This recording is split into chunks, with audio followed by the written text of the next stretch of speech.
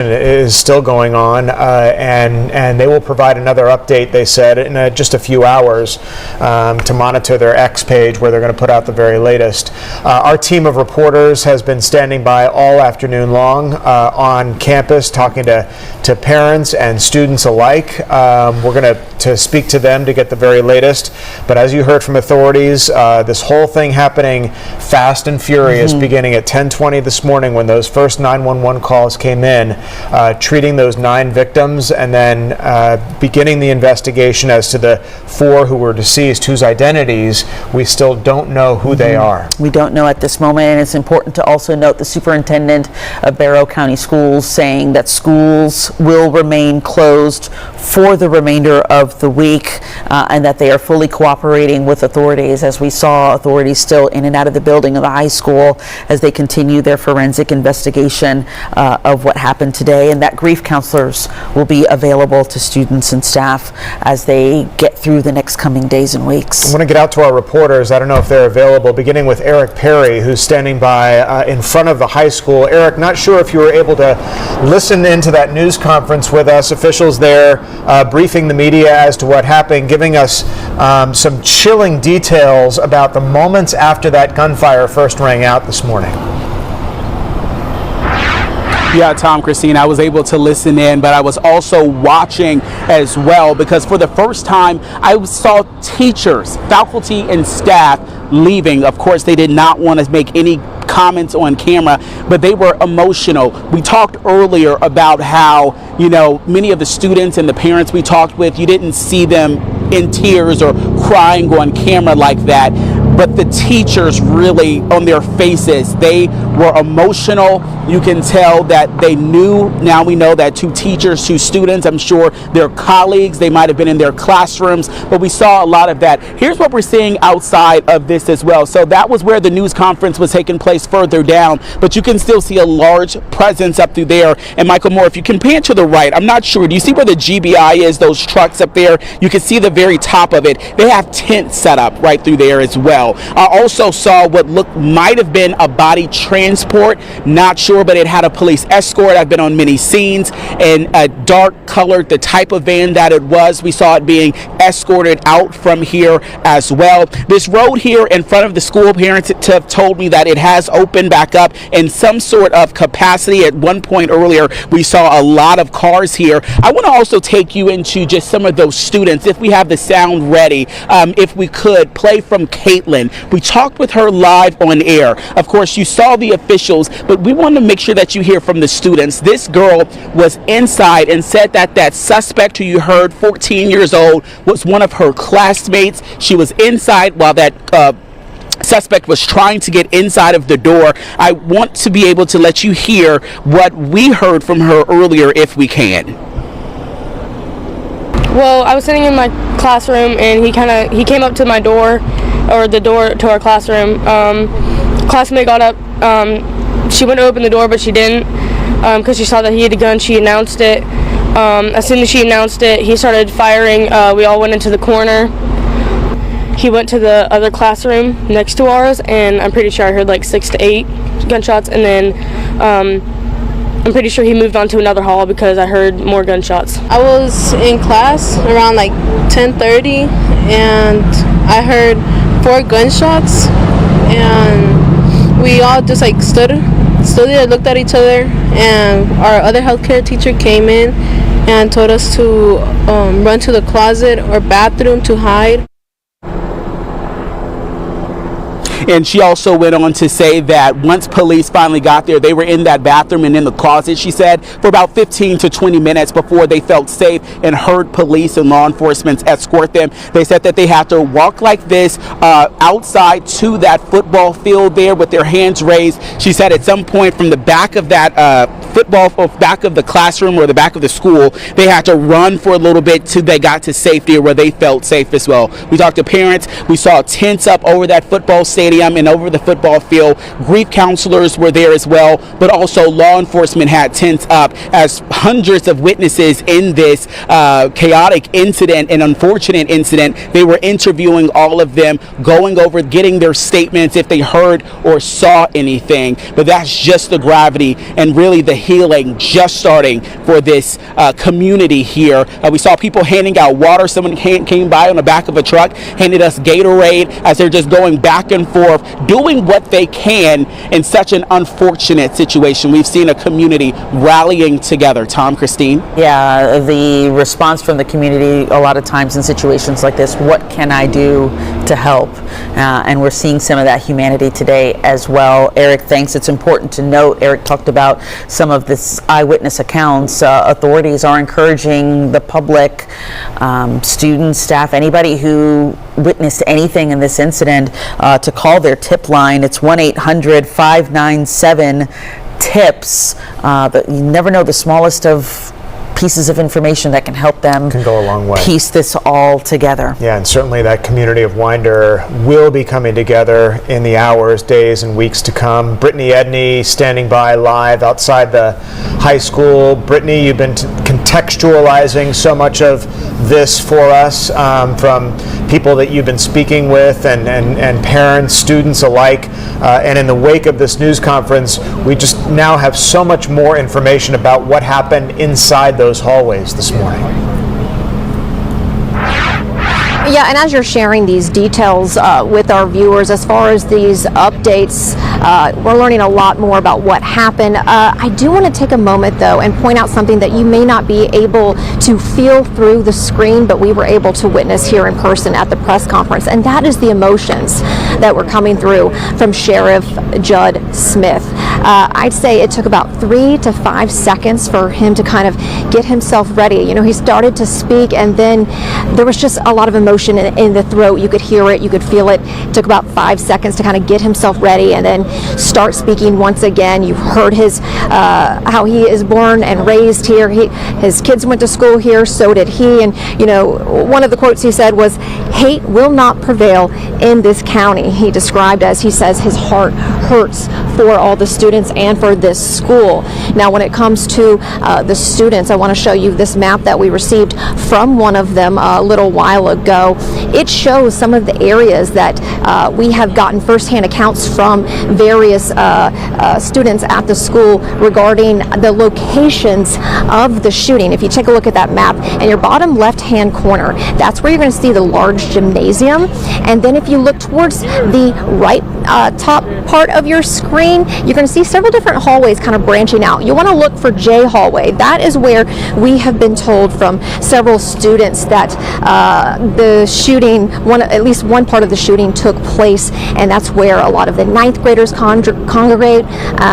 You know, the youngest classmates of the school is in that J hallway area. The other thing, you know, of course, that we have been learning is 2 teachers and 2 students were killed. We have heard from students who described, you know, witnessing a math teacher getting shot, seeing his body or him lay on the hallway floor, laying in a pile of blood. It was very traumatic for them. It was a lot for them to see and experience. So we're getting more confirmation, at least at this point, from officials that's starting to kind of line up with this testimony that we've been receiving from the past few hours from students themselves. Now, one thing we did hear from 2 students, I believe they were both sophomores, is that when they were exiting the hallway, they not only saw a body, of course, and blood throughout that area, but also a weapon. Now, if you listen to the sheriff, Sheriff Judge Smith just said when he was addressing the press that they do not yet know what the weapon is. So there's no confirmation or denial about if there was an AK in the hallway, but that's what we did hear from 2 sophomores. So we're still waiting to hear from law enforcement regarding what kind of weapon was used, but at this point they're really just not saying. I think the exact phrasing from him was they do not know at this point, so that's the word from law enforcement regarding the weapon in this shooting. Again, school's going to be closed for the remainder of the week, and one thing, you guys, that we've been talking about in the past hour or so is really just the grief counseling and support that this community is going to need. And we also heard from the school superintendent this afternoon. His name is Dallas Duff. He was saying how counselors are going to be available throughout the week for he said the community. So, of course, the students and teachers and parents. But I mean, this is such a small knit town. This is going to be a very hard hitting tragedy for everyone involved. Now, the counseling will be available, but again, as you just heard from him, there will be no school classes at any of the schools for the remainder of the week. Guys?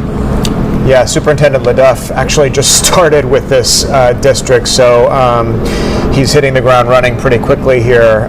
Brittany, thanks. Brittany talked about the composure and the demeanor of so many of those students who came out. We didn't see the others who may have witnessed firsthand what happened and some of what their feelings might have been when they were walking out of the school grounds. We saw them walking out from Skyfox 5, from the stadium, through those tents where we understand that a lot of grief counselors were already assembled in the immediate aftermath of this, how they were coping and dealing with all of this. And we're in such a see something, say something information age, which is probably why we're seeing some of these students who talk to us with so much ease tell us what they saw and what they heard as well. Want to mention again that we're seeing the community really come together in the immediate aftermath of this. We know there are going to be prayer vigils at churches around Winder this evening, so no surprise to hear the faith community wanting to have some sort of hand in helping the people in the community get past this troubling time. Yeah, it's going to be a grieving process, one where the community is going to be relying on one another, and especially these students. She said, the student we spoke to earlier, that this campus is unusually tight-knit. They have their skirmishes now and again sometimes, but they are close as a student body, so they'll be no doubt relying on one another to get through the very, very difficult hours and days that are going to follow this tragedy and what happens in the aftermath of all of this. Again, 4 killed and 9 injured in this mass school shooting that happened at Appalachia High School this morning in Winder. We're going to continue our coverage here on Fox 5 News at 5. It starts in just a moment. Fox 5 News at 5 starts right now. Everybody in here? Yes. Y'all know everybody in here? Yes. Everybody heard? No. All right, stay put, stay quiet, we'll come back to you. Terrified students hide in the dark classroom as police sweep Appalachia High School following a mass shooting in Winder, about 50 miles northeast of Atlanta. Authorities have confirmed 4 people died, 2 teachers and 2 students, and another 9 were wounded before the 14-year-old shooting suspect was taken into custody alive. Thousands of students were then evacuated, and they have now reunited with parents. And just moments ago, the Barrow County Sheriff shared the latest details in an emotional press conference. Obviously, the shooter was armed, and our school resource officer engaged him. And the shooter quickly realized that if he did not give up, that it would end with an OIS. He gave up, got on the ground, and the deputy took him into custody. My heart hurts for these kids. My heart hurts for our community. But I want to make it very clear that hate will not prevail in this county. This is a story we have been following continuously for you since 11 o'clock this morning. Our team coverage continues tonight, talking with officials, witnesses, parents, and students about how this tragedy unfolded and what comes next. Let's begin with our Kevin Stewart, who was the first reporter for us there on the scene. Kevin, we just learned a lot of new details in that news conference. Yeah, you did. You know, you never know what the day will bring you when you wake up in the morning. You can drill for something like this, and the students we've talked to said they have drilled for something like this, but you're still going to be completely shocked, completely hurt. And you heard that interview, that sound from the sheriff, deeply hurt about what's happening in the community. Most of the students, he confirmed much of what students and parents told us earlier today. This shooting took place around 10:30 this morning. 4 people, 2 students and 2 teachers confirmed dead. 9 more people injured by the gunman have been taken to multiple hospitals across the region. We had a chance to talk to so many people. We talked to a young man who skipped school today to go to a college event. He rushed here to the scene and struggled to try to find his friend, his good classmate. We talked to a number of families scrambling to leave the scene, including a young man who sat down with the GBI to give his eyewitness account. He was a 10th grader, much like many of the people we talked to today. Take a listen. Well, the cops came in after they had one of the shooters in custody. So they had us walking out with our hands up, and they were telling us to go to the left, to come out through actually these doors right here.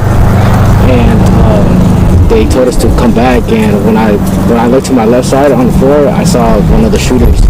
And then, like I would say, 10 inches before that, there's a kid that was deceased. And then I had to exit to go to the field where everybody's at right now. So. You doing okay? Yeah. Okay, now, of course, some clarification there. There is only one shooter here. His name is Colt Gray.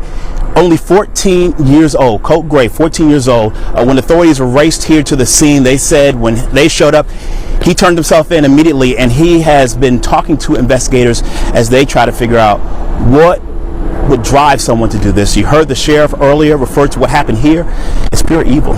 Reporting live in Winder, Kevin Stewart, Fox 5 News. Kevin, thanks very much. We have some perspective. This is the first deadly K-12 shooting in Georgia since 1999 and the deadliest ever in this state. We're hearing from a number of students who were inside the school at the time of the shooting, some of whom witnessed the bloodshed. Fox 5's Eric Perry joins us live. He's been standing by in front of the school talking with students. Obviously a traumatic day for so many there. Eric. Yeah, Courtney, Russ, I'll get to that in just a moment, but I saw someone walking down with this sign. I just want to show you really quick. This is Gretchen. Gretchen says that she was at home. She saw about it. She saw it, and she lives close. Just very briefly, very briefly, walk me through what made you these signs. It says our schools should not be cemeteries and protect my community, prevent another slaughter. Just very quickly, what brought you out here?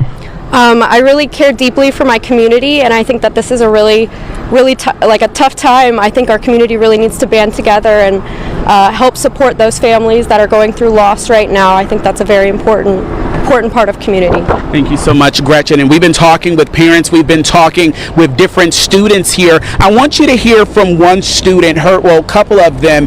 This is Caitlin. She says that the gunman was one of her classmates, knocked on their door, tried to get in. They wouldn't let them in. And then she heard gunshots and several gunshots. Take a listen to some of the students we caught up with. I was sitting in my classroom, and he came up to my door, or the door to our classroom. Classmate got up.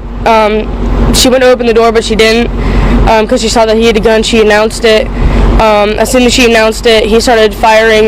We all went into the corner. He went to the other classroom next to ours, and I'm pretty sure I heard like 6 to 8 gunshots, and then I'm pretty sure he moved on to another hall because I heard more gunshots. I was in class around like 10:30, and I heard 4 gunshots, and we all just like stood there, looked at each other, and our other healthcare teacher came in and told us to run to the closet or bathroom to hide.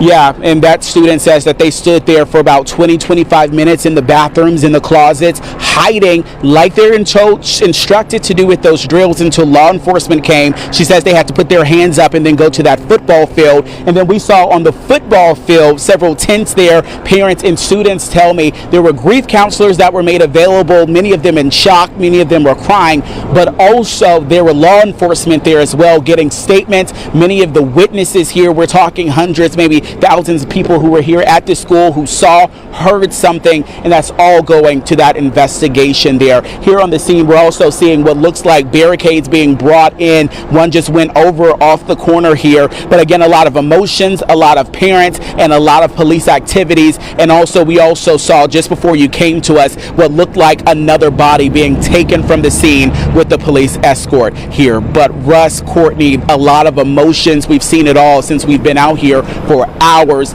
Many parents, many students grateful, but really just really in shock. You can see it on their face. They're not comprehending really the magnitude of what happened, and that 2 teachers, 2 students, and 9 other people were injured by gunfire here at this school. Yeah, how could it be otherwise but to be in shock? It's just so heartbreaking. Eric Perry, thank you so much. And we have more accounts from students who were on campus at the time of this morning's shooting. That's right. Let's get out to Fox 5's Brittany Edney, who has been there on campus, hearing some of the stories of what these students unfortunately had to go through today. Brittany. Horrific scenes just coming out of this school campus this afternoon. I spoke to one student who described the lockdown process and also what it was like leaving the school. Let's start, though, hearing from his account when things first started to unfold. Oh, so I just heard gunshots like going off. I had my AirPods on full blast. I was blasting Ken Carson, and I heard like gunshots go off, and I was like, oh crap. My friend like pushed me to the ground. I thought it was fake until I heard like more gunshots and screaming. I was like, oh. And then yeah, they pushed me off to the side, and they came in there with told us to get our hands up. So we like got out, and we were walking out, and then we walked past, and like there was a room, and then there was a body, and there was like the gun laying on the ground with like the bullets and the blood. And as you just heard from Eric Perry, we too have seen that vehicle that it looks like could be transporting a body, and a lot of the students today have described to our Fox 5 News team the stress and really just horrific scene of having to walk by some of these bodies of these victims. You know, we did receive a video that shows a person, a victim, laying on the ground covered with a long, like thin white sheet, blood, you know, seeping through that sheet. We have chosen not to air it because it is just too graphic, but you have to imagine if it's too graphic for us to show on air, think about what it was like for all those students who are passing those victims in the hallway. Remember, we just learned that it was 2 teachers and 2 students who lost their lives in this shooting per law enforcement agencies. So these, you know, young kids are having to walk by those victims. I'm also hearing more about the location of where this all unfolded. From what students have described to us, it happened scenes. If you look over here behind me, this large brick building with 4 white columns that's kind of separating the doors, that's the gymnasium. I am told that that is where one part of the shooting took place, and that a coach actually opened up the door, and when he did, that's when that coach was shot. I am also told, if you take a look at this map that a student gave to us up on your screen here, that there is a hallway where a large part of this also happened.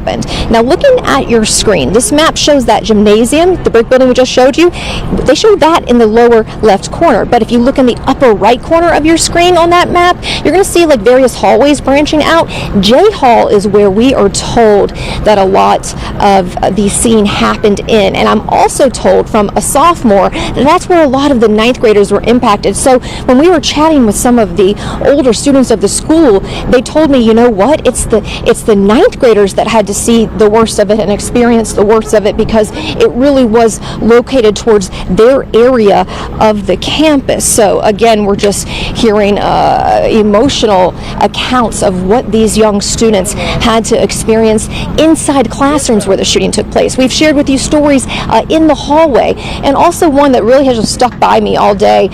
You know, as teachers and staff and students realized that this was not a drill, this was in fact an active shooter situation, and as classrooms began that lockdown process, a sophomore explained to me that she saw her friend get yanked into one of the classrooms on a hall, and she just kind of talked about the importance of that. I mean, students were looking after their own. These young kids, think about how young these freshmen, sophomore age students are yanking other students into classroom to try to get them to safety. So, you know, we're not only hearing about the different ways that staff members really stepped up to protect these young kids, but also how they were looking out for each other. Also, one last thing is, you know, during this press conference with Sheriff Judd Smith, he did talk about how a school resource officer caught up with the suspect, 14-year-old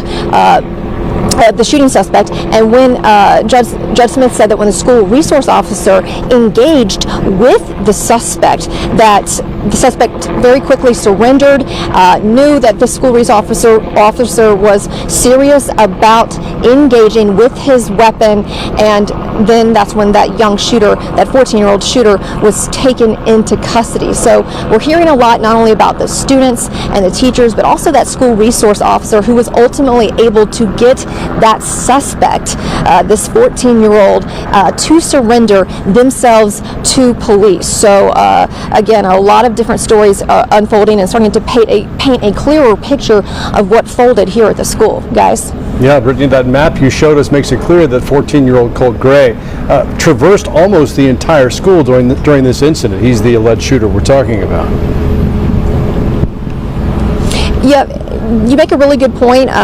We have talked about this earlier in the afternoon, just how widespread the area was, because if you look at J Hall all the way down to the gymnasium, it really was a large area that the shooter had to make their way down. Now, we did hear from law enforcement, I believe it was GBI and others during the press conference, who said that the response was quickly, but even then, even if you get officers there in minutes, it still can be a lot of area that shooters can cover. So a lot of the school was impacted.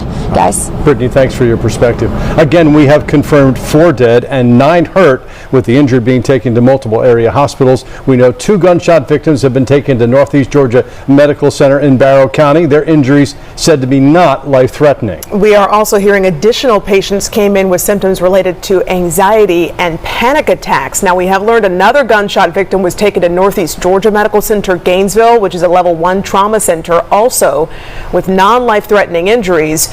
And one patient came into Northeast Georgia Medical Center Brazelton suffering from anxiety and panic attack. We know another victim was taken by Life Flight helicopter to Grady Hospital in Atlanta. That's where Fox 5's Angelique Proctor is standing by. And Angelique, it's a distance of about 50 miles away. What are you learning about the treatment that patient is undergoing there? Well, hospital officials have said they cannot talk to us about this patient. They will not indicate the gender of the patient or how the patient is doing. But I can tell you, I heard Sheriff Smith say that this shooting happened at 10:20.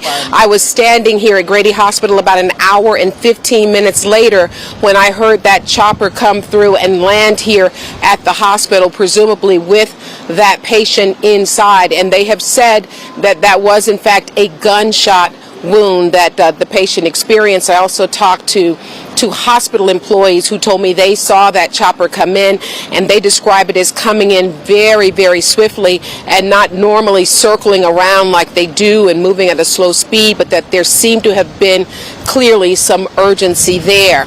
Then about 1 o'clock this afternoon, we saw GBI agents rushing into the hospital here. 2 agents came in. They only confirmed with us that they were part of the Appalachia shooting investigation. They would not speak specifically about what they were doing here, but they came into the hospital. They were here about 2 hours and left at 3 o'clock. We continue to monitor this situation to ask hospital officials if they will be speaking with us or having any type of news conference. At this point, they have said they do not plan to do that, but we continue to monitor this situation and we'll let you know if anything changes. Reporting live at Grady Memorial Hospital, Angelique Proctor, Fox 5 News. Angelique, thanks. This is still a breaking story and will be for days, and we will continue to follow it through the evening. Fox 5 Atlanta will update you on air, online, and on our news app as we get more information through the night. You can also learn more about the victims, the shooter, and how everything unfolded this morning. And make sure to turn on push notifications so you don't miss any updates. Still ahead as we continue here on Fox 5 News at 5. Both presidential candidates have since reacted to the shooting at Appalachia High School. We'll share what each said and how it's now affecting the campaign for the White House. And we are looking at very comfortable temperatures around the region thanks to that east wind. Well, things will start changing as we march ourselves toward the end of the week. In fact, we're going to get some wet weather in here by the end of the week. We'll talk more about that in just a minute.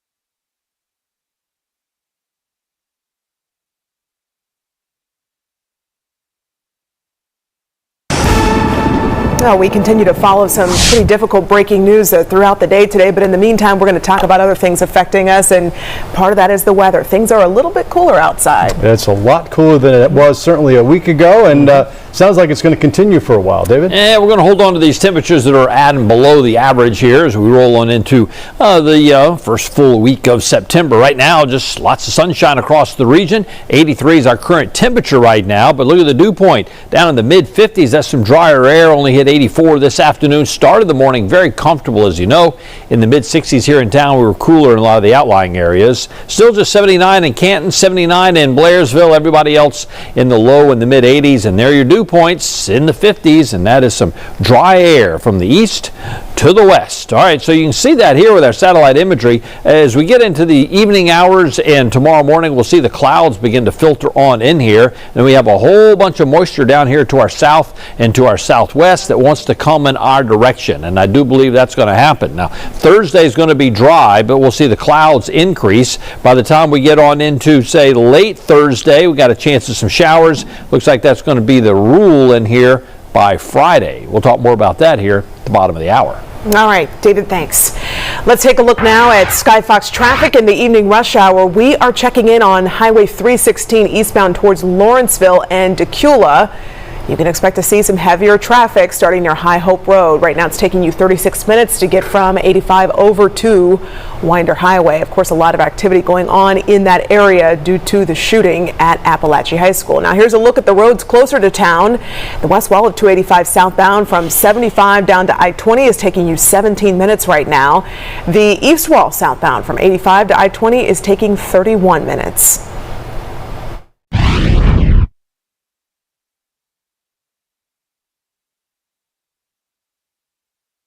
Outrageous that every day in our country, in the United States of America, that parents have to send their children to school worried about whether or not their child will come home alive. It's senseless. It is, we've got to stop it. At her campaign rally in New Hampshire today, Vice President Kamala Harris addressed the Appalachia High School shooting, expressing her condolences and determination to enact stricter gun control, saying, quote, "It does not have to be this way." And within the last hour, former President Donald Trump issued a statement about today's school shooting. On his Truth Social account, he wrote, "Our hearts are with the victims and locals and loved ones, of those affected by the tragic event in Winder." The former president added, in his words, "These cherished children were taken from us far too soon by a sick and deranged monster." The presidential debate is less than a week away now, and voters expect to solidify their choice after they hear from each candidate. Fox's Chelsea Torres is in Hershey, Pennsylvania. And Chelsea, what are voters expecting to hear in this debate? Sure. Good evening, Tom, Courtney. President Biden won this county in central Pennsylvania by 13,000 votes back in 2020. And Pennsylvania really does top all battleground states with the most amount of electoral votes. So it is a must-win state, battleground state for either campaign. A lot of voters that I talked to today told me that they have certain issues on top of mind, like immigration, gun rights, as well as education and even abortion. They have these ahead of next week's debate. A new poll on likely voters shows the economy is most important, though, at 40%. Protecting democracy comes second at 27%. Abortion and reproductive rights at 12%. And then immigration at 10%. I would like them to talk about what's going on in the schools, truthfully what has happened the last 4 years regarding our border. I reckon the firearm thing is a very important stuff because that's always going to become a hot topic debate. Another thing I guess would be educational funding and as well as immigration. I think personal safety is something that a lot of Americans very much value. It's a dead heat right now here in Pennsylvania. A new poll taken after the DNC convention shows Harris and Trump both tied at 47%. Now, both campaigns really are keeping a close focus here in this battleground state. Trump will take part in a town hall tomorrow in the state's capital, which is Harrisburg, and Governor Walz has already headed out to the other side of the state to campaign in Pittsburgh. In Hershey, Pennsylvania, Chelsea Torres, Fox 5 News. As you say, Chelsea, probably a must-win. Still ahead tonight, a miraculous recovery for a child on the brink of death. We have the remarkable story next. them. I'm like, I see everybody getting up crying. I'm asking everybody, I'm like, is this real? Is this a drill? The reactions continuing to pour in after a 14-year-old gunman opens fire inside a Barrow County high school. We'll have a live report from Appalachia High School coming up.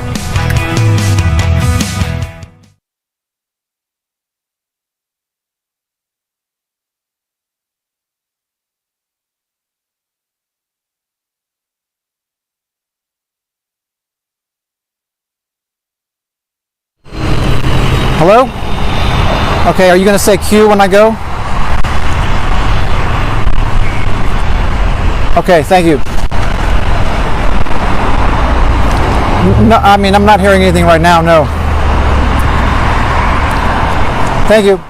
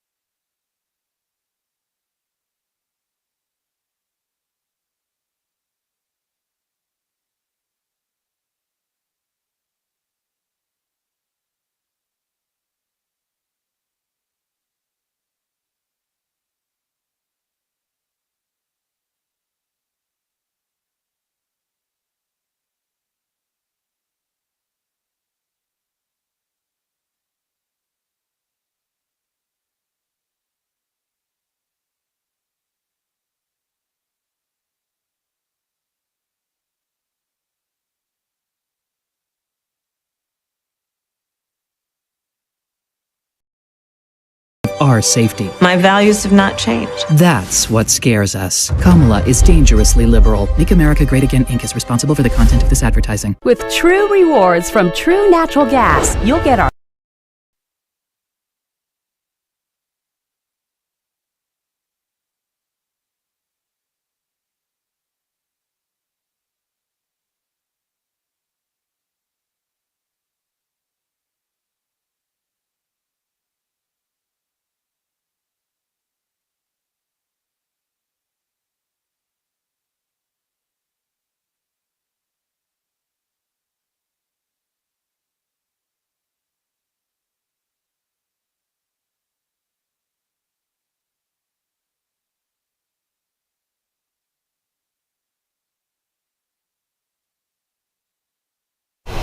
A little girl has made a miraculous recovery after she nearly drowned at a local pool. It happened at an apartment complex in Noonan Sunday. Fox 5's Deidre Duke spoke to the man who saved the child's life. Drowning is the leading cause of death for young children. Patrick Hanlon wants to change that after rescuing a drowning girl here at this Coweta apartment complex. Patrick Hanlon was enjoying the afternoon at the pool with his family Sunday when he heard a commotion. We hear that mom scream and look over, and there's just a child laying there on the ground. Hanlon spent several years as a paramedic and flight medic. Instinct kicked in. Somebody else had pulled her out of the pool and just didn't think, just do. So just went running over. Checked for a pulse, there was no pulse, and did 2 rounds of CPR, and right after did a little bit more rescue breathing and got a pulse back. He worked on the child until first responders arrived on scene. According to the CDC, drowning is the leading cause of death for children 1 to 4 years old in the U.S. Mommy! Playing good? Mommy! Lonnie has made a miraculous recovery. Her mother shared this video of her daughter and captured the heartwarming moment Hanlon and the child were reunited. It was awesome. So, I've never seen a positive outcome like this, and I remember turning around the corner and seeing her in the room, and there she is smiling and just sitting in the bed playing with her toys, and it was phenomenal. Hanlon has contacted local and state leaders in hopes of passing laws that would make it mandatory for public and private pools to have automated external defibrillators or AEDs on hand. Coweta County Fire Chief Robbie Flanagan praised Hanlon's quick response and encourages everyone to learn CPR. It's very important. You never know when you might need it to save a life, such as this case. In Noonan, Deidre Dukes, Fox 5 News. Still ahead tonight, we now know more about the victims of today's tragic school shooting in Barrow County with multiple injuries spread out across area hospitals. We're working to learn more about their conditions. I'm Fox 5 Action reporter Johnny Edwards. We'll have a rundown of what we know about survivors of the day's school shooting being treated at hospitals near the high school. That's coming up.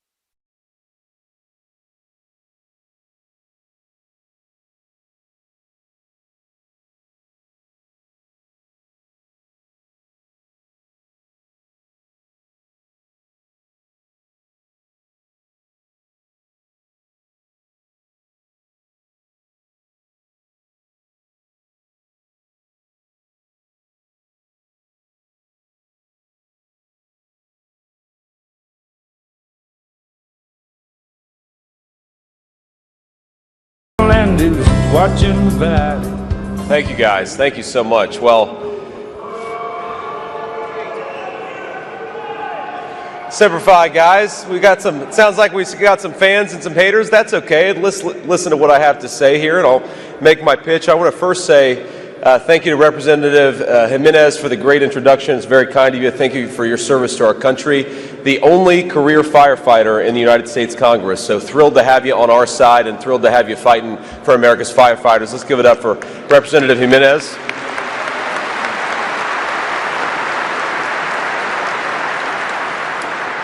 Now, I also want to thank President Kelly and every single IAFF member for your warm welcome. It is an honor to be here with America's incredible firefighters, and I'm honored to be here. God bless you guys, and thanks for what you do. Now,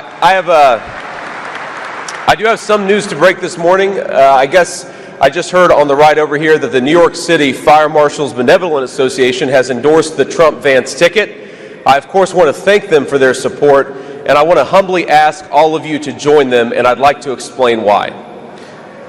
Now, the American people respect you. They respect firefighters, and we're eternally grateful for the valiant work you do for our communities and for our neighborhoods. With HoneyBook, you can make sure your market. Every day, firefighters risk your lives to save homes. Business is as polished and professional as you really are. Here's how. The standby for our CBS News reporter Jared Eggleston is there. Jared, tell us what you're seeing and what's happening.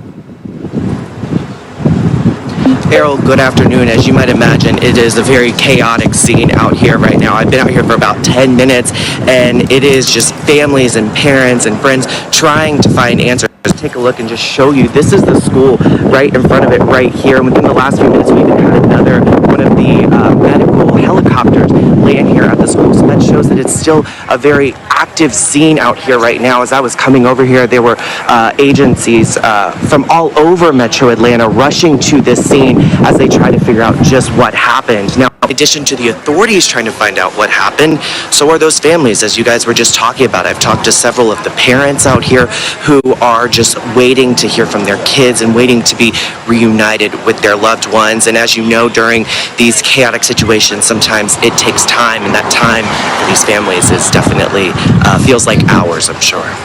Are you learning anything more about what transpired there on the scene?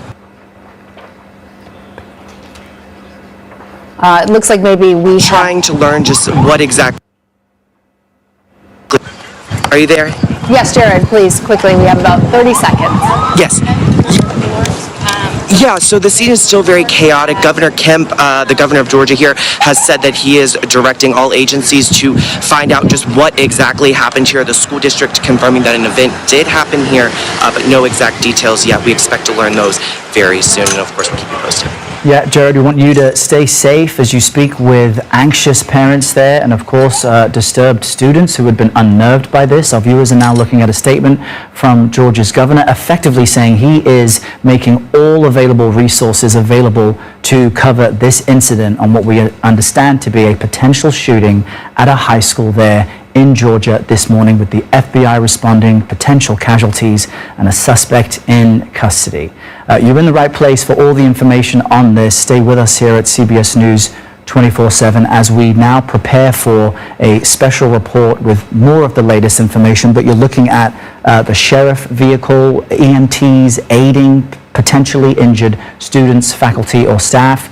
And it appears it has happened once again here in the U.S. Yes, and we continue to bring you the very scant details that we have as we have it. This is Appalachia High School in Georgia. It's about an hour northeast of Atlanta. We know that the school there has evacuated all of the students to the football field. Those students are now being reunited with their family members. All the other area schools are on soft lockdown in the district right now. Parents are being urged not to come to try and collect their students at this time. As you can imagine, there are lots of logistics that law enforcement and school officials are trying to sort through to make sure that everyone stays safe as we learn the details about what exactly transpired there. Any number of casualties. We will continue to bring you the updated facts. We do have Jared on the ground there. Jared, are you still with us? All Kathy right. Guider, I understand, is still with us. Kathy, you were mentioning how experiencing something like this can be unnerving for students, perhaps panic attacks, perhaps a reaction filled with anxiety. What are some of your concerns as we watch this unfold? Right, I'm, worried about those students. As a mother, as a, retired law enforcement, my thought is, keep people safe, get them away from the situation. I'm positive that the school will provide counseling, maybe today, tomorrow, definitely all this week, for those students. You want to give them some, peace of mind in the situation, and obviously they can see all the law enforcement that is on site. They can see the ambulances, they know people are coming to assist and to help them. And that's what you want them to know is that, the adults have it from here. And as one of those adults who, as a former FBI special agent, you would investigate these types of incidences. What is happening? Tell us a little bit more about what would be happening on the ground, because we do know that there are FBI agents there that are coordinated along with local law enforcement, the school district. The governor has okayed all resources as necessary. As we're trying to piece together this puzzle, what does the investigation look like at this point? So right now, you will have agents on site who are working with the other law enforcement, the local law enforcement, the state law enforcement. They're trying to gather as much intelligence as they can on the shooter, on the victim, in the school and in the situation that's at hand. So you've got people on site working, very quickly to get the information, but you also have those agents relaying that information to intelligence analysts back in the office, and those intelligence analysts are doing, their speediest work and their best work. And Kathy, sorry to interrupt, but on that point that you've just made, I want to share with our viewers that we do have a statement just released from the White House, and it says President Biden has been briefed by his Homeland Security advisor on this tragic shooting, as they describe it, at Appalachia High School. His administration, the statement goes on to say, will continue with coordinating with federal, state, and local officials as they get more information. So as the folks on the scene are sharing intelligence with the field office, what difference does it make that the president is watching and that he is saying he will coordinate and make sure all resources are available as well?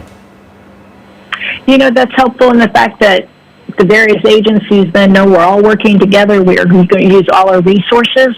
It's not just one agency having to fund this or supply the people, that all people are going to be working together. So they're going to continue the work they're doing, because right now they're just trying to gather the information, get it to the intelligence analysts who will do the deep dives and the digging, online, through email accounts, through social media accounts. So a lot of work is being done by a lot of people on site and off site.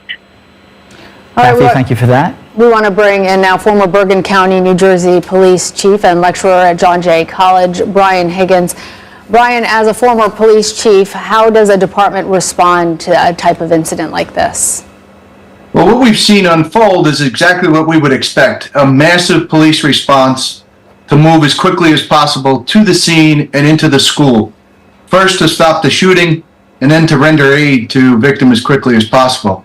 And that appears to be happening as we watch this. It's so disturbing to watch, Brian, because we've all been here before. And if you are a high school age person, you've only lived a life where there is a constant threat of school shootings. The suspect is in custody, though. And we don't always... Well, a suspect is in custody. At least one suspect, we should say, in custody. That will provide some intelligence and some information on what is still an early investigation. How helpful is that? And how will they be speaking with this at least one suspect now in order to make sure everyone is safe? It's extremely helpful on two fronts. First, in the investigation into the school shooting itself, how this unfolded, how the shooter or shooters came to be in possession of these firearms, what motivated them to perpetrate this shooting, and then on a larger scale, every time we have a school shooting or a mass shooting like this, we're moving closer to that point where someday we can see these things start to go in the opposite direction, reduce the numbers, and ultimately there will be a day when we won't see these school shootings. You know, you make a very good point about we're here again. I'm a father of a teenager who will start high school tomorrow, his second year, and this is the kind of thing that is in the back of every parent's mind. What do you tell your kid? Well, first of all, I tell him how he should react during one of these situations, and I tell him even if it's an exercise, a practice run, or a lockdown, if he's not in a classroom, he's not with an adult like a teacher, that he should get out of the scene as quickly as possible. And we'll worry about any ramifications later on. So that's the number one thing I tell my student, my son, is be aware of your surroundings and then be ready to get away as quickly as possible. So that's interesting. You actually have had this conversation with your son. You are an expert in this area, and you have an agreement that, in a way, supersedes what the school tells the student at that time, because in your view, it's more important for the student to get away from the unsafe situation. It's more on filling in the blanks. You know, if he's with a teacher, he's in a classroom, their procedures are good. I know his school, I know his school security program, but there are those little gap areas, those gray areas, like if he's in a hallway, if he's going to the bathroom, if he's not around teachers. So I just kind of fill in the areas, but it's many of these schools have good protocols, have good security programs, they have relationship with local police, and it's good for the students to follow those. But I want him to also think on his own. It's a really interesting point, and parents all have to make these decisions for themselves. We now want to get to our local affiliate coverage there from WANF to see what new information they may be uncovering. Lawrenceville Police Department cars making their way down towards Appalachia High School. Chelsea, these cars that we see, the law enforcement vehicles, are they heading to the school or away from the school? The ones that you just saw zooming past us are actually heading away from the school, so, unclear where those are going, but we are being told that one suspect is in custody, so of course they have a lot more investigating to do here as well, trying to figure out what the motive was behind this and what led up to the shooting.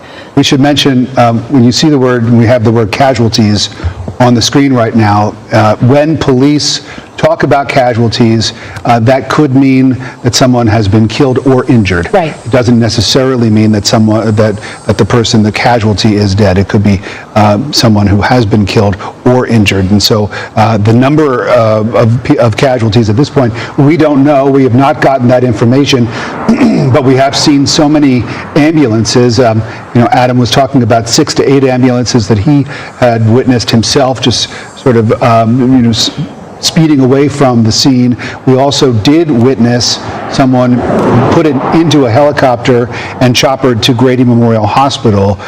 This is video, not live, but video of one of those airvacs, the one that has a patient in it, that left the scene. This is probably about an hour or so ago that this took place.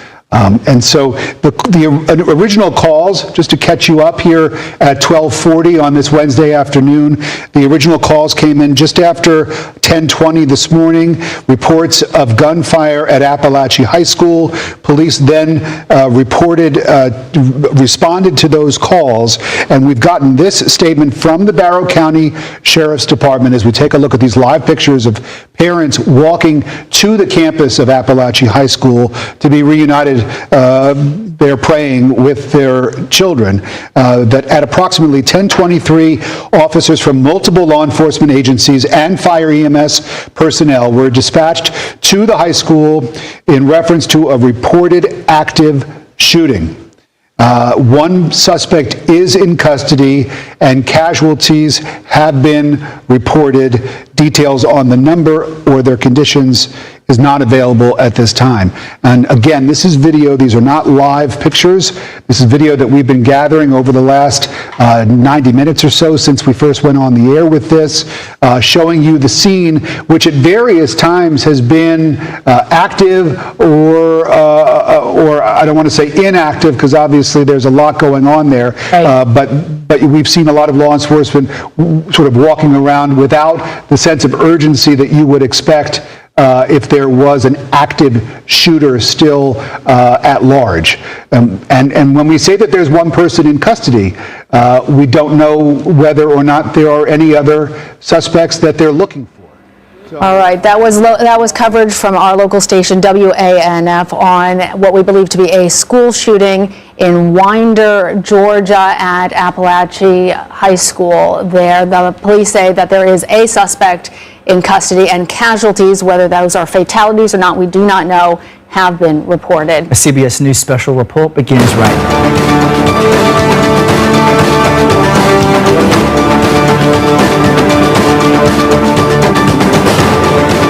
This is a CBS News special report. I'm Nora O'Donnell in New York, and we are coming on the air with breaking news with another school shooting. This time about 45 miles northeast of Atlanta in Barrow County, Georgia. Now, the local sheriff's department said a suspect is in custody and there are reports of casualties. Police say the alleged shooting occurred at about 10:23 a.m. at Appalachia High School, which has about 1,900 students, so it is a big high school. Parents, we're told, are now allowed to go to the campus and pick up their students. Georgia's Governor Brian Kemp issued a statement saying he has directed all available state resources to respond to the incident. The FBI's Atlanta office said it has agents on the scene to help coordinate and support local law enforcement efforts. CBS's Jared Eggleston is on the scene in Georgia, and he joins us now with the very latest. Jared, tell us what you see. What happened this morning?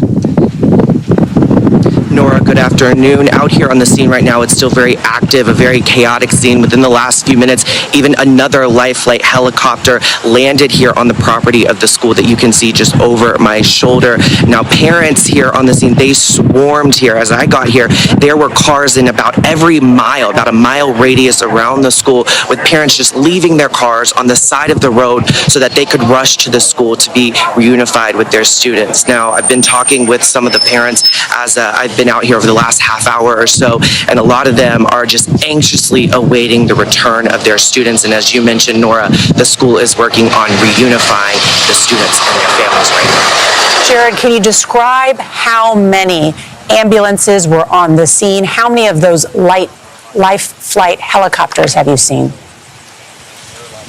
I've seen at least 2 circling the school since I got here, and like I said, one of them actually landed. I would say at least 30 to 50 ambulances are here on the scene. They're still here on the scene right now. Some of them have started to leave even just as we've been talking, Nora, but there's a lot of ambulances here and a lot of police responses as well. As I was coming here, there's one highway that will get you to the school. It was constantly more first responders, more ambulances, more police coming to the school to assist with that response.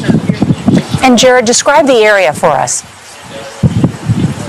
This is a rural area outside of Atlanta. If you're familiar with Georgia, it is in between Atlanta and Athens, where the University of Georgia is. This is one of a growing community around Atlanta, one of the bigger areas where a lot of people are moving out in the suburbs. So it is rural, but it is still a very big suburb of Atlanta. And as you said, Nora, this is also a very big, one of the bigger high schools in the county. How long have parents been able to come and pick up their students? When did the lockdown end? The lockdown ended about, I would say, a half hour, 45 minutes ago. Right when I got on the scene was when the school district actually made a release saying that an incident did happen here at this school and that parents would then be able to be reunified with their students. And as I've been standing here, the police keep directing the families towards that scene where they want everyone to kind of meet that reunification point. But a lot of people, as you know, Nora, are just so nervous about what has happened here right now. So that has led to some of the chaos that we're still seeing here on the scene. CBS's Jared Eggleston on the scene, this developing situation. Just to repeat, one suspect in custody at this hour. There are casualties, and as Jared described, dozens, in his words, of ambulances were on the scene, including those helicopters to help with some of those casualties. Want to bring in now our CBS News law enforcement expert, Rodney Harrison. He is a former police commissioner from the New York City area. And Rodney, now that this suspect is in custody, what are the next steps for law enforcement? Yeah, so we have to take a closer look at our subject and identify, is he a lone wolf? Is he involved with somebody else? Was he put up to this? Also, we have to take a look at the other local schools and make sure that those schools are evacuated as well. So we have to find out what was the motive, what caused this individual to be involved with this active shooter and do such a horrible incident, but also make sure that the surrounding schools are safe going forward. And that's important regarding getting kids out of the schools, evacuating those schools, and getting them home safely to their families. Mm-hmm. And Rodney, this has become all too common in America, these school shootings.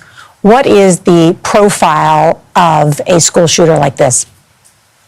You know, it's unfortunate that these school shooters come in different forms and fashion and different sizes and different shapes. Listen, you know, it could be anything from someone being bullied at school to somebody that just wants to use this as a platform to get a message across. So there is no cookie cutter way of looking at anybody that does this act of violence, but I will say this is important, that all local law enforcement work with their local school districts to make sure that they have things in place because these incidents are happening too often. Our CBS News law enforcement expert, Rodney Harrison, thank you very much. And just to update, one suspect in custody after authorities received a report of an active shooting at Appalachia High School, which is about 45 miles northeast of Atlanta. The school went into lockdown. Number of ambulances and helicopters on the scene to transport casualties to local hospitals. At this hour, according to the local sheriff's office, parents are allowed to come pick up their kids. Our coverage will continue on CBS News 24/7, your local news. And then tonight we will have a full wrap up on the CBS Evening News. This has been a CBS News special report. I'm Nora O'Donnell in New York.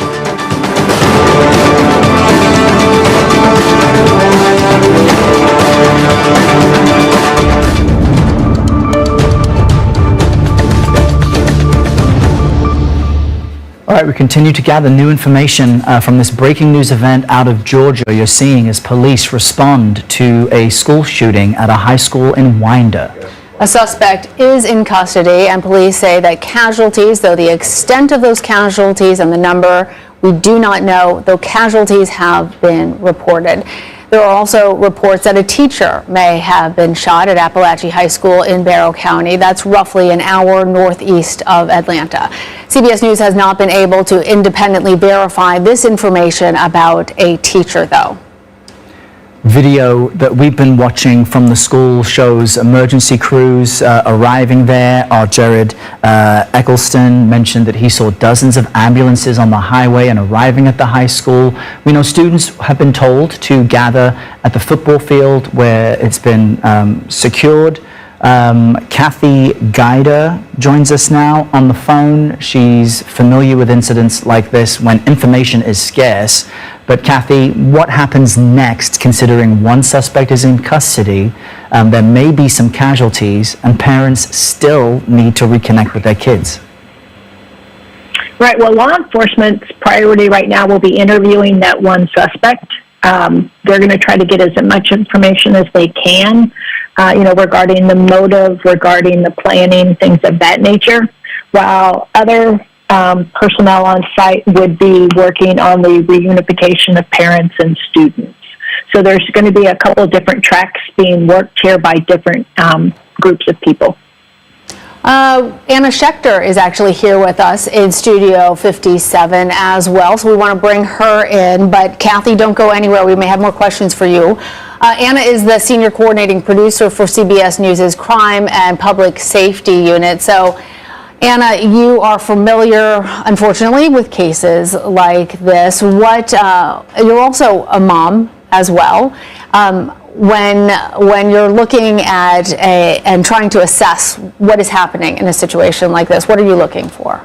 Well, we're right at the start of school. We're right after a holiday weekend. This follows, sadly, trends that we've seen school shootings around the time of holidays, the beginning of the school year. And unfortunately, it's actually become so common that we've tracked school shootings throughout the year. They happen not just inside the school. That's how we count the number of school shootings. But there's a huge number that happen in the parking lot. So they're still at the school, but they're not always counted as a school shooting. So we talk about securing the school building, and yet many shootings occur just outside of the walls of the school. So I'm looking for exactly where this happened, what kind of security plan the school had in place, and of course the numbers. We're watching. The Sheriff's Department put out a statement. I got an email from the PR person. It's still at casualties. They are not confirming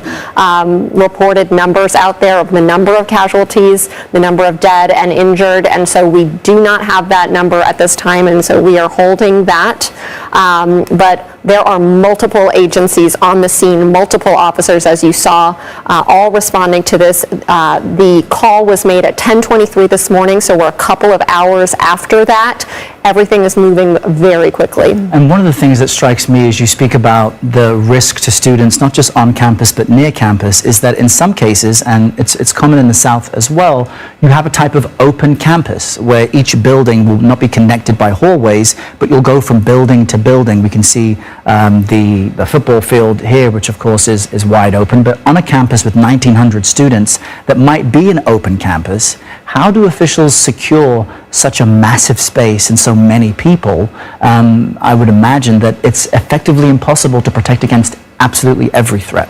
It's a huge challenge, and with each school shooting we see different tactics used and a different layout of the building, and so we're almost playing a game of whack-a-mole. Like, as soon as one shooting happens, then we try to implement procedures, metal detectors, for example, to prevent the shooter from bringing a weapon inside. And yet in an open setting like that, we saw the footage, the drone footage, where you see students walking over to the football field, in the stands. There is a school is not just inside the walls of a classroom, and so there are multiple targets.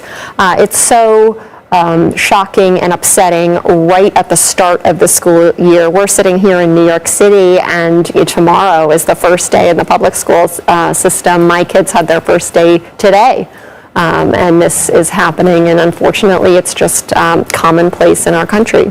Yeah, and even though these students have been in school for, they started in August, this is still the beginning of the school year, and this is how, unfortunately, we are starting it. Kathy, as Anna was talking about all the different things that she is assessing at this moment, and I'm thinking about the reports that we still haven't substantiated yet, but that maybe a teacher was shot.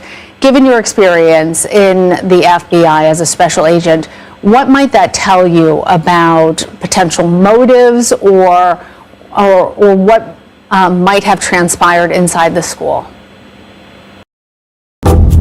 These mushrooms make you feel better, like a lot better.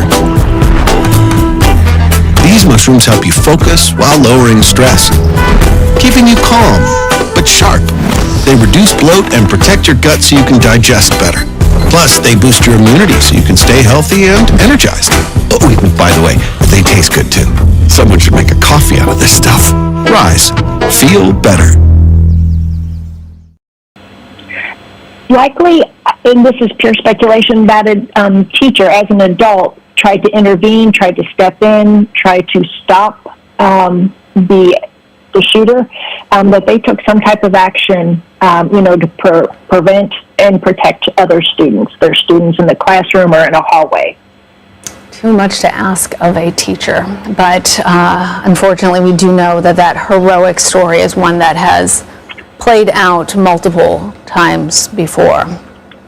We also have with us Brian Higgins, a former police chief. Brian, you have experienced the law enforcement aspect on the ground, the local authorities. How are they interacting now as this has become something that is gaining national attention, the president himself paying attention to what's happening in Georgia? Well, we saw from the initial outset of this incident that the multiple law enforcement agencies responded. They worked together seamlessly to go into the school, and we see that at least one suspect was arrested immediately or very shortly after police responded. And then they began to work through the school to find victims and bring students out and get them reunified with their parents. That will continue.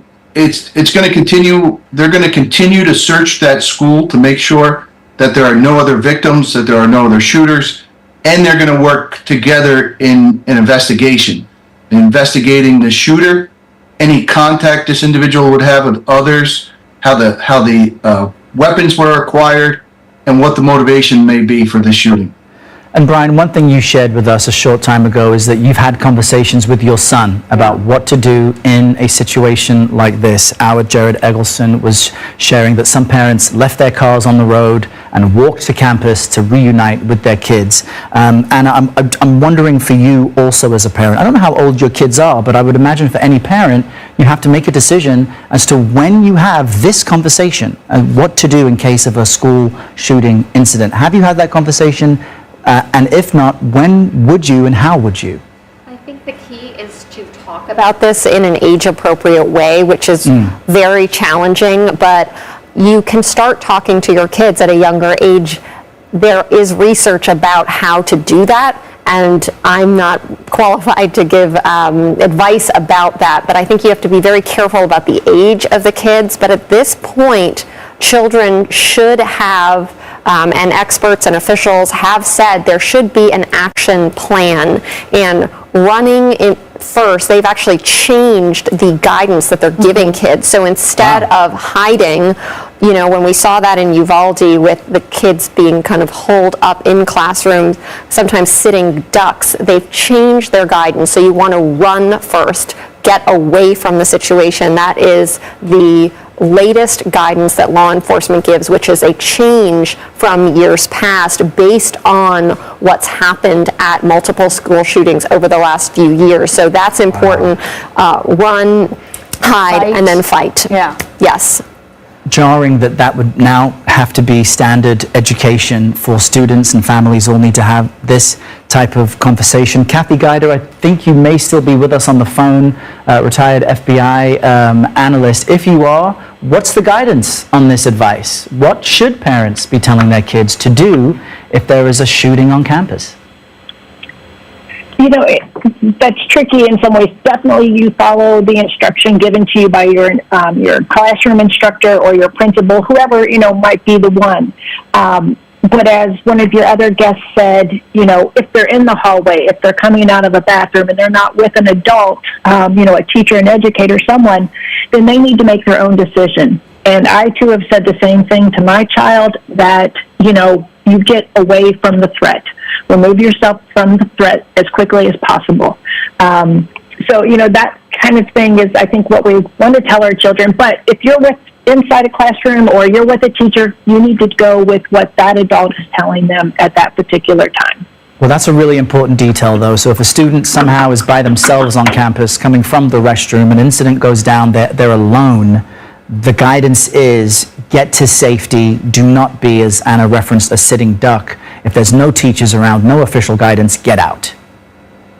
Correct, or get to a safe spot. If, let's say there's a janitor's closet and it's a 2x4 closet and you can get in there and you can lock that door, that might be your best safe spot. If you feel that you have the access and the ability, physically, mentally, to get yourself out, then that may be the better option.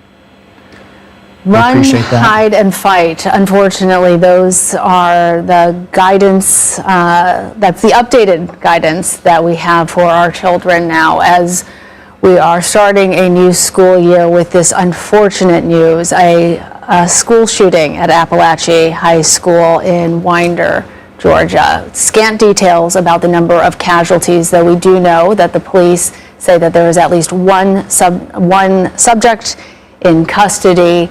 We are still gathering additional information, and we'll bring you that as we have it. That's right. One suspect in custody, casualties reported. The president is aware of this and watching. The FBI is on scene providing resources and details. We've watched families anxiously try to reunite with their loved ones, and you're seeing footage here of someone, an official moments ago, who had an armed, a weapon with him. We're going to continue gathering information. Stay right here on CBS News 24/7 for more. Next, we're going to bring you CBS News 24/7 from San Francisco.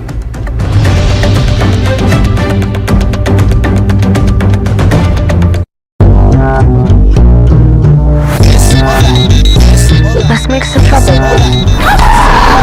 have a plan. Guns. Lots of guns. You ever see anything like this? Come on!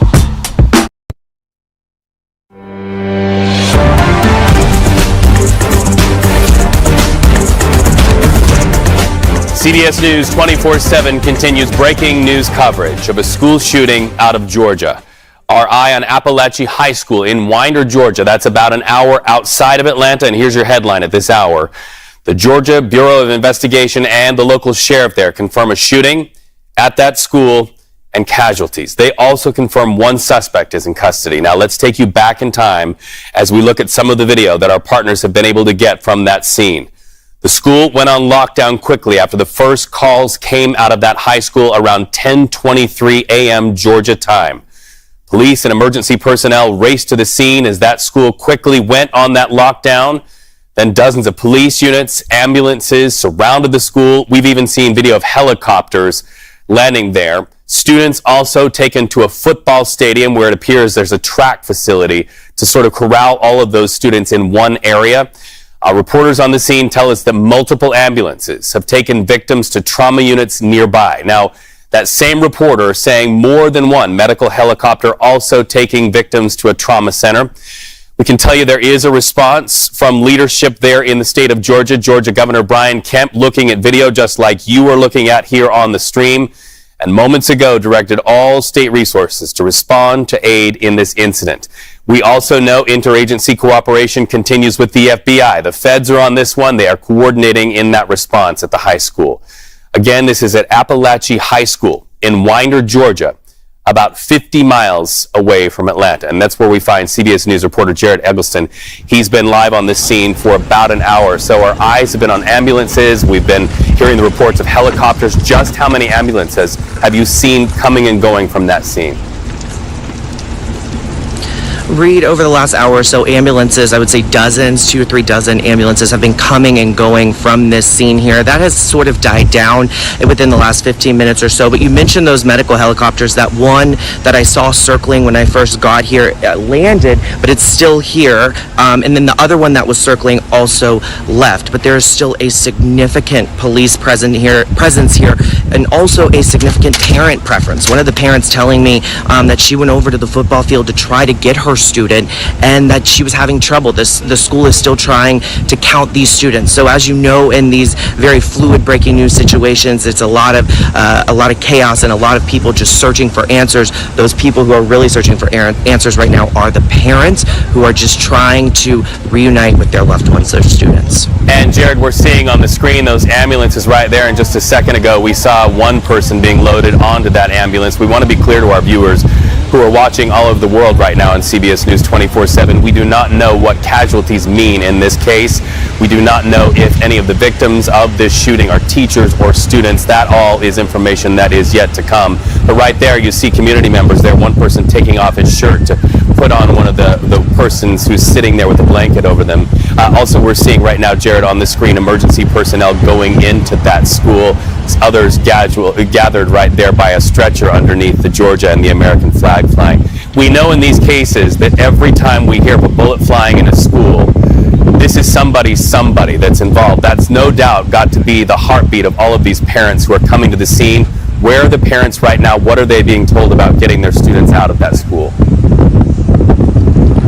Well, initially when I got here, I was along this sidewalk right in front of the school where a lot of the media has gathered, and it was just swarmed with parents. A lot of them even left their cars as they just rushed towards the school. A lot of the parents have moved over towards the football stadium over here so that they could be reunited. But as I said, a lot of the parents are still kind of rushing to the scene. I would say for about a mile or two radius around the school, parents are just ditching their cars on side streets, on areas where you wouldn't normally park a car. That's an active roadway, and rushing over to that football stadium to try to get answers. I do know that the students have been evacuated out there, and the school district says that they are actively working to reunite the students and the families. We also want to let our viewers know that it is our understanding that a suspect is in custody. That may inform our view and our understanding of why it looks like there's some movement there. Jared, we'll check back in with you a little bit later here on the stream. Thank you for that report. We know you have a lot of work to do today.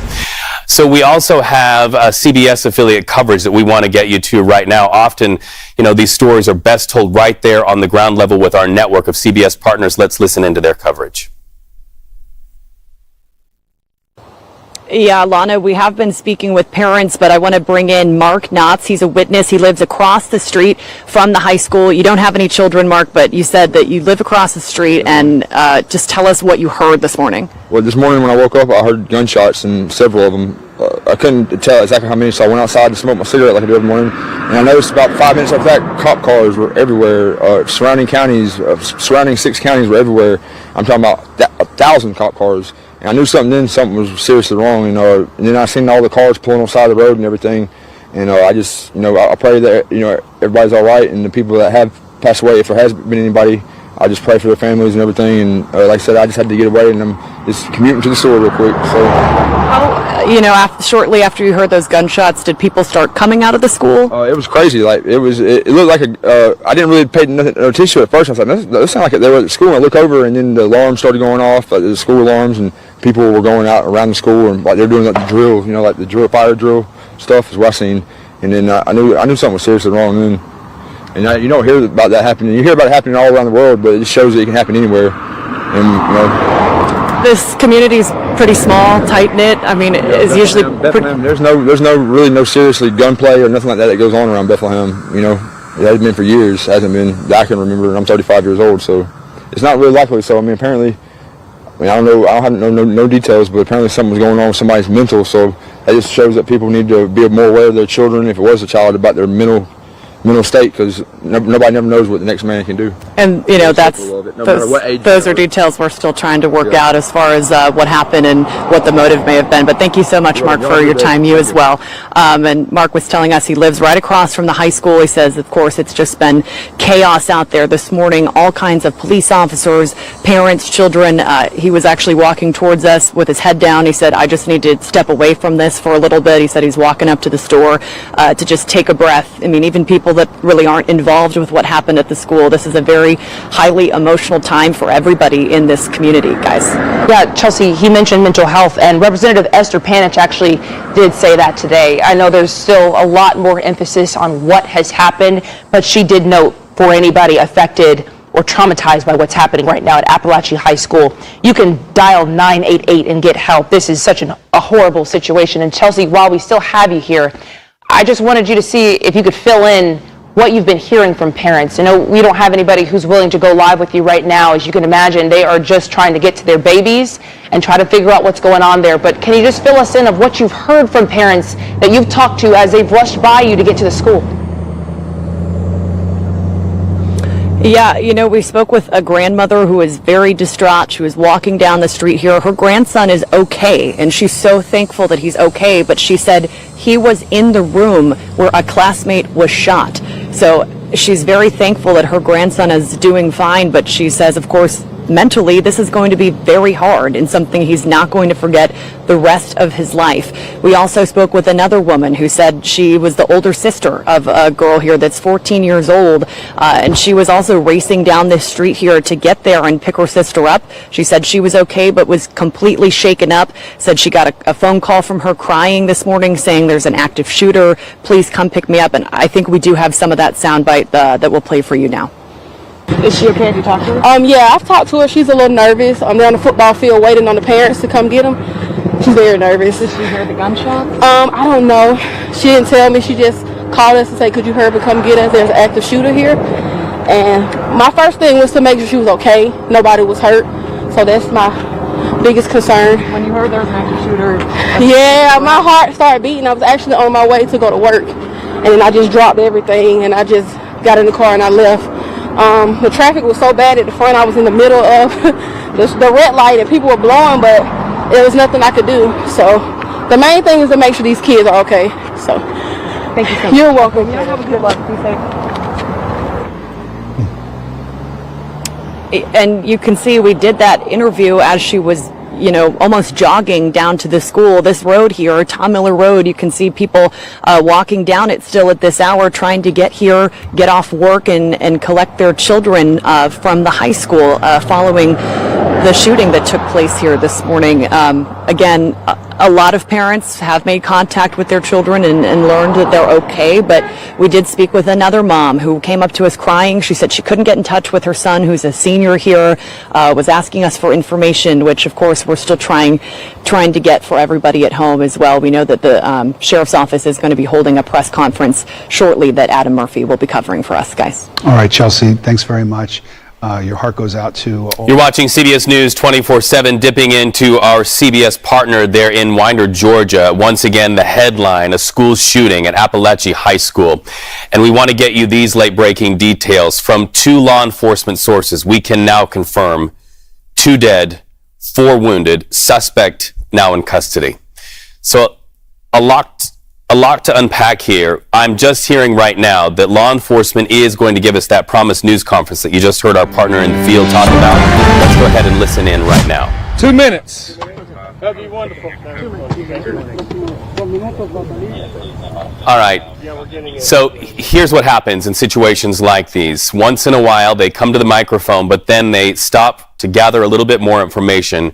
So we understand any moment now that law enforcement official will step to the microphone and really in these situations give us very clear information. We have been able to confirm through those 2 law enforcement sources, once again, 2 dead, 4 wounded. But in situations like these, one of the challenges for law enforcement, in addition to making sure that they get the suspect, in addition to making sure that the wounded get to where they need to get, in addition to keeping the scene tight so that people are safe and that investigation can be bulletproof, so to speak. A terrible term to use there, but so that they can really investigate and do a good job in their investigation. The other thing that they need to do is clear through any misinformation that might spread on social media.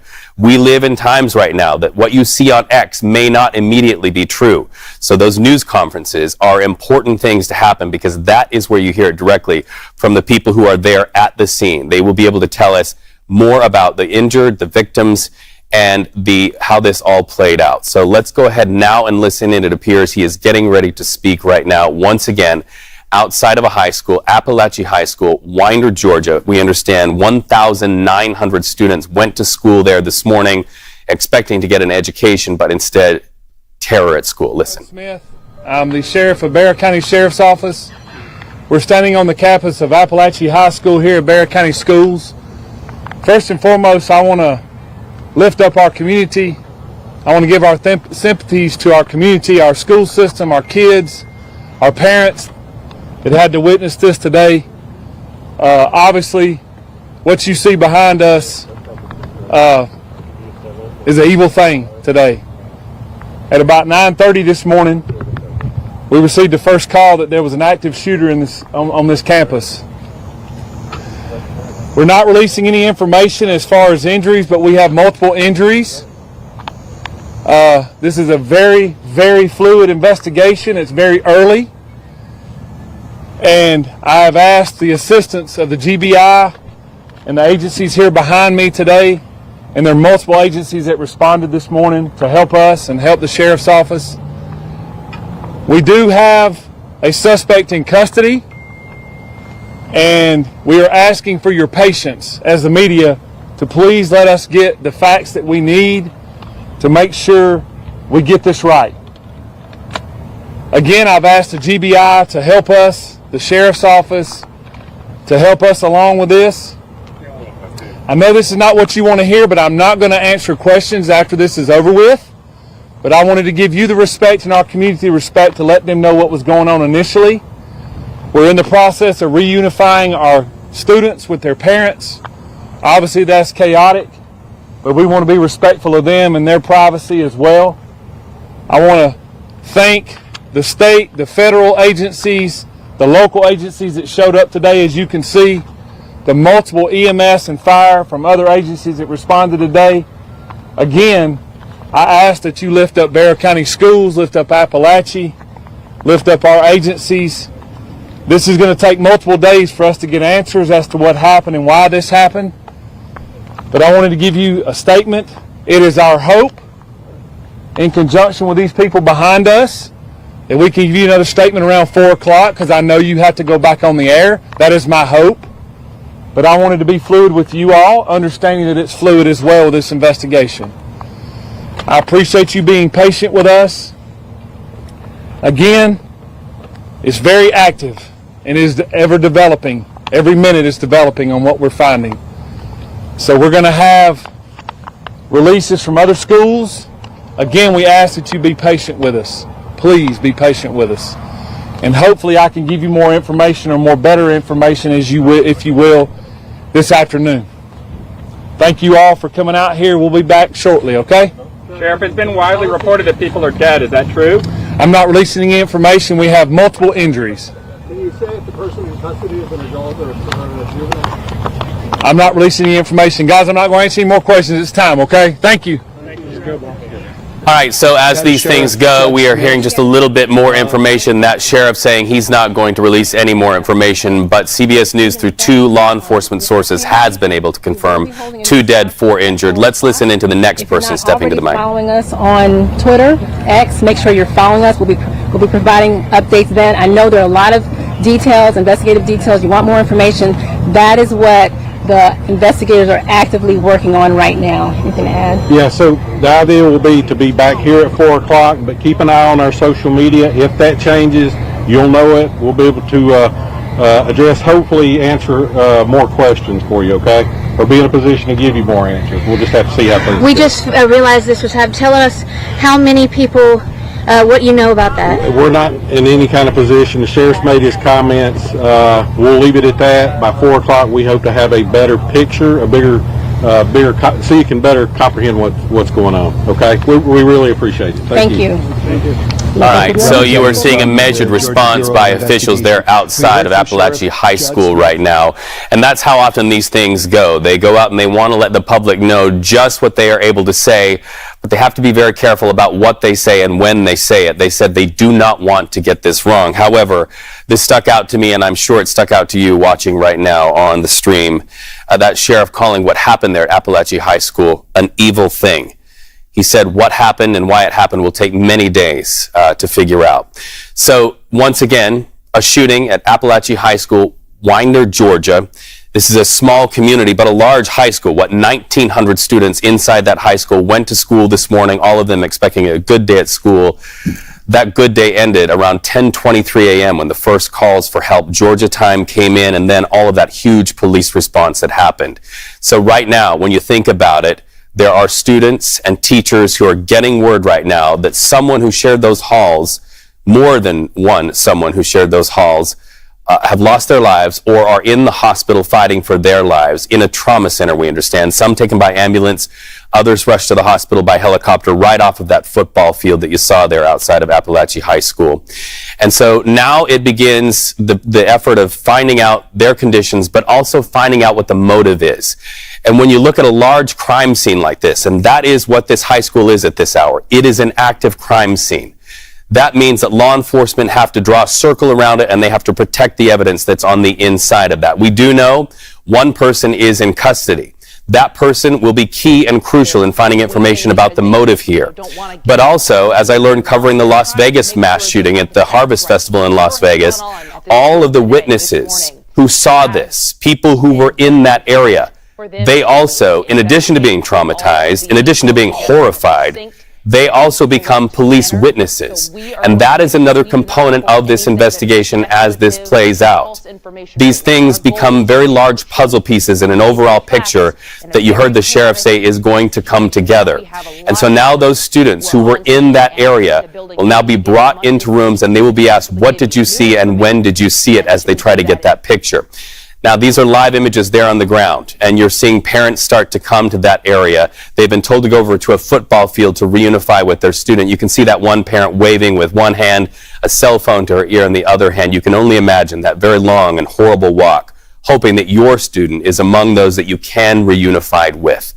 All right, so let's talk about the investigation a little bit more. We want to bring in former NYPD Detective Sergeant and adjunct professor at John Jay College of Criminal Justice, Felipe Rodriguez. Felipe, thank you for joining us on the stream right now. This is a very large crime scene. First of all, take us to what happens in the moments after a call like that, and then we'll take this step by step through your understanding. Well, first of all hands on deck. We have a huge campus, much larger than what we usually see in New York City. We have 1,900 students that we're responding to. We have multiple calls, I'm pretty sure, for 911 calls that are flooding the systems. So as the officers are responding, they have to try to make sense of what's going on and formulate a game plan, how we're going to address this, how we're going to respond, how we're going to get first aid to this situation, how we're going to get EMS rolling. So there's just so much going on that we have to put in place. These officers have to then form a tactical response. How we're going to go in there and quickly stop the immediate threat, because that's what we need to these days. No longer can we wait around and try to gather as much information as we used to before. It's what's called the immediate threat concept response. We have to actually go in there and stop that immediate threat. Things have changed, and officers have to act quickly, unfortunately. And now we are to 444 mass casualty shootings we've had, and we're only up to September 4th. Here we have the beginning of the school year, and this is what these poor children had to face. It really is heartbreaking. And, we were mentioning just a moment ago that the children who were in proximity to this violence and this shooting, they not only have trauma to deal with, the horrors of what they have seen, but also they now become witnesses. Tell us about what happens for them and how their day will be today and then the days ahead from an investigation standpoint. From an investigation standpoint, what we have is a large crime scene. And not only that actual crime scene itself, which is the school, now we have hundreds of witnesses. We have not only physical evidence, that might be anything that's found in the school. We have to go through CCTV footage, forensic evidence, that could be anything that could be drawn from cell phones, any of the, anything that was thrown or streamed online, or anything that the suspect actually might have put out. over the internet. So these investigations become very, very complex. And little by little now, are there additional, search warrants that have to be done as a result? Is the suspect, are we going to have to go back and backtrack and execute search warrants as in location? So this is something that's going to go on for days. This is not an investigation that could just be done haphazardly or in a day or two. And we talk about trauma. Remember, schemas, these are, these scars that these children are going to have to, have for the rest of their life. And this burden is going to go on. Parents are going to have to make sure that, we provide the support and counseling and the love that these children are going to need for quite a while. Yeah, and I'm always reminded, and I was reminded in other mass shootings that I have covered, look for the helpers. And when we look at the horrors that come from a mass shooting, when we look at the horrors when bullets fly anywhere in our country, we can always look to people like you and to the people on the ground who are there helping the families. I know as we have our conversations with our kids tonight around the dinner table, that is an important quote to use, because we can look at the violence that happened, but we can also look at the response, the helpers that race to the scene.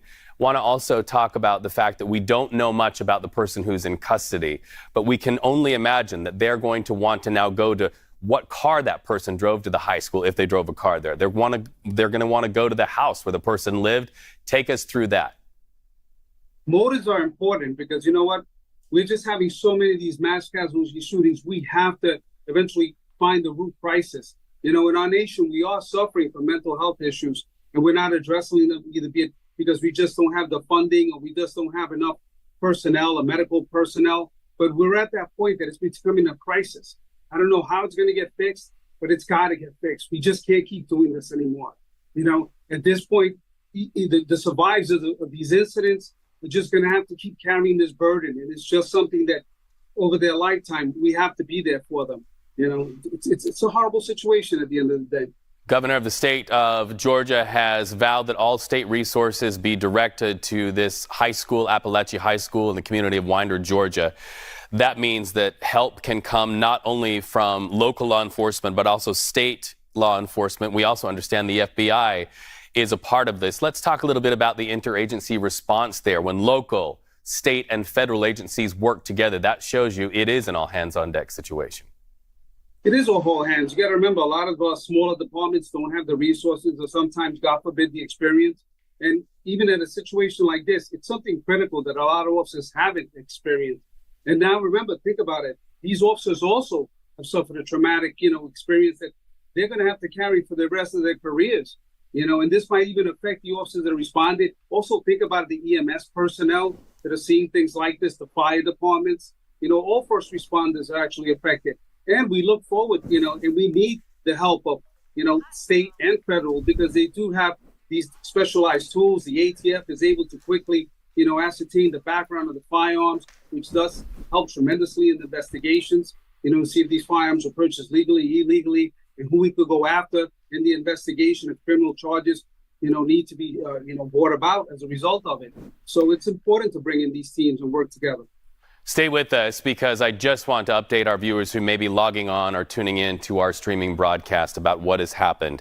10:23 a.m. Georgia time, the first calls came in from inside Appalachia High School in Winder, Georgia. We understood that there was a shooter and that shooter has been taken into custody. But we've also had from 2 law enforcement sources confirmation 2 are dead, 4 are wounded.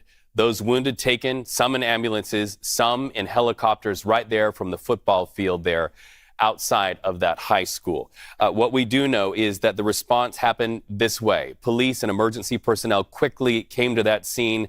They immediately shut down the high school, went into lockdown. They were able to make contact with that shooter and take that shooter into custody. Once that was done, the calls for help from EMS went in. And from there, they were able to get the wounded out to ambulances and onto those helicopters, while at the same time, that huge effort of getting students out to a large football field. We've seen that large football field in helicopter video in recent moments. That is the place where parents have been told they can reunify with their students. We also understand that the wounded were taken to a trauma center, and that private pickup is now available for students. Let's listen in to a young person who's now talking to one of our CBS partners. Been out there for like 3 hours. What went through your mind waiting out there, not knowing what was going on? I was like a little scared. I was trying to make sure all my friends were okay because I heard like they got shot. But I mean, We just learned from the sheriff's office that 2 people died in this and that several others were injured. When you heard that, what went through your mind? It was sad because I know I go to school here. That could have been one of my friends I don't know of and stuff. It sucked really bad. We hear about these happening.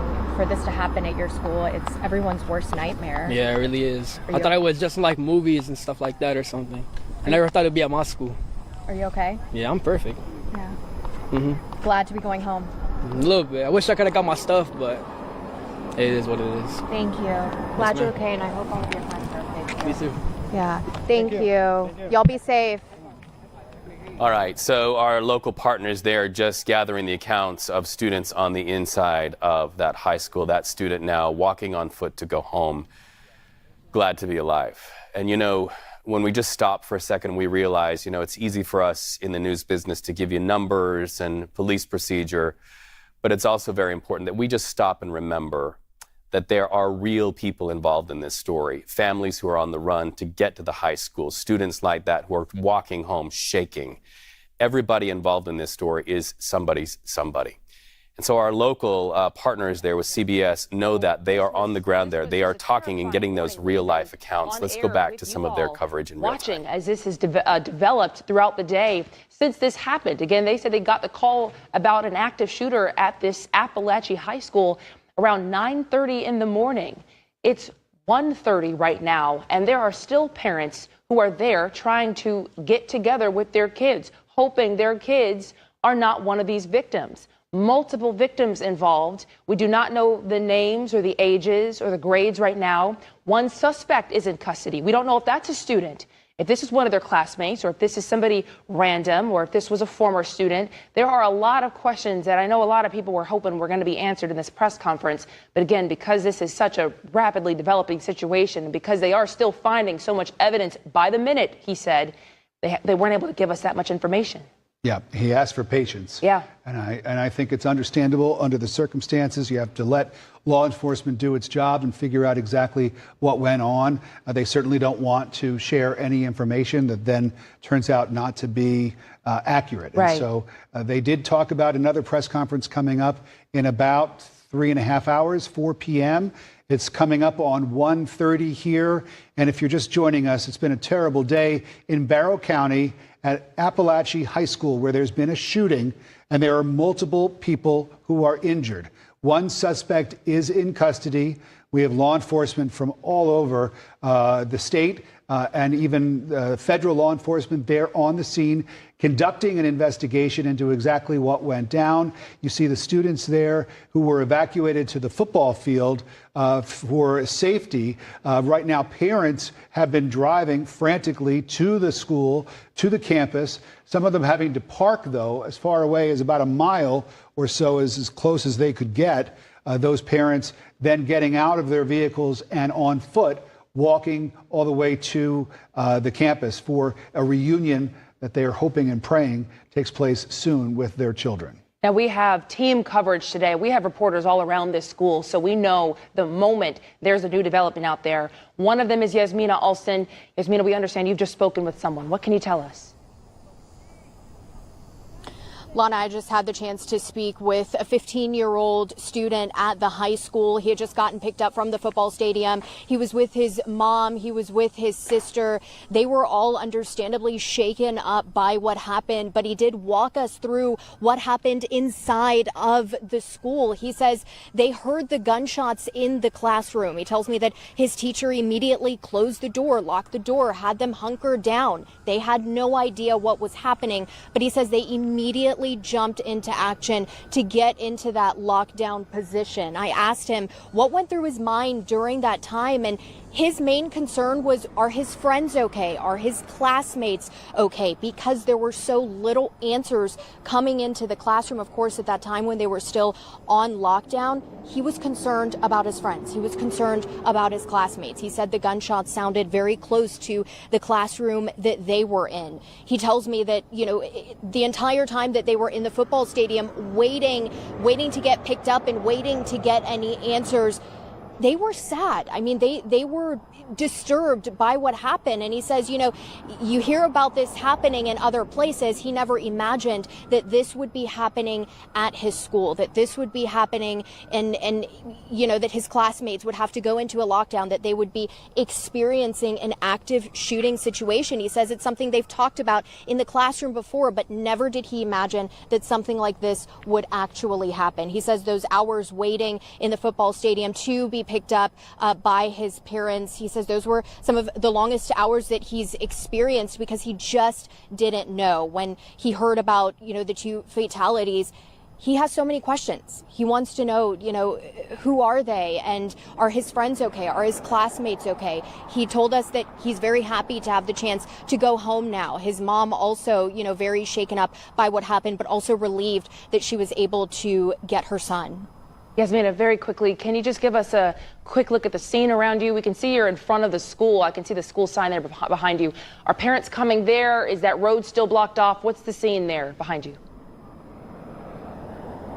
Yeah, so the road is still blocked off. They're letting select people come through down this road. We've, of course, still seen a lot of law enforcement coming down here, getting closer to the high school. We're actually in front of the middle school here, and they're also on lockdown. We've had a lot of parents who've been coming here hoping to get their child, but one person did tell us that that would probably be another hour or so before they were able to get anyone out of the middle school. We have seen tons of families making this walk, many walking at least a mile to try to get as close as possible to the high school to get their children and to get their loved ones.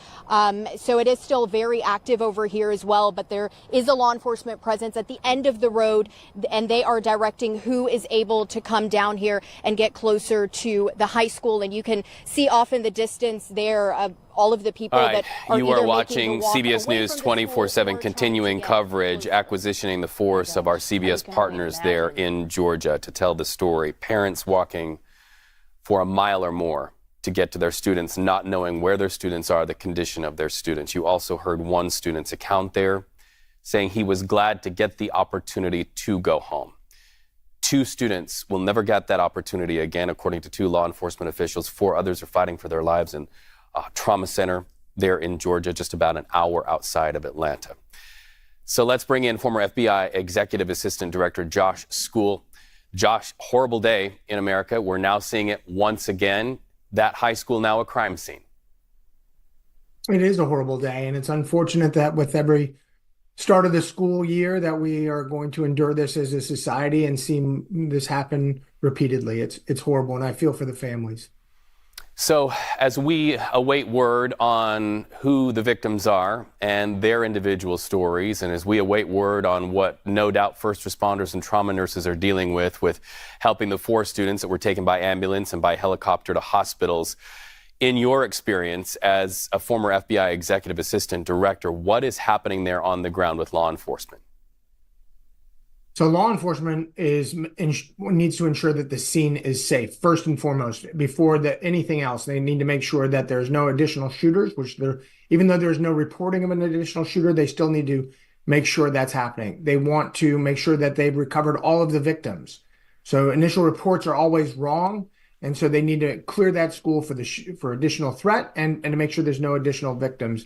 And while the families are walking a long distance to be reunited with their children, which is unfortunate, it is essential that law enforcement have a logical, orderly reunification policy, and that they maintain that the roads are open to get emergency personnel in and out of the scene. I often think about families who are there at that football field at the reunification center, and as they watch child after child be released to the parents, you've got to think that in that crowd are the parents who belong to the students who are wounded or the people who are killed. At what point did those parents learn about the fate of their students, or will this just be a long, horrible, agonizing day waiting? Well, as soon as they got a report that there was an active shooter at this high school, the day became agonizing for all of those parents, and it became worse for a small subset, which is really heart-wrenching. So they're going to wait way too long, and unfortunately, that is the process.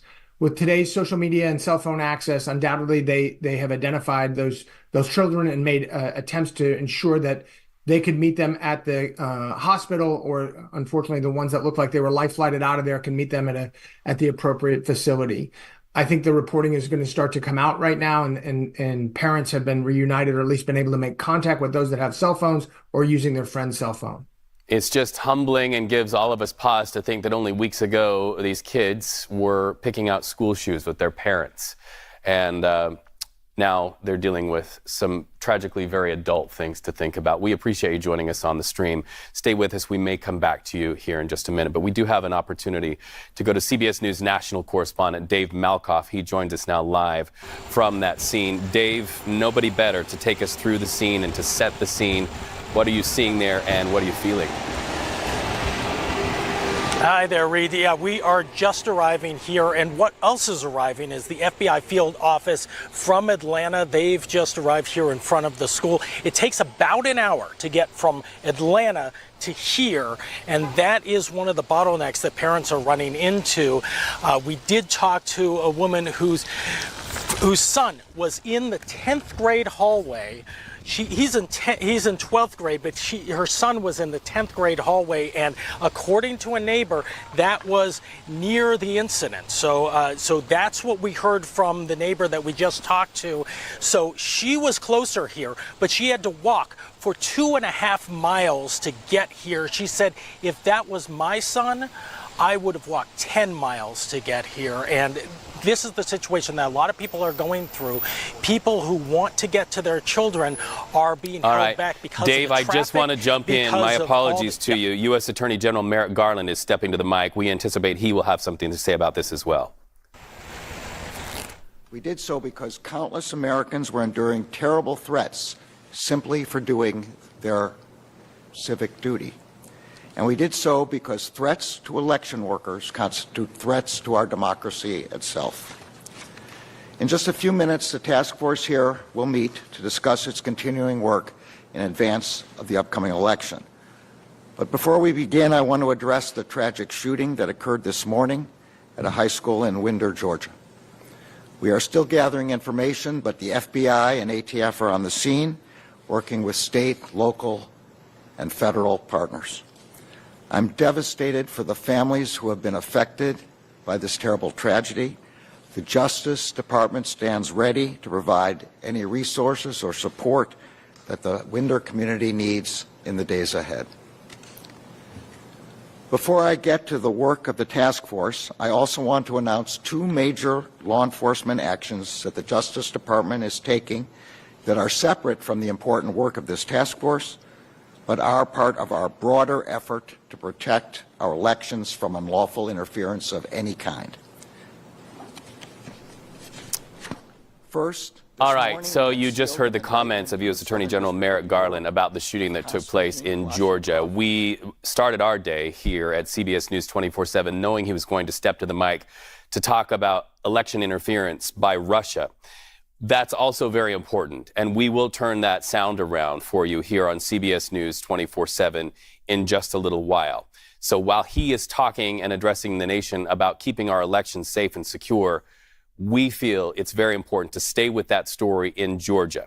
Now, once again, law enforcement sources, 2 independent law enforcement sources confirmed 2 dead. We don't know if they're students or teachers or staff there at Appalachia High School, and 4 others fighting for their lives after a school shooting. The first calls came in around 9:30 a.m. Georgia time.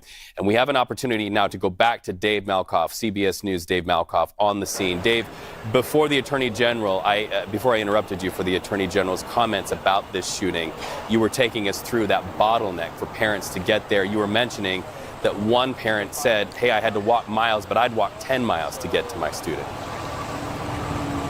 Yeah, speaking of that, it's hard for ambulances and first responders to get through here. We just seconds ago, while Merrick Garland was talking, we actually saw another medevac helicopter land here in the front of the school just behind me, possibly pick up somebody.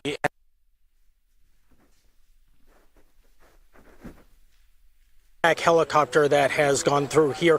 CBS News has confirmed that there are 2 people who have been killed in this shooting, at least 4 people injured.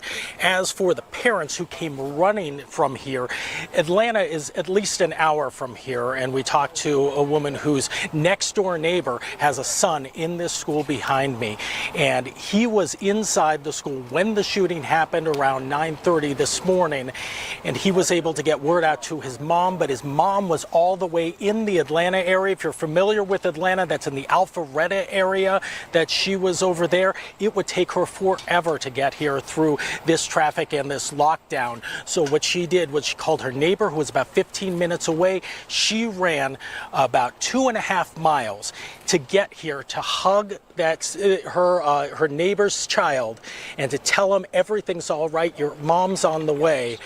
And that was the moment where they connected. Then he had to go to the back of the school, Reed, where he met up with all of his fellow students who are potentially being interviewed by either GBI, which is the local version of the FBI here in Georgia. The FBI has just arrived on scene just a few minutes ago. There is state police, there is local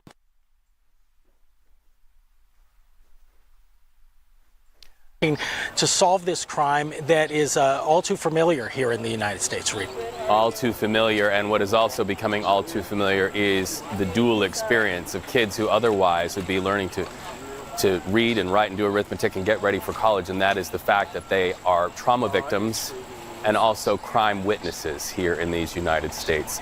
Dave Malkoff with a picture of what happened there inside the high school. I'm here, my producer telling me, where are we going, Adam? We're going to go now to the coverage of our local affiliate, WANF, out of Atlanta right now, as they look at all of the students who are gathered there outside the perimeter of that high school in that reunification area. We've seen a number of law enforcement from multiple agencies, as we've been saying, not just local, but state and federal law enforcement as well, wearing tactical gear, many of them armed.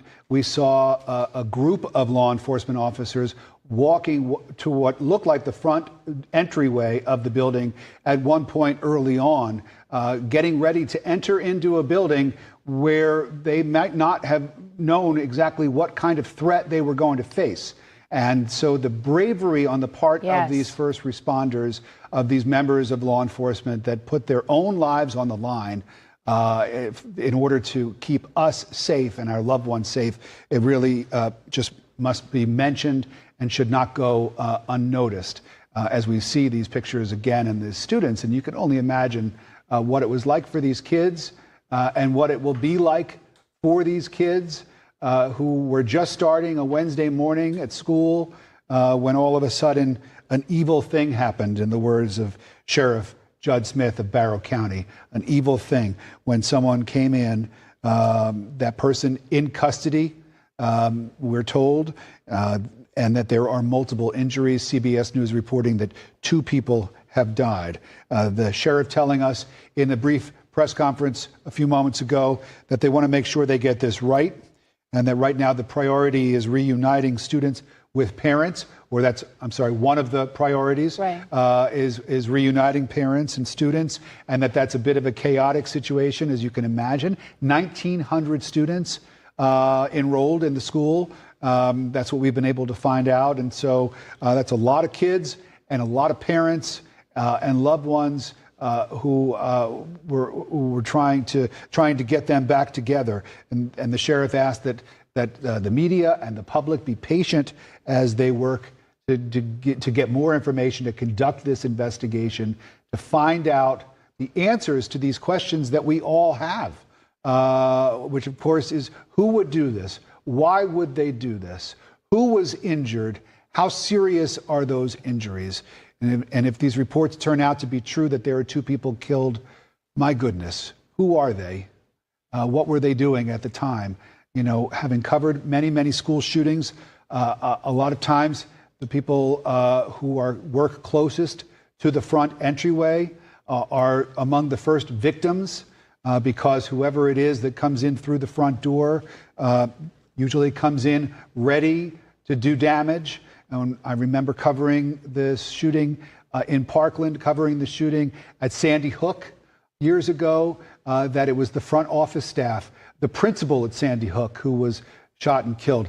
Now, we don't know exactly who was injured or who might have been killed here today. I'm just saying that a lot of times it is those who work closest to the front entrance of a school when there's a shooting like this who are among the first victims. And what a shame that we have perspective on this from other school shootings that we've had in our country. But, you know, we all know at this point, the collective, all of us know how these things go right now. There are many different scenarios that could have played out. We do not know if the suspect who is in custody was a student, or if this was a stranger, or if this was an employee, or if this was a former student. These are the questions that we are waiting for right now. Just a couple hours left until we are expected to be briefed again by law enforcement. They gave a very brief press conference and essentially said they know we are all waiting for information. We have been standing here live watching this happen with you for hours, waiting on information. Unfortunately, he says right now this scene is just so rapidly developing. He literally said they were finding new evidence by the minute. So there wasn't anything he could give us with concrete evidence that points to what happened here. So, you know, as we take a live look around the school, at one point it was very chaotic out there, and then at some point it shifted a bit to where you're seeing right now, where there wasn't a lot of commotion. Things seemed a bit calmer, albeit there's, you know, a lot of law enforcement presence still out there on the scene. But we don't know what's happening in the school right now. In the school, there are likely droves of law enforcement. GBI is on scene right now. FBI Atlanta is on scene right now. Multiple local law enforcement agencies, surrounding counties. We've had Atlanta and other cities say, hey, if you need any help, any assistance, we're here for you. Other school districts in our areas have said to parents, they put out a note saying, hey, we know you're watching this as well. We know you're wondering how safe your students are. And they assured parents that there are a lot of safety measures in place to prevent something so horrific. Unfortunately, somehow this has happened. And I think a lot of us have questions as to how. We are also waiting to hear from the White House. We know that President Biden has been briefed on this. He has offered, of course, all federal resources to the teams on the ground. In fact, we have seen federal officers on the scene this morning wearing FBI-marked jackets. So we know that they're there, and we know that they will play a role in this investigation. We don't know which agency will take over the lead role. A lot of times that is something that is determined between the different agencies, depending on exactly what the crime is. And so we'll learn more about that, who will be the lead investigative agency here. But we are expecting to hear from President Biden, we are expecting to hear from the White House. Yes. We may or may not hear from the president himself, but the White House is expected to hold some type of a press briefing very soon. So, of course, we'll bring you that as well. We think about how long these investigations can take. I mean, I'll remind everybody that it was mid-July, almost 2 months ago now, when there was an assassination attempt on former President Trump in Butler, Pennsylvania, and where one person was killed and several people were injured, including the former president himself. That investigation is still ongoing, and police have not been able to determine a motive in that case. Of course, the shooter in that instance was killed by law enforcement, snipers. So it's obviously the police were not able to talk with him to try to get more information on a potential motive. But again, it just gives you an idea of how long it takes sometimes to get concrete answers. We all want to know the answers immediately, but again, the sheriff said be patient, and that unfortunately is what we're going to have to be here because it could take a while until we learn the answers to all of the questions that we have right now. Okay, now we're just getting some new information. As we've told you, we have many reporters on scene here and in our studio digging for answers, trying to get you the most updated information. We also have John Decker. He is here joining us with more information on the federal response. So, John, what do you know? Well, the president has been briefed by his Homeland Security advisor. That was earlier today. We learned this through a pool report which went out about an hour or so ago. And the president is now meeting with his advisors and coordinating some sort of federal response. We also know, according to another pool report, that the vice president has also been briefed. There's no word as to whether or not the president will address the media. We know that the White House press briefing has been pushed back until after the 2 o'clock hour today, and perhaps we'll get some more information coming from the White House press secretary, Karine Jean-Pierre. John, unfortunately, we have covered these situations too many times to count. And it is just unacceptable. And every time we hear from the president afterwards, and they talk about things that they would like to do, policies that they would like to put in place, legislation that they would like to introduce and get passed that might help to prevent something like this from happening again.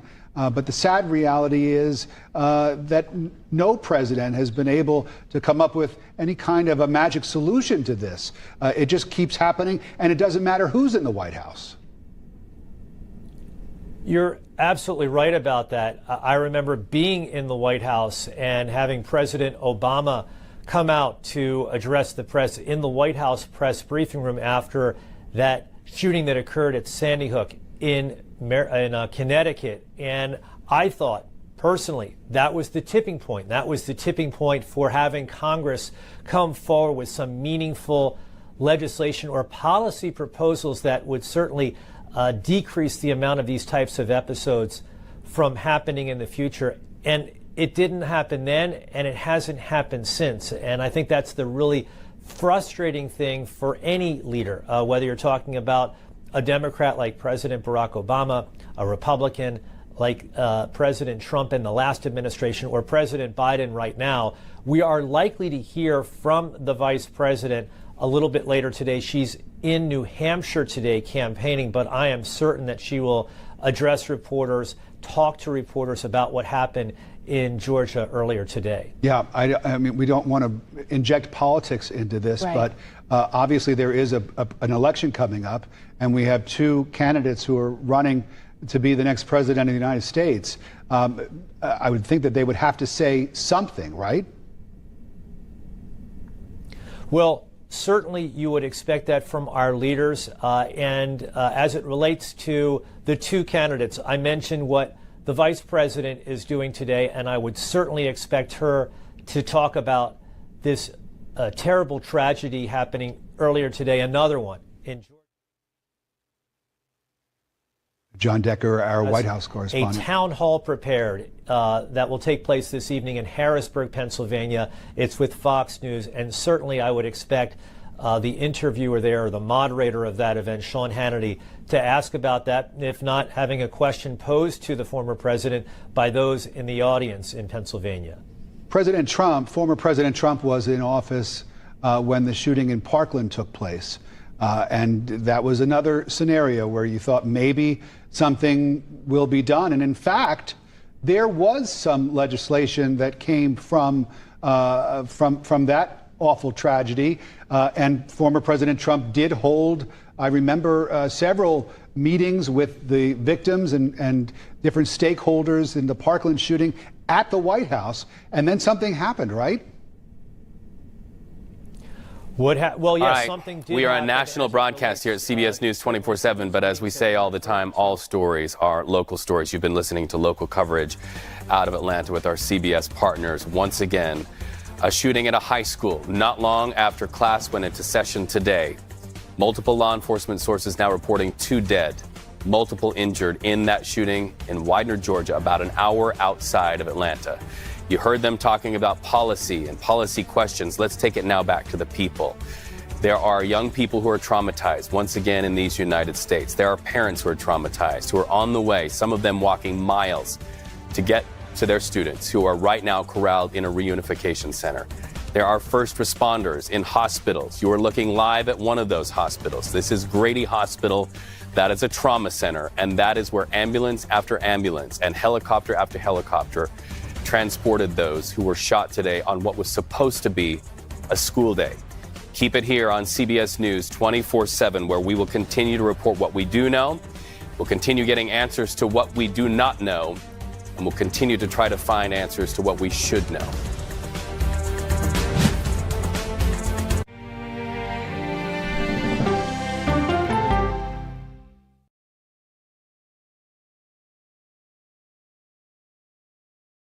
These are the stories 1, 2, 3, go! Of we, the people. We're trying to generate our own hope. It's a huge deal. I'm enabling them to feel valued. Eye on America. Weeknights on the CBS Evening News with Norah O'Donnell. I had progressively fallen deeper into the world of online sports betting. The risk is the rush. What do you think is driving the spike in popularity? I think it's legality. If it's legal, I'm going to use it. There are ways to bet when you are 18. We've created an epidemic of child gambling. You can't walk into a male dormitory in a college campus without sports betting happening. It's America's most neglected problem. I used sports betting as a way to escape, when in reality, I'm choosing self-destruction. Whatever I had left, it was gone. The purpose of the industry is to get you to play to extinction. And that means until all your money is gone. Go to the ends of the earth. Reach for the stars. Yeah, I just took off.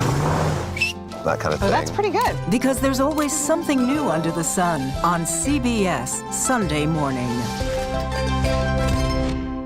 America Decides is your place for fact-based, unbiased reporting. At the White House, at the Capitol, on the campaign trail. What do you say to those in your party? Any cracks in the Republican Party? Our reporters and our anchors travel the country talking to voters like you about the issues that matter most. Immigration is really a factor right now that are going to be driving your decisions.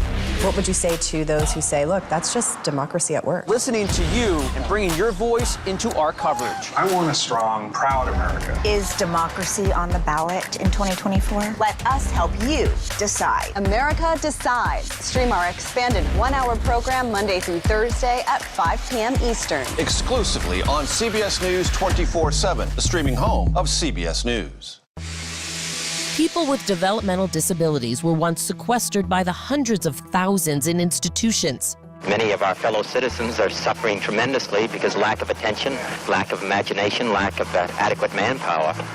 Disability activists have since torn down barriers blocking them from living at home or in the community. We conclude that Title II of the ADA requires states to provide community-based treatment for persons with mental disabilities. But of the 16,000 people who remain in state-operated institutions, half are in 5 states, and Illinois is one of them. I don't want to live in the institution. It makes me feel discriminated against. Do you think there are people living in institutions in Illinois that don't need to be living there? Yeah, because they're proving it as soon as they get out.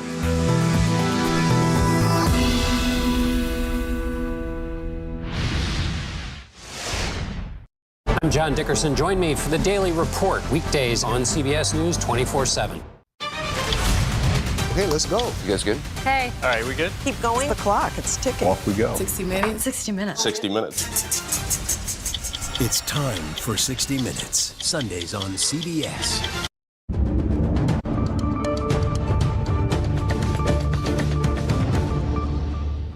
Hello, everyone. I'm Lana Zach. And I'm Errol Barnett. We continue to follow breaking news out of Georgia. CBS News has learned that at least 2 people are dead and as many as 4 people have been injured. Police say a suspect is in custody after shots were fired at Appalachian High School in Winder, Georgia. That's roughly 50 miles northeast of Atlanta.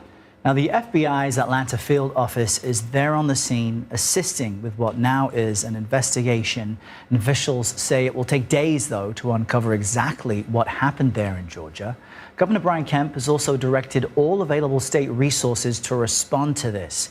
The Barrow County Sheriff held a news conference earlier and said this investigation is just beginning. He's asking people to be patient.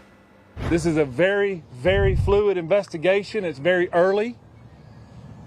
And I have asked the assistance of the GBI and the agencies here behind me today, and there are multiple agencies that responded this morning to help us and help the Sheriff's Office.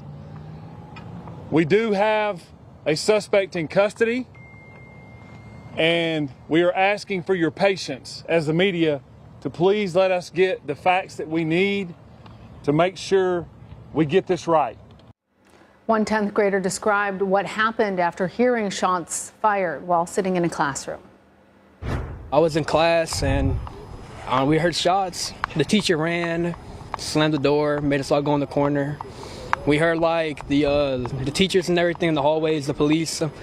We heard like the shooting, and then we heard that they ran away. And then after a while, they came and took us out to the football field.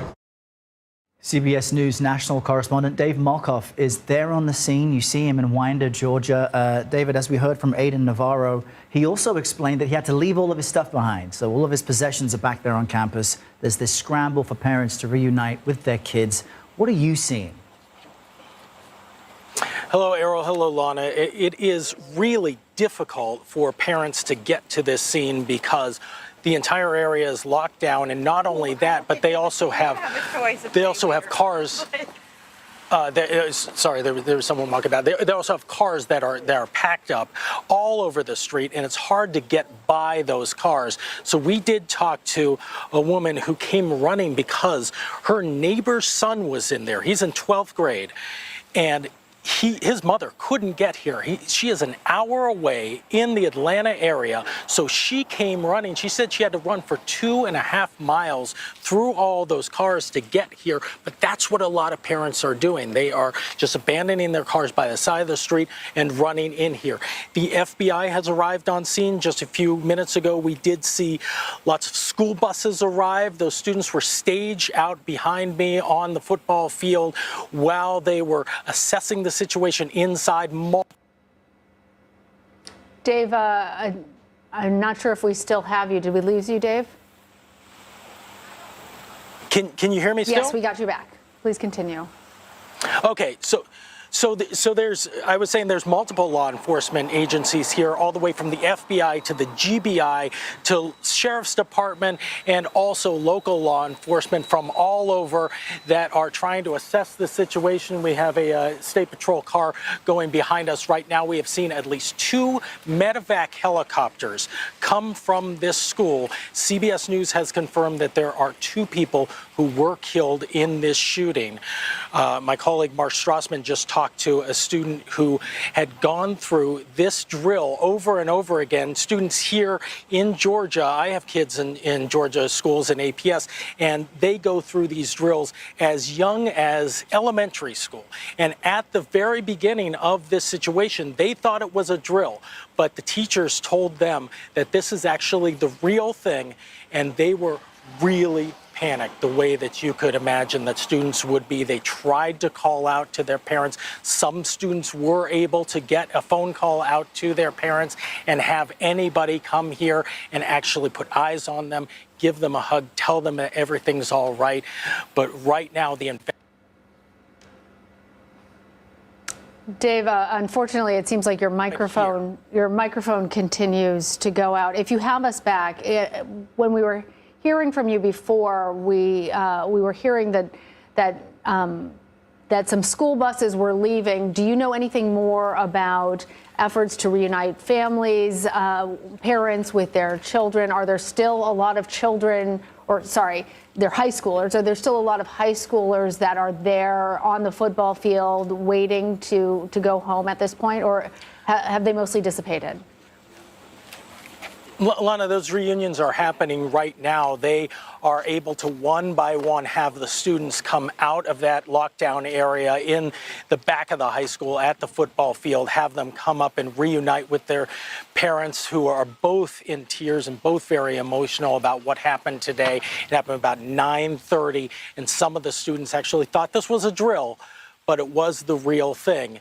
And we do have parents reuniting with their kids. 2 school buses. I see another one coming down here.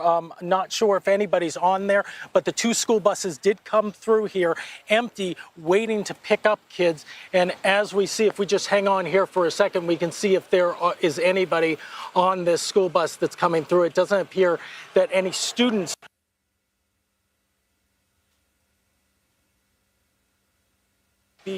the way that they would be able to take some of the kids back from this tragic situation back to a place that they call home, that they can feel safe and feel that they are in some sort of reunion with their families, with something that is safe and normal and comfortable for them after this day, which is a day they prepare for, but a day they hoped would never come. But unfortunately, here at Appalachia High School, it came for them at 9:30 a.m. this morning.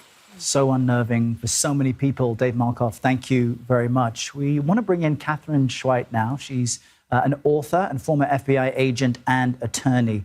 What's interesting, Catherine, is that, you know, parents are going through such a horrific situation today at that school, trying to find their kids, the students, but other parents worry about their own kids at school, wondering when something like this might happen to them. What are the first steps here as far as the guidance parents should give their kids about things like this?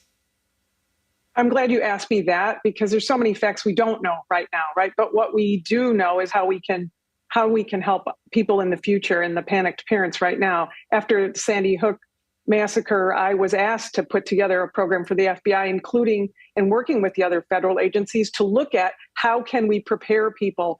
We don't have to like that the shootings happen. We just have to be prepared in case they do, just like a car accident, right? Put a seatbelt on. In this case, we want parents to know that they should ask what kind of training their kids have. They should ask the school before the school year starts or at their first meeting, when should I go to the school? Where should I go? What is the plan to reunite us if there is an emergency? Because it also could be a tornado, right? Or a hurricane or some sort of storm in Georgia. So you should know what the emergency plans are and to talk to your kids about it. I think that's the most important thing, so that they're not making up the decision about what to do and how to catch you. Catherine, you heard Dave saying that for a lot of these students, they have been through these training exercises year after year after year, starting in elementary school, and that many of them just thought that this was another back to school and we'll do an active shooter drill again. How concerned are you that for kids this becomes rote? Because I remember doing fire drills and not everybody in my class was really paying attention to the fire drill at that point. As we practice this, it's really important because it happens, but then it becomes so normalized in a way that it doesn't maybe have the same importance when it does happen. You know, I like that you say that, because, you know, we haven't lost a child to a school fire since the 1950s in Chicago, but we still run the fire drills. And it is a sense of normalization so that it doesn't raise your level to hysteria every time. And I don't like that we have school shootings, but the idea of being prepared is being ready to respond and then to be able to bring calm back into your life. So the reality is that even though I will say that of the shootings that we have in the United States, these types of shootings are less than 1/100% of all shootings, right? It's a very infinitesimal amount of shootings that we have, but they of course get outsized news coverage.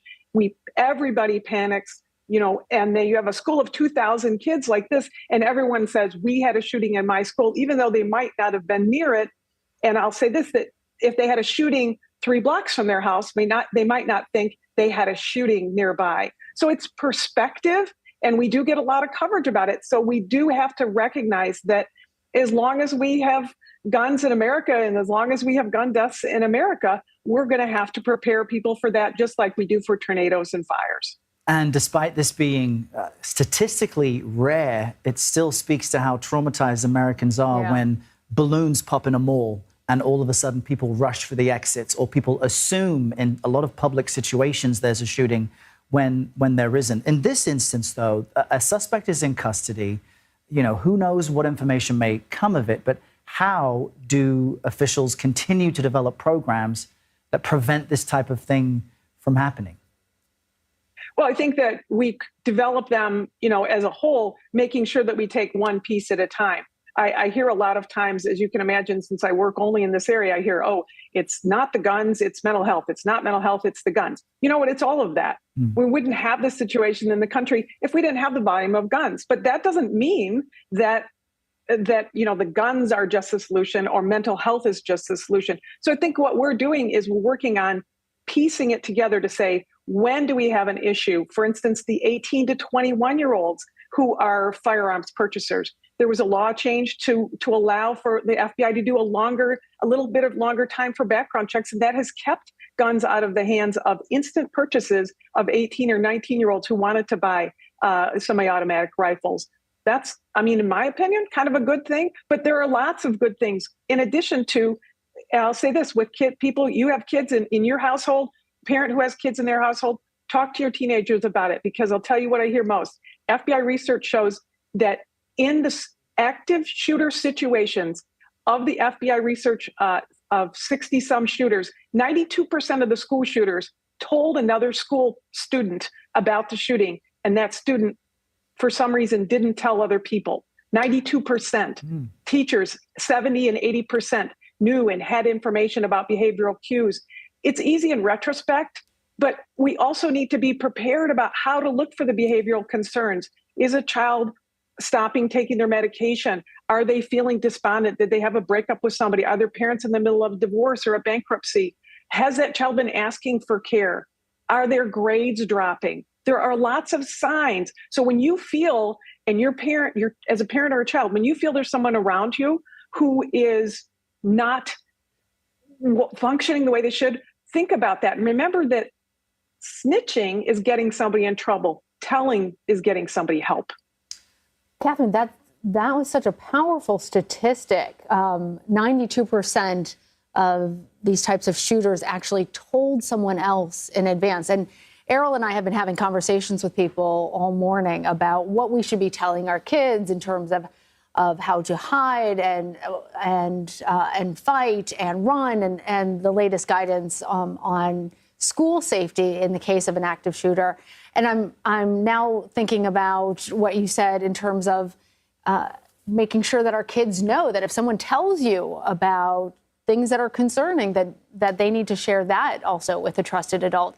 But as we're talking about the different things that we should be discussing with our children, and you're talking about how much more traumatizing a school shooting is, because for all of the students, and there's, I think, a little bit less than 2,000 who are at this particular school or in this system. So they are feeling traumatized by this event.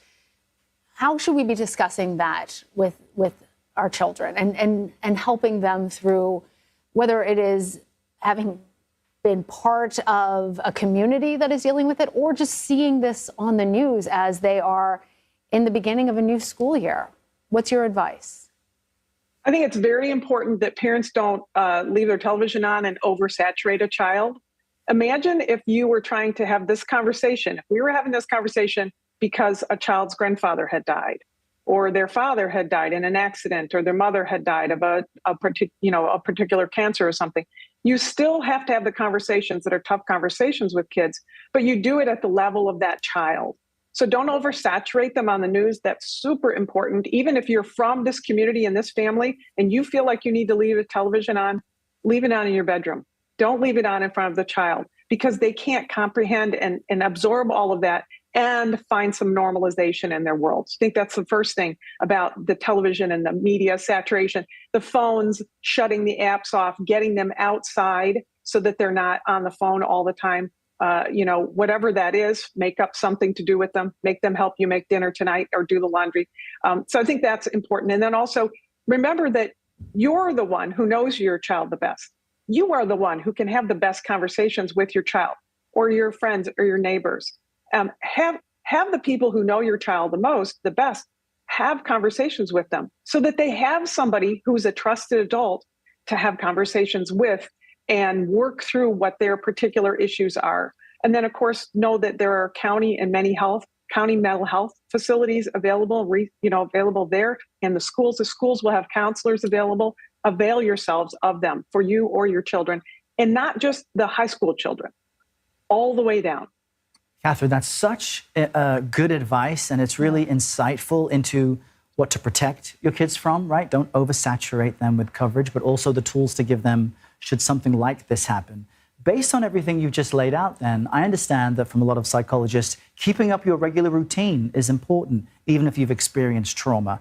A student may come home today and say, you know, Mom and Dad, I don't want to go back to that place where people were killed, Thursday and Friday or next week. What would be your advice? To continue the regular routine and go back to school tomorrow, or to take some time? You know, I'm not a child psychologist, but as they say, I play one on TV. I work with a lot of the people like that and who work in this area, and they all advise routine. Remember that routine is what we are comforted with.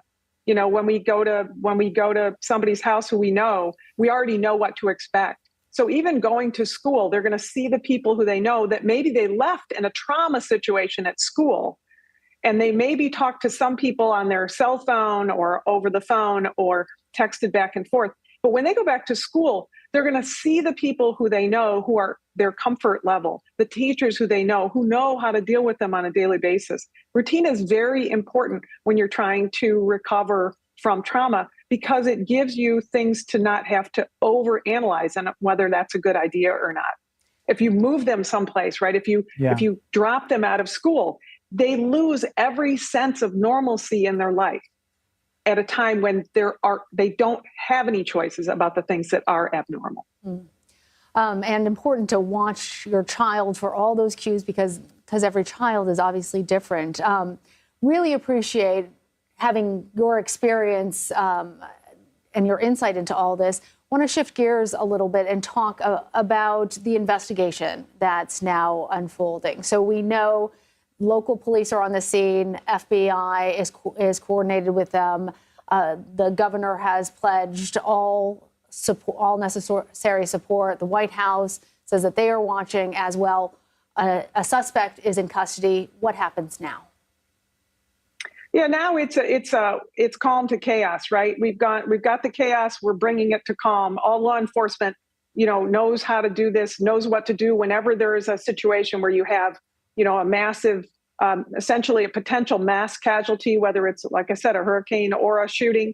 That what you want to do is determine the area that you have to be responsible for. And then you just parse out the responsibilities. Somebody will do the search. If there were lots of rounds discharged, the FBI, that might be a thing that the FBI does. They bring their evidence teams in and they do the search because they can, and it's easy for them. They have big teams that do it. And then they hand that information over to the investigative agency, in this case, the Bureau. So, and there'll also be an investigation. Somebody will be assigned to make sure all the interviews are done.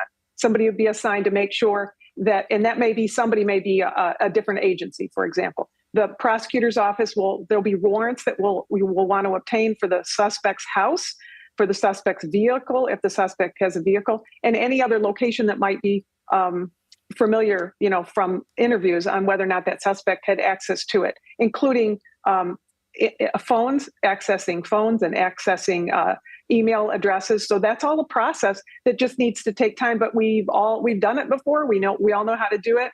And the chief investigative agency will work with all the other agencies to collect the evidence, do the interviews, and then draw a timeline back as far as they can on the suspect to determine when did he begin on this pathway to violence and what kinds of things, could we have done to intercede. And that's how we learn every time a shooting occurs, how to potentially help prevent the next one.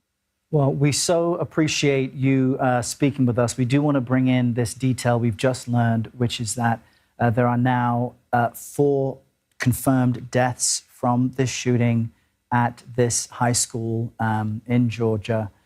We know that you've helped create the FBI's active shooter program. We now see Karine Jean-Pierre, the White House press secretary, taking the podium.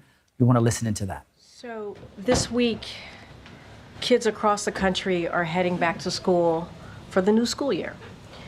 Today is supposed to be an exciting day for students and parents, but instead, we're seeing yet another horrific shooting. Now, as a parent myself, I know the anxiety that comes with sending your kid out into the world every day, living with the real fear of the worst can happen. So please know that our hearts are with those families in Winder, Georgia, who are forced to face this act of senseless violence. I want to let you know that the President and the Vice President have both been briefed, and his administration will continue coordinating with federal, state, and local officials as we receive more information. We're grateful for the brave first responders who are on the scene, and we stand by, we stand ready to provide support as needed. As the President has said time and time again, this is not normal. This is not normal. Students and teachers deserve to know that their schools are safe. They should focus on learning, not lockdowns. While the President and Vice President have taken historic action to reduce gun violence, more must be done to keep our schools and communities safe. We continue to call on Congress to do something, We need universal background checks. We need to ban assault weapons and high-capacity magazines, require safe storage of firearms, invest in violence prevention programs, and pass a national red flag law. Enough is enough, and I cannot say this enough, which is enough is enough. We cannot allow this to happen in our communities. We cannot allow this to happen in our schools. So we have to do everything that we can to keep our children safe, to keep the people who are supposed to protect our children, who are they supposed to learn from, safe. And enough is enough. Congress needs to act. Now, turning to my colleague from NSC, who's here to discuss the latest Biden-Harris administration actions today against foreign actors attempting to covertly influence our elections and undermine confidence in our democratic institution. Admiral John Kirby will discuss the coordinated actions we are taking in addition to other foreign policy news of the day. Admiral? Thank you, Colonel. Good afternoon, everybody. I think as you saw today, the Department of Justice, Department of Treasury, and the State Department took a series of coordinated actions against foreign actors associated with the Russian government who are attempting to covertly influence our elections. Specifically, all these federal agencies revealed activities directed and funded by RT, formerly known as Russia Today, to covertly spread Russian government propaganda with the aim of reducing international support for Ukraine, bolstering pro-Russian policies and interests, and influencing voters here in the U.S. And in foreign elections as well. RT is no longer just a propaganda arm of the Kremlin. It is being used to advance covert Russian influence actions.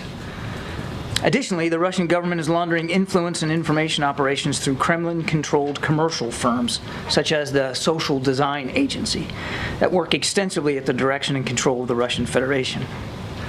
All of this activity was designed to funnel disinformation through outlets and social media influencers that a certain number of Americans find credible. We will not stand for that. So in addition to the law enforcement actions that were announced just a little bit ago by the Attorney General, the State Department announced a new policy to restrict visas for employees of Kremlin-supported media organizations that are affiliated with these covert activities. And they released a $10 million reward for justice for individuals associated with a Russian hacking group that's named Russian Angry Hackers Did It, or RADIT for short, as it's also known. The State Department also designated 6 RT-affiliated entities as foreign missions, a designation that now requires them to report information about their personnel and their property to the United States government. For their part, the Treasury Department is sanctioning 6 executives and officials affiliated with RT, 3 executives associated with other Kremlin-controlled organizations. And additionally, the Treasury Department is designating ANO Dialogue, a Russian government-founded nonprofit that uses artificial intelligence to create and distribute online Russian disinformation for use against election campaigns. The Treasury included ANO Dialogue's subsidiary and its executive officer in its sanctions as well. Now, Russia, of course, is not alone in its desire to destabilize our democracy. As you may recall, just last month, the United States government disclosed that Iran engaged in a series of cyber actions with the intent to gain access to the private communications of former President Trump and his campaign by way of associated political advisors. Those efforts were clearly intended to denigrate former President Trump and to compromise his political campaign. We made it clear then, and we make it clear again today, that this is unacceptable, and we won't stand for it either. Let me close with just two more thoughts, if I could. First and most importantly, we are committed to protecting our democracy and our elections, regardless of the source or the target trying to interfere with them.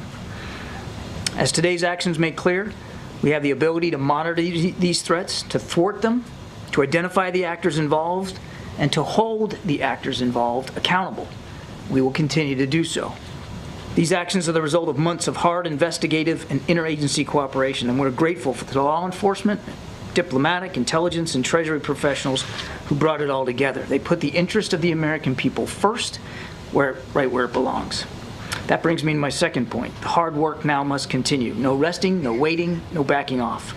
The American people can rest assured that the men and women of the federal government are at this very moment laboring to prevent future abuses and interference in our electoral process. But this cannot alone be the work of government. Every citizen bears a hand. We urge all Americans to read through the indictment today. Study the sanctions and the designations that we announced. All of it's online. All of it is readily available to you. Likewise, please take time to consider how you get your news and information.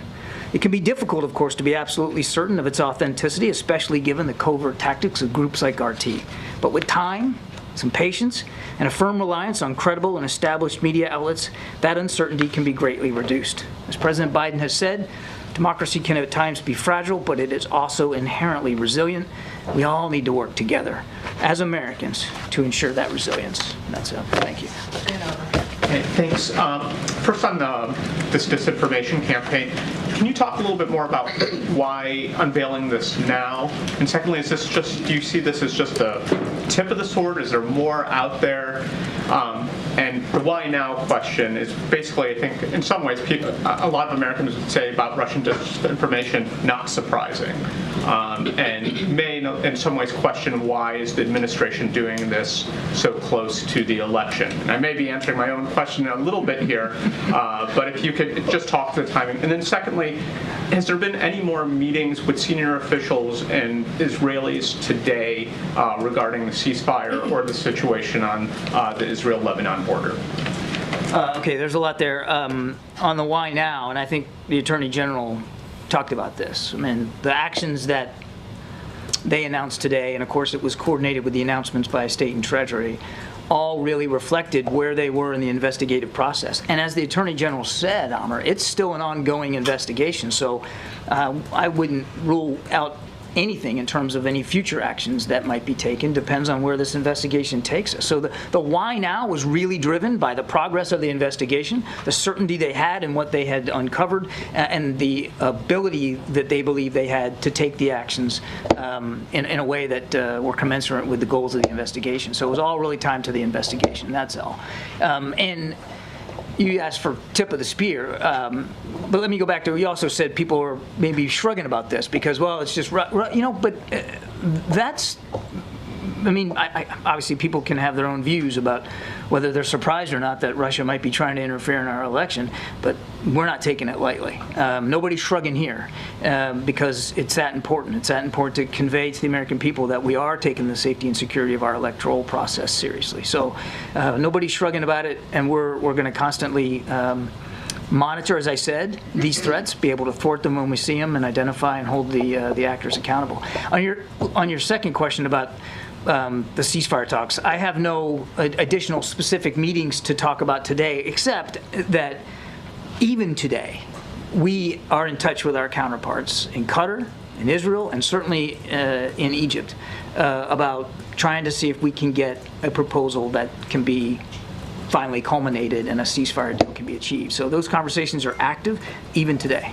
There was a report that Jake Hochstein and Brett McGurk had a virtual meeting today with Dermer and I think some other Israeli officials. Is that not true? I won't confirm any specific individual sessions, except to tell you that even today there have been ongoing conversations with our counterparts, as you would expect that it would be. So even though there's not Teams meeting in Doha or Cairo right now, it's not like the effort has lapsed.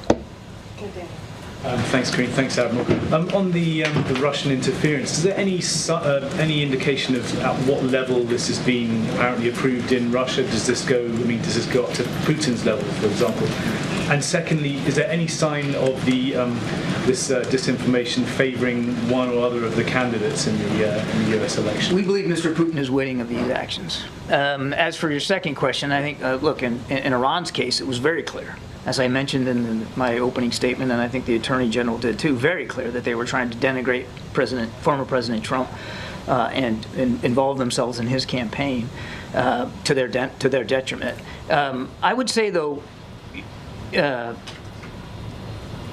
what we talked about in Russia, they are certainly trying to sow discord, feed disinformation, and try to put narratives out there through voices that the American people might find credible that support their policies, that support their interests, such as trying to diminish support in Ukraine.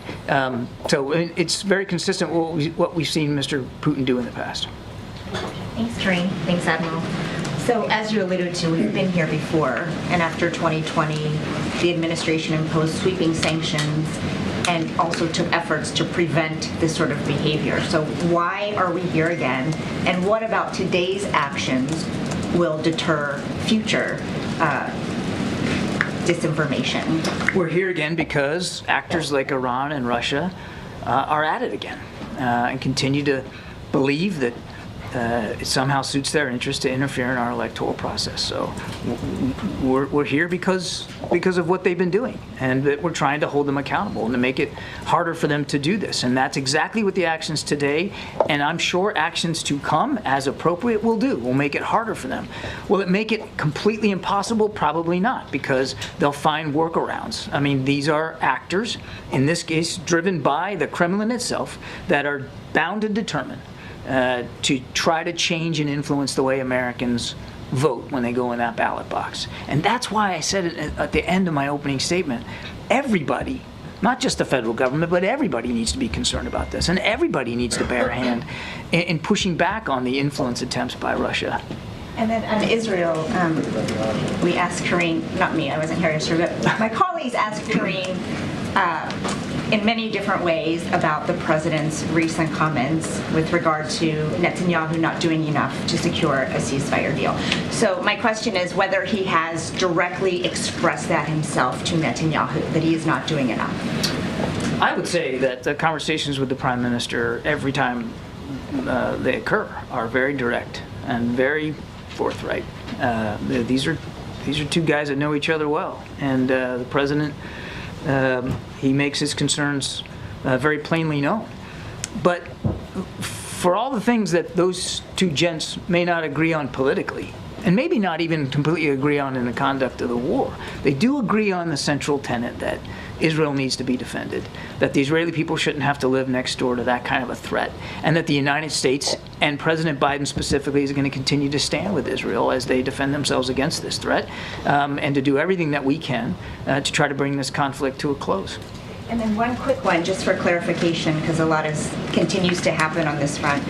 When the president is calling for a ceasefire, does he mean a permanent ceasefire at this point, or does he mean one long enough to allow the hostages to be released? Well, it's a little bit of both. I mean, the ceasefire that we're really trying to drive out right now is getting to phase one, which gets you 6 weeks of no fighting. 6 weeks of no fighting, and that means more humanitarian assistance, and then getting at least the first tranche of hostages out, the ones that are at the most risk, elderly, sick, women in particular. But if you can get through phase one, because once you get into phase one, and that's the goal, just let us get to phase one right now, then you can start building towards phase two. And if you can get to phase two, you can get both sides to phase two, well, then you're talking about a real potential end to the hostilities in general, which of course will be a general ceasefire. So what we're focused on right now is phase one. That's a 6-week ceasefire.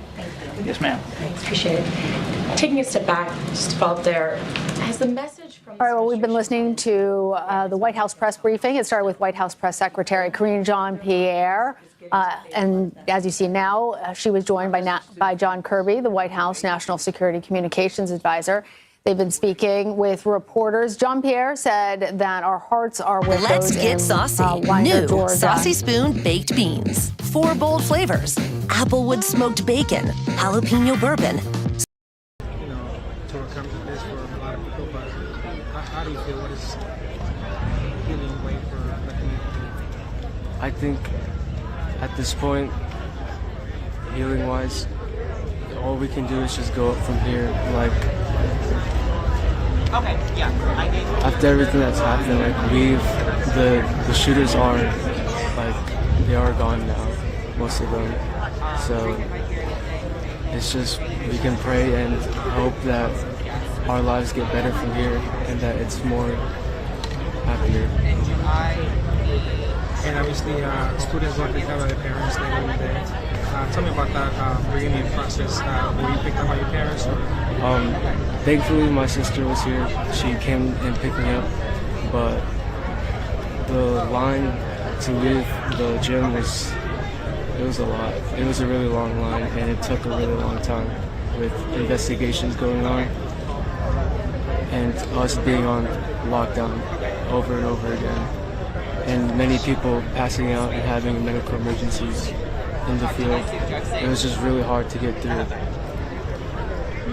Thanks for taking the time to talk to me. Again, can you tell me, just for the camera so we have it right, what Chris-Tommy is the name, first last name? CHRISTOPHERBASQUEZ.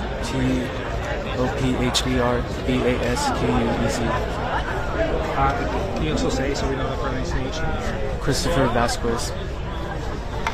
And where do you live? Do you live here in New York? I live in Fort Yargo Township. Thank you.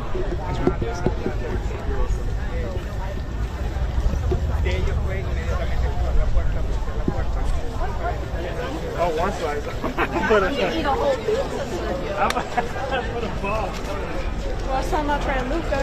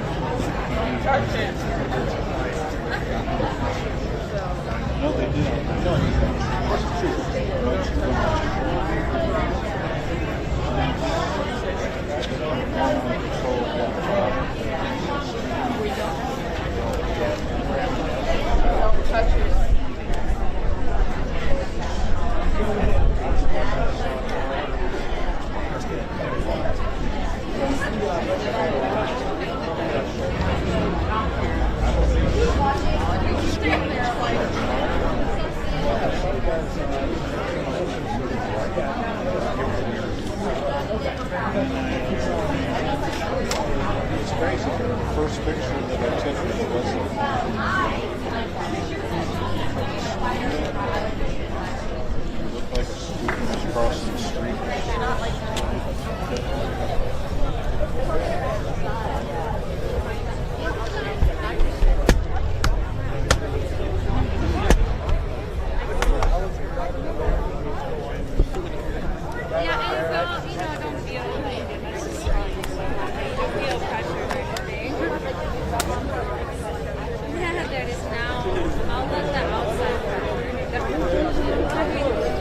And all it would be is like, well, you know, feel safe, not safe, would it be like this kind of thing else would you feel like yeah. I mean, where are they? On the way, they said they'd be here. And I can even sit down so you don't have to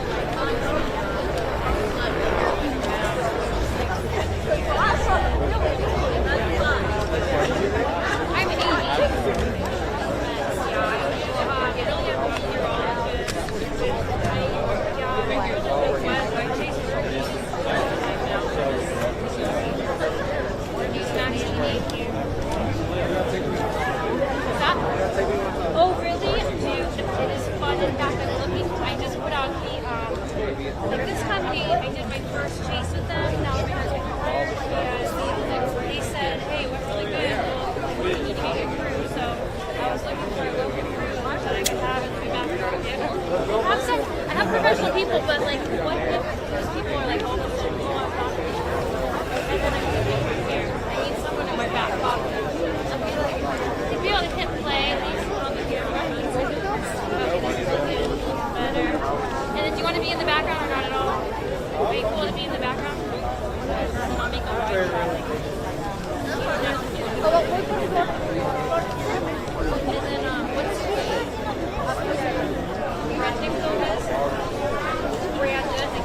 Oh no, I think that is just pizza. Oh. Yeah, I don't want pizza. Where's your stock? Everyone wears.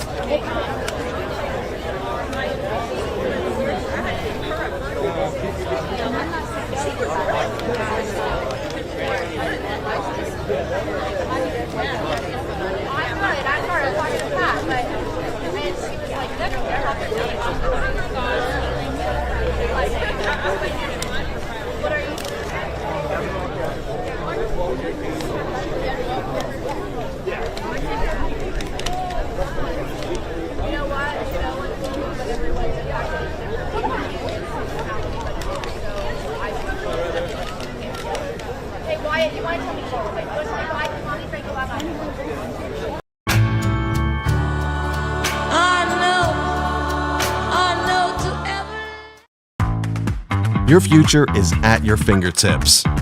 Take advantage of the flexibility and diversity of futures trading with NinjaTrader, the #1 rated futures broker. Start trading futures today.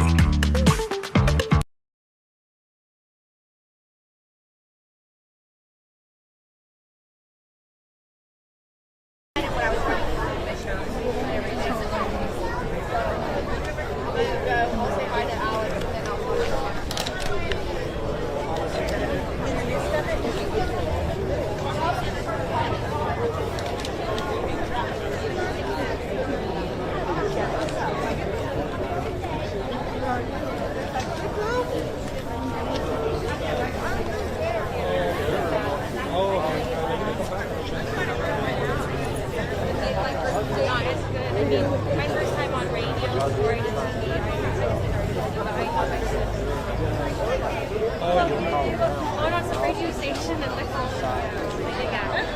me like that. She's like, yeah, do that. Failed. I gave that one rule,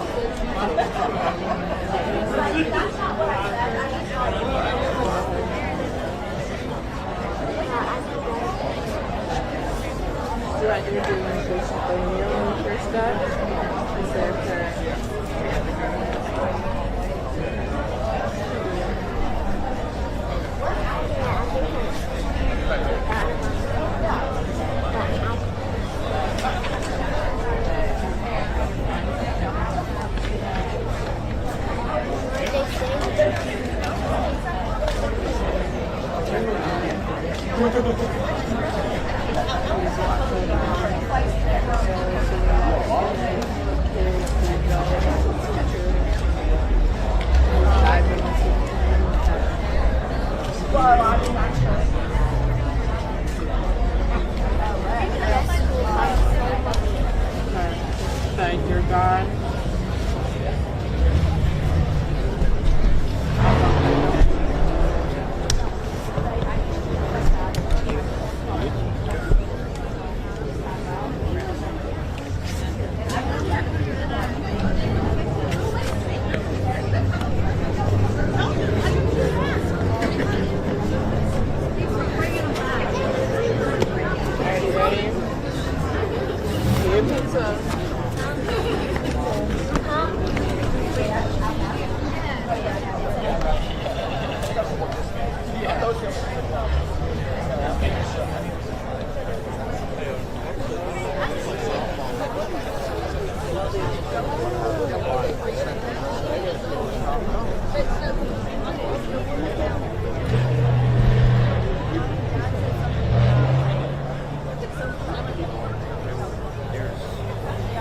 Appalachian kids right here.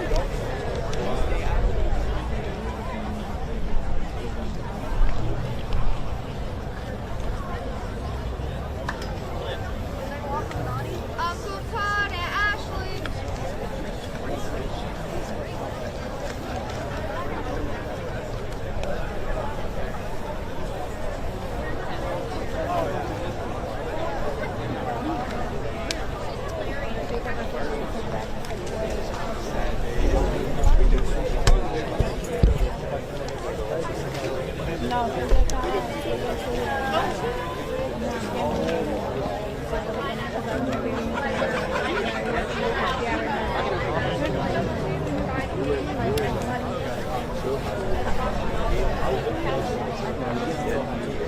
was scary for us because all you could hear with most was the sirens. I could hear just the sirens. It was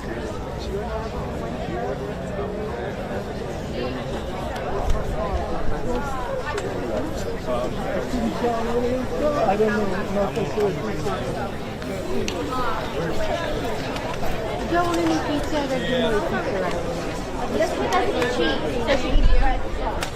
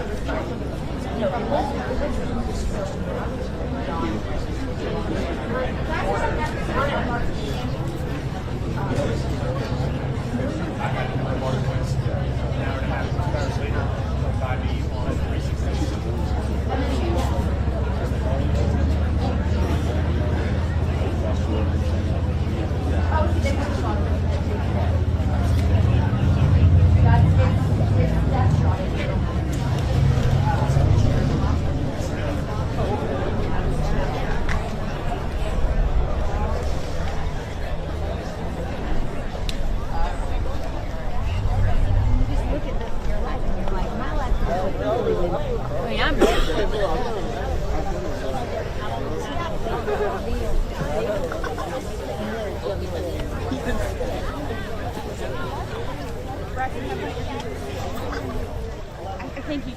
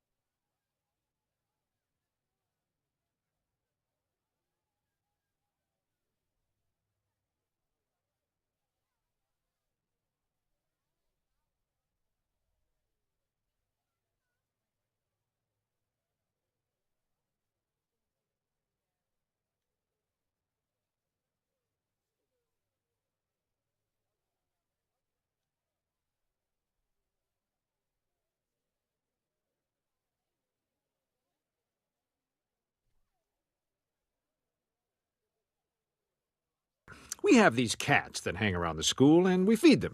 Why doesn't Chris come in and we can treat him like one of the cats? And in a couple of years, we'll give him a diploma. That doesn't sound like he'll be getting the best education. I don't know, Lois. Some of those cats go on to get pretty good jobs. Yep. We now return to Breaking Bad. You will recommend Breaking Bad to everyone you know. I will recommend Breaking Bad to everyone I know. Breaking Bad.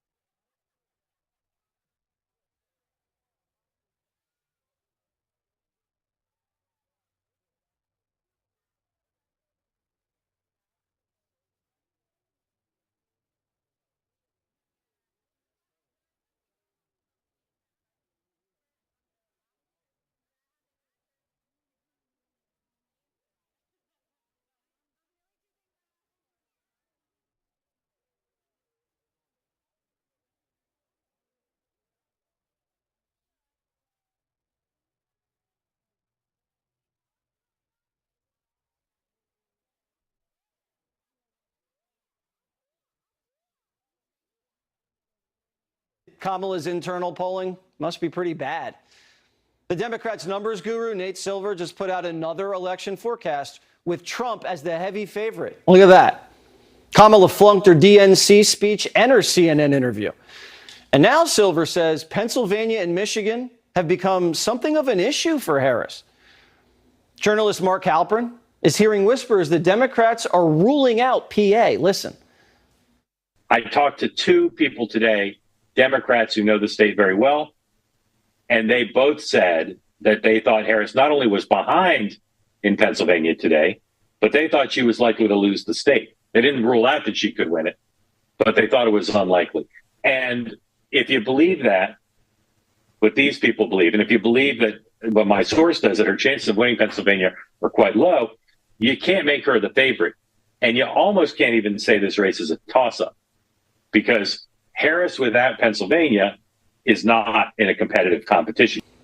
The betting markets have Trump up 6 in Pennsylvania, while he's up in Nevada and up double digits in Georgia and Arizona. Kamala campaigned in New Hampshire today. New Hampshire hasn't gone red in 24 years. Her campaign's also spending time in Virginia and Minnesota. I thought those were blue states. Why do they need to be defended? The Harris campaign's also giving $25 million to House and Senate Democrats. It's almost like the money's better spent on the House and Senate because the White House is out of reach. Kamala is more unpopular than Biden.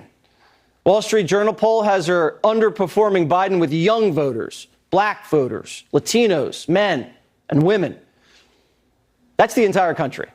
And that's why this is going to be a dogfight. The Democrats' backs are up against the wall, and Trump expects them to play dirty. You've said that politics is a dirty game in the past. It is a dirty game. It's certainly true. So if it is a game, how do you win at that game? Well, you win at that game by getting the word out and by using sense. You have to have a feeling where it's going. You also have to have a feeling of what's right. You can't necessarily just go what's popular. You have to do what's good for a country.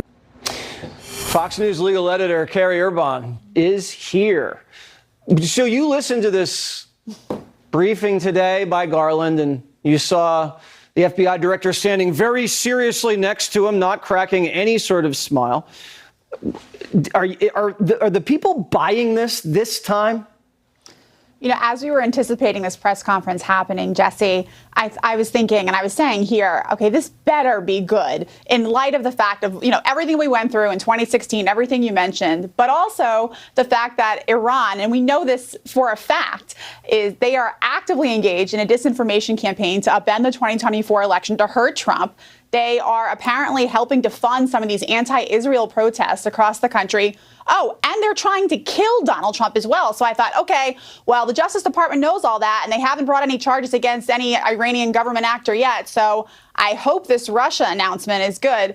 And instead, it's, you know, some PR people being paid by the Russian government to create fake social media content in the hopes of influencing Americans on various things they think will help Russia. It just was very underwhelming. Okay, so what is the allegation? There's Russians that are paying people to write things on the internet. The internet. Like, there's thousands of internet posts every millisecond by hundreds of millions of people, billions of people. And they think that's going to lose the election for Kamala Harris? Right. So after Russia invaded Ukraine, the U.S. and a lot of other countries shut down RT TV, which is the state Russian government-funded TV here in the U.S. and other places. So what did RT do? They turned around and they started creating fake media companies. And by the way, not just here in the U.S. In fact, in the affidavit, it says that this company was monitoring people across 81 countries. So this is not just some plot to target the United States. It's happening all over the world. So they create these fake companies. They use AIs to create social media content, create fake profiles, and they also hire some, you know, people conservative commentators and people like that. But to do what? To just keep on saying what they've already been saying for years. And these people didn't know that they were actually being paid by the Russian government. They thought they were being paid by this generous benefactor. And it turns out, actually, it was RT TV. All right, so people here took money, they didn't know where the money was coming from, and it didn't change the way they talked on the internet. No. Got it. That was worth a press conference. I'm really glad Garland came out and said something. Carrie, thank you so much. Thank you. Substack columnist Michael Schellenberger joins us now. So we've seen this. We've seen it for years. The media is complicit. Ken Delanian, or whatever his name is, the biggest spook on MSNBC, said that this has got the hallmarks of another Russia propaganda election interference plot.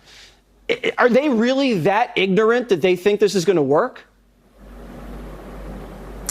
That's a great question. I mean, you look at if you actually believe everything in the indictment, and I read every word of it just now, this is really small ball stuff. There's no evidence that any Russian money changed anybody's opinion. They say in the indictment that 2 of the influencers that were targeted did not know that it was Russian money. There's no evidence that, really, there was any serious amount of media coverage to influence anything measurable in terms of opinion.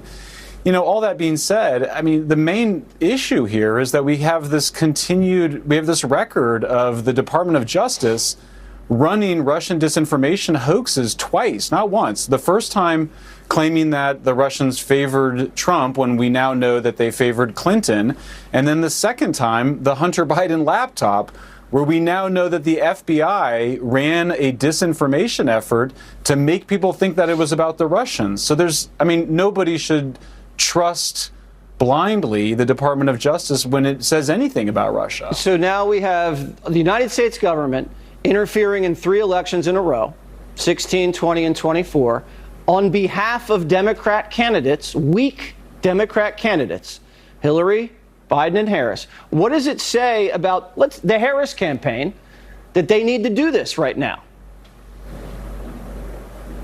Yeah, I mean, look, I think it's this is the best they've got, and I think that says something, that they're having to do this. And like you said, it's all of the discredited characters with all of the discredited messages from the past. Right. So it's not going to, it's clearly not going to have much impact at all. I think there is some reason for concern, which is it does feel like it's another effort to program people, if we're going to use the crude word, brainwash people and get them to stop thinking about these issues. And so we should always be concerned when we see situations where there may be the weaponization of the government going on in order to, in this case, because it's always projection, influence the elections. Right. The timing alone is curious. You can't have the FBI, and this is probably CIA laundered, and the Department of Justice spilling this out through press conferences and through leaks to mainstream media reporters on the eve of election, and then you're going to have a 24-hour, maybe 48-hour news cycle on CNN, on MSNBC, and it's just going to wash over the people, even the casual viewers that are just clicking around. That does have an impact. That's more election skullduggery than what the Russians are doing. Yeah, and I would say, too, I think it's important for people to understand why they keep focusing on Russia. It's clearly an effort to undermine the nationalist and populist appeal of Trump and the MAGA Republicans. They're trying to say that they're not authentically supported in the United States. They're not about America first. They're secretly, it's a conspiracy theory, Jesse. Right. The idea that Trump and MAGA Republicans are controlled by Russia is the craziest conspiracy theory of them all. But apparently it works with some people, or it's the best they got. And you have Harris's number 2 literally under investigation for his ties to China. And the Biden family also under investigation for all the money that poured in from China. It's crazy. Of course. You got to pay attention. You got to focus. That's what we're doing here. Thank you so much, Mike Schellenberger. Check out his Substack. Breaking news on voter fraud, plus RFK Jr. Next on Primetime.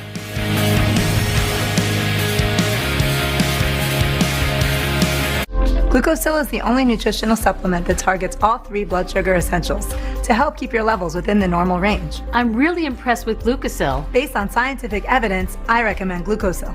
Glucosil, #1 at Walmart. Your best defense against erosion and cavities is strong enamel. Nothing beats it. I recommend Pronamel Active Shield because it actively shields the enamel to defend against erosion and cavities. I think that this product is a game changer for my patients. Try Pronamel mouthwash. There are some things that work better together, like your workplace benefits and retirement savings. Voya provides tools that help you make the right investment and benefit choices so you can reach today's financial goals and look forward to a more confident future. Voya, well planned, well invested, well protected. I love to travel. I've been to Easter Island, the Galapagos, Morocco, India, and the first item that I pack is my Balance of Nature. It's been amazing. Get 35% off your first set when you use discount code Fox News. When things go sideways, will you be prepared? I want to introduce you to the Patriot Power Generator 2000X. Use the endless free power of the sun to power lights, your TV, medical equipment, even run your fridge. And that's without gas, fumes, or noise. Go to 4patriots.com. You'll get a solar panel included free. Double the capacity, expandable for more power, and more outlets than ever. This is about peace of mind. Get your solar generator and free panel at 4patriots.com. Take an EKG from anywhere, but with 6 times the data. Can your smartwatch do that? Introducing Cardia Mobile 6L, the FDA-cleared EKG that provides 6 times more heart data than any smartwatch. And it detects 3 of the most common arrhythmias in just 30 seconds, including atrial fibrillation, bradycardia, and tachycardia. Cardia Mobile 6L, the world's most advanced personal EKG. Get yours today at cardia.com or Amazon.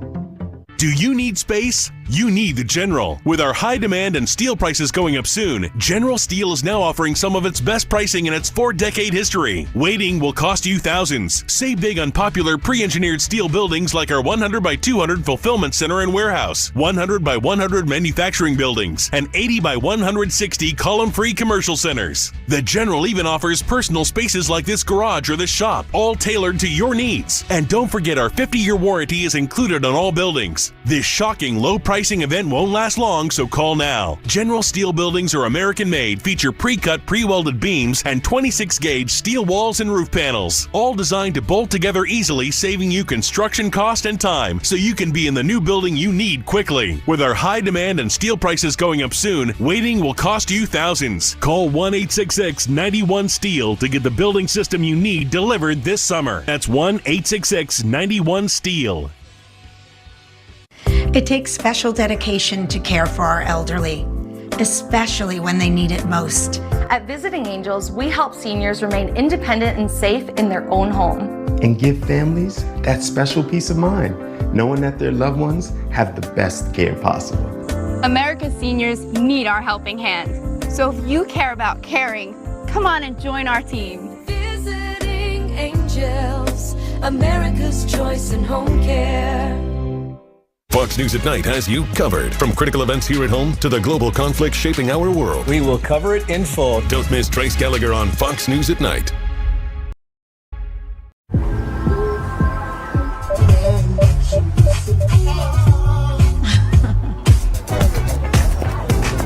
Wow. Everyone's outside.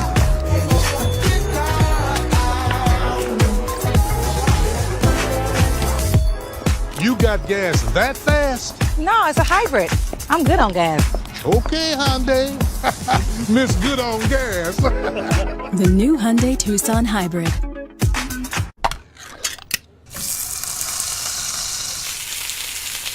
A hit.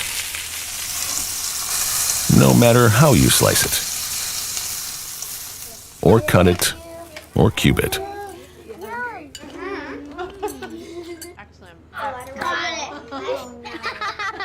Sizzle, pork, and another way to Spam and eggs. Spam maple flavored. Hey, with Priceline VIP Family, you can unlock deals 5 times faster. You don't even have to be an actual family. Oh, I'd be the dad. I'm the dad. Hey, physically, it's clear that I'm the dad. Okay, so which dad is paying? You're the dad. Go to your happy price, Priceline. It won't be hard to find someone to fix this. But before I started Angie's List, different story. A lot has changed for us at Angie since then, but the issues facing homeowners are the same. And the solution too, skilled local pros. Get started at Angie.com. Early voting starts in just a few weeks, and Republicans are taking action to secure the polls. Governors in states like Virginia, Texas, Ohio, Alabama have removed thousands of non-citizens from the voter rolls, and they're not stopping there. The group Americans for Citizen Voting pushing for more states to pass amendments that ban non-citizens from casting ballots. Listen. I believe that we are the gold standard. I don't think there's any other country in the world that allows non-citizens to vote. But frankly, I don't care what the rest of the world does. America is the gold standard. We set the model, we lead, and only American citizens should be voting in our elections. This comes as the RNC is warning how a nonprofit is trying to turn America's healthcare system into voter registration drives, coercing hospital patients to register to vote before getting treatment. Before you get this chemo, we're going to need you to register, and you'll only get it if you register. The letter says this: it is not difficult to imagine how a patient could feel pressured to register to vote or support a certain candidate to receive medical care. This perversion of the doctor-patient relationship raises serious legal concerns given the laws and regulations governing that relationship and voter registration. And the Biden-Harris administration's unleashing a task force to make sure Election Day plays out exactly like they want. This task force has been marshaling the full resources of the Justice Department to aggressively investigate and prosecute threats targeting election workers, officials, and volunteers. So all the poll watchers the RNC hired, you better not be watching too closely. Because if you stand less than 6 feet away when they count ballots, that's targeting, and you'll be arrested. And don't forget what we reported last week. Major cities like Detroit want all the poll watchers they can get, as long as they're Democrats. Red state governors need to do their part to secure the ballot box and make sure that every American's vote counts this November.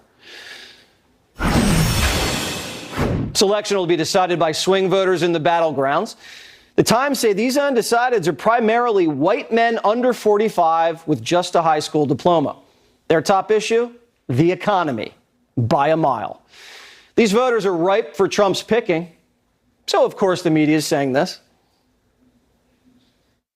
If you're a capitalist, if you believe in American capitalism, as I believe in American capitalism, unapologetically believe in American capitalism, if you believe in American capitalism, you should be worried about Donald Trump being elected. We looked into the Biden-Harris recovery. It's a hoax. If you take away the bounce-back jobs that were lost during COVID, Trump created 1 million more jobs than Biden-Harris. And 1 million foreign-born workers were hired this year, while 1 million native-born workers dropped out of the workforce altogether. So no matter what they tell you, the people know the truth. So we have an election year coming up. Who do you want to win, Trump or Kamala Harris? Trump. Trump? Why Trump? The economy was better. I work in construction. Construction was booming. What do you think that Trump does that makes construction boom under him? Like what's he doing? I think is the understanding of the business. He's a businessman. Do you want Trump or Kamala Harris to win? Trump. Why Trump? Because everything can be very cheap. Now everything expensive. Did the price of your hot dogs go up? Yeah, up. Now $5, before can $2. Yeah or no?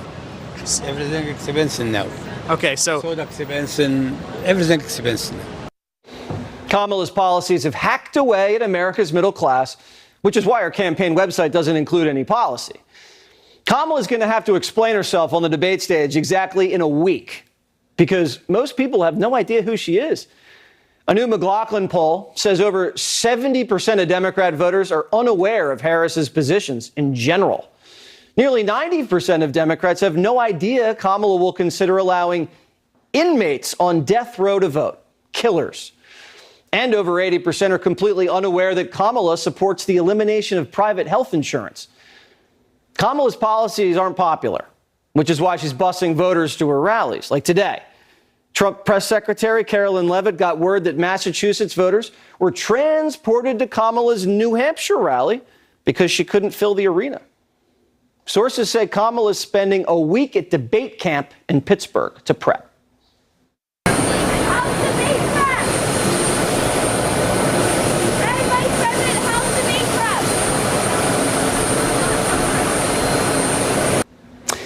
That wasn't Kamala ignoring questions. That was Kamala preparing for the debate because they're training her not to get rattled. Somebody's got to be the here. Like, somebody's got to sit there and really pepper her and get her to get annoyed and aggravated, because that's probably what Trump's going to do. And what you want her to do is to work out that aggravation in prep and not do it when she's on stage. No Spin News analysis suggests that the presidential candidate who stays on the defensive loses. And Kamala Harris has a lot to defend. Her Senate record, her record with Biden, the flip-flops, the coup, her vision, or lack thereof. Trump needs to go on offense next Tuesday, put Kamala on her heels, turn to her and ask her questions that the moderators won't. Fox News will be simulcasting the debate live next Tuesday at 9 o'clock Eastern, and obviously you can watch me at 8 right before. Former presidential candidate RFK Jr. joins us now. All right, RFK Jr., if you were on stage facing Kamala Harris, how would you turn this exchange into a victory for you? I'd talk about her record. I'd talk about the border. I would, if between 7 and as high as 15 million illegal immigrants who've come in, escorted in by the Sinaloa drug cartel. They've been crushing the social safety system in our country. I talk about the COVID lockdowns, which closed 3.3 million businesses, and 41% of the black-owned businesses will never reopen. It shifted $4.3 trillion north from the American middle class to this new oligarchy of billionaires. I would talk about censorship. I think she's very, very vulnerable on that because of the statements that she's made, but also the policy of the Biden administration. You now have Mark Zuckerberg coming forward and saying that the Biden White House ordered him to censor President Biden's political opponents. And I'd want to know about where she stood on that.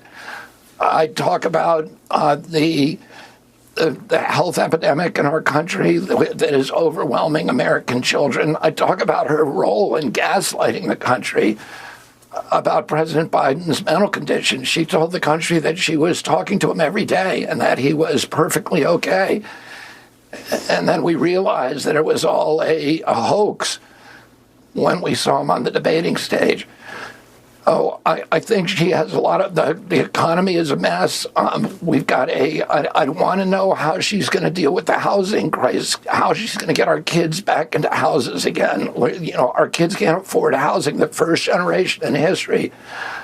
I'd ask her about the deficit, $35 trillion. $1 trillion every 90 days, we're adding $1 trillion. Within 5 years, 50 cents out of every dollar that we spend in taxes is going to go to servicing the debt. Does she have a plan for that? And then I'd ask her whether she's content to go. She doesn't have a plan. She doesn't have a plan, obviously. Or if she has a plan, it's not her plan. It's other people's plan that they tell her is her plan, and then she'll just voice it. You talked when you went up on stage with Donald Trump a little while back about making America healthy again, and he's deputizing you. And you're going to make America healthy again. So when you get in there, if Donald Trump is fortunate enough to be reelected, how are you going to strangle the food industry so that it can't poison the children? And how are you going to strangle the pharmaceutical industry so it can't poison the people? Because I don't know, RFK, I'd rather go up against the CIA than take on big food and big pharma. I mean, that is not going to be easy. What's your plan? No, it's not going to be easy, but, the regulatory agencies were set up to do exactly that, and now they're doing exactly the opposite. And, I've litigated on these issues, Jesse, against NIH, against CDC, against FDA. When you litigate against these agencies, you get a PhD in corporate capture and how to unravel it. And I understand exactly what we need to do. We need to take the $42 billion budget of NIH, which is now being used to incubate new pharmaceutical products to treat chronic disease. And instead, we need to figure out what's causing it.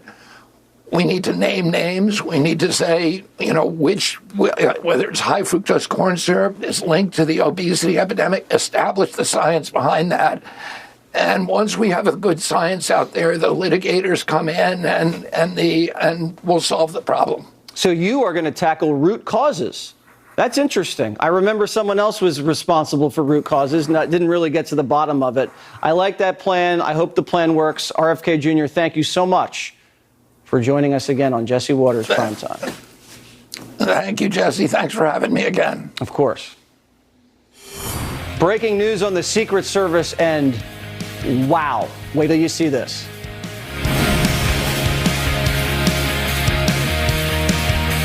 My moderate to severe Crohn's symptoms kept me out of the picture. With Skyrizi, feel significant symptom relief at 4 weeks. Many people were in remission at 12 weeks, 1 year, and even at 2 years. Serious allergic reactions and an increased risk of infections or a lower ability to fight them may occur. Tell your doctor if you have an infection or symptoms, had a vaccine, or plan to. Liver problems may occur in Crohn's disease. Ask your gastroenterologist about Skyrizi. Control is everything to me. AbbVie could help you save.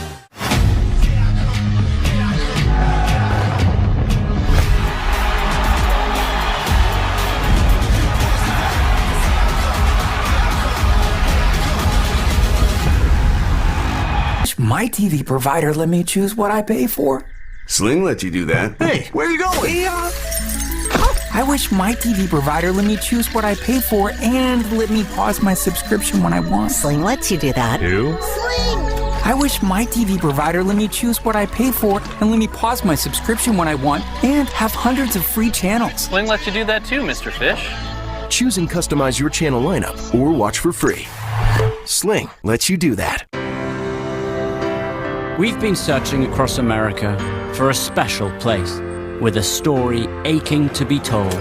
I've seen my community come together. Where people, like me, have gone through their own share of pain and suffering, but have come out stronger. The sky's the limit right now. This town has so much potential. This is a story of resilience. This is American exceptionalism. Only on Fox Nation.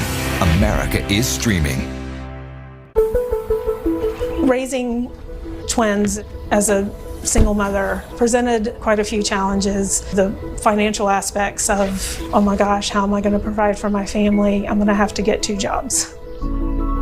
Thomas Kennedy, he was a major in the U.S. Army. Tom loved hockey. He went to West Point to play hockey and ended up falling in love with the Army. He was a father. He was a great husband. He would give his shirt off of his back for you.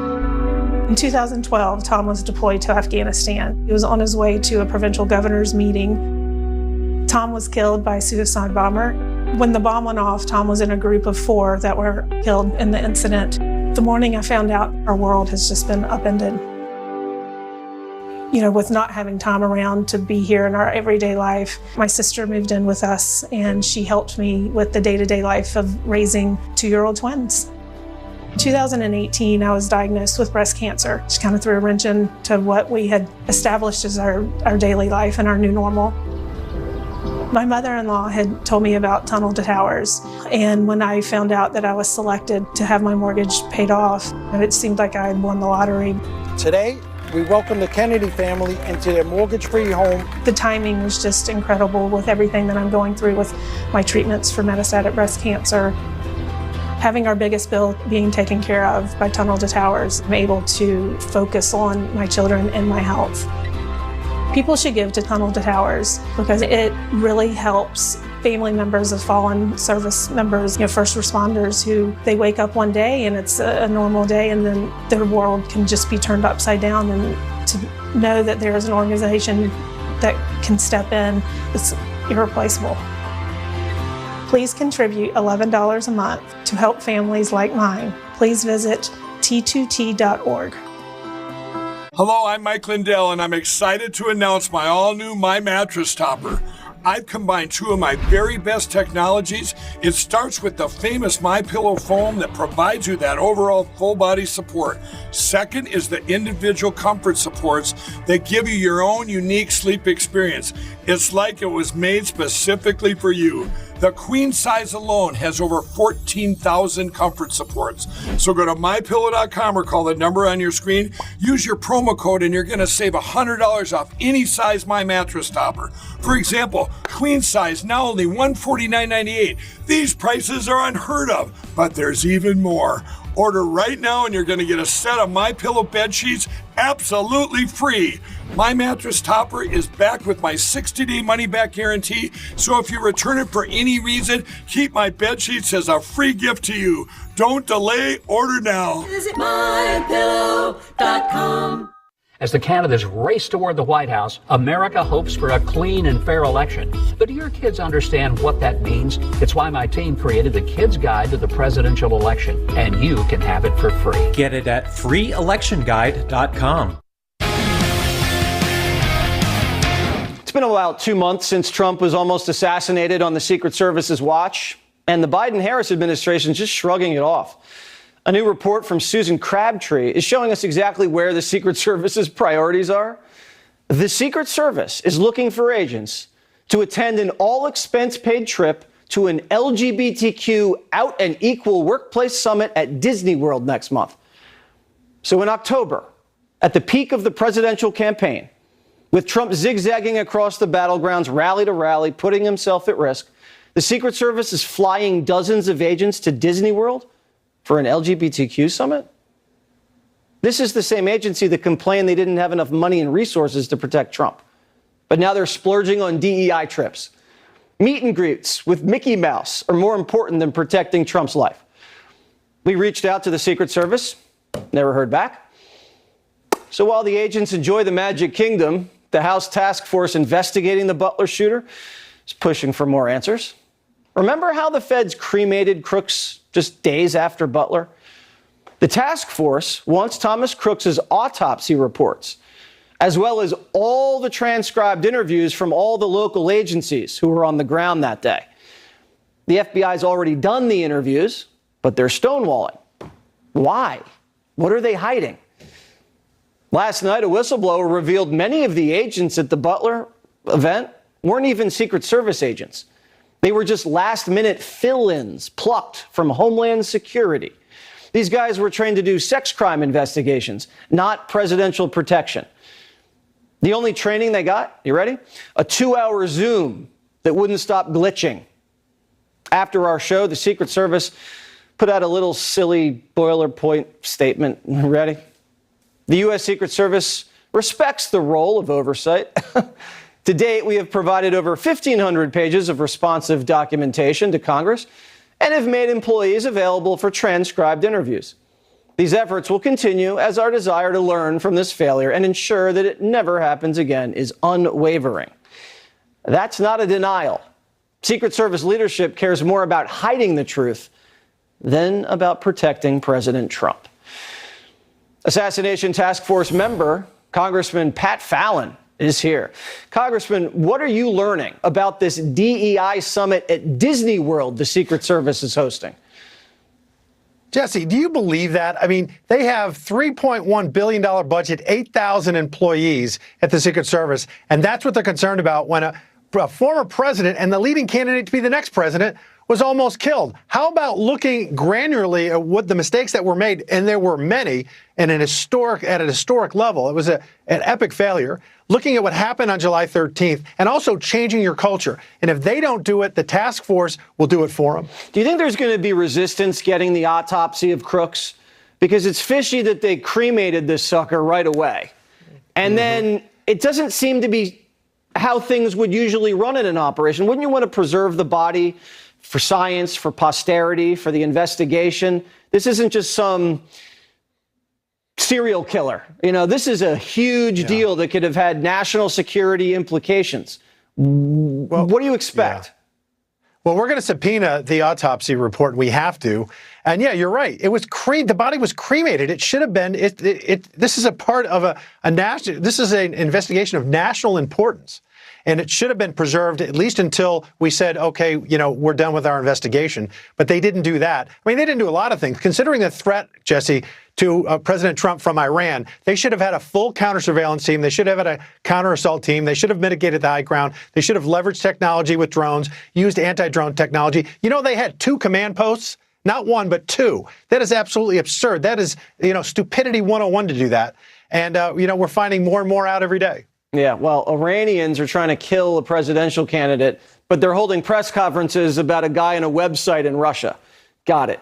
Congressman, thank you so much. Keep us posted as these things continue to develop. Will do, Jay. Fox News Alert, a major update in the tragic school shooting that left 4 dead in Georgia today. FBI agents had this shooter on their radar for more than a year.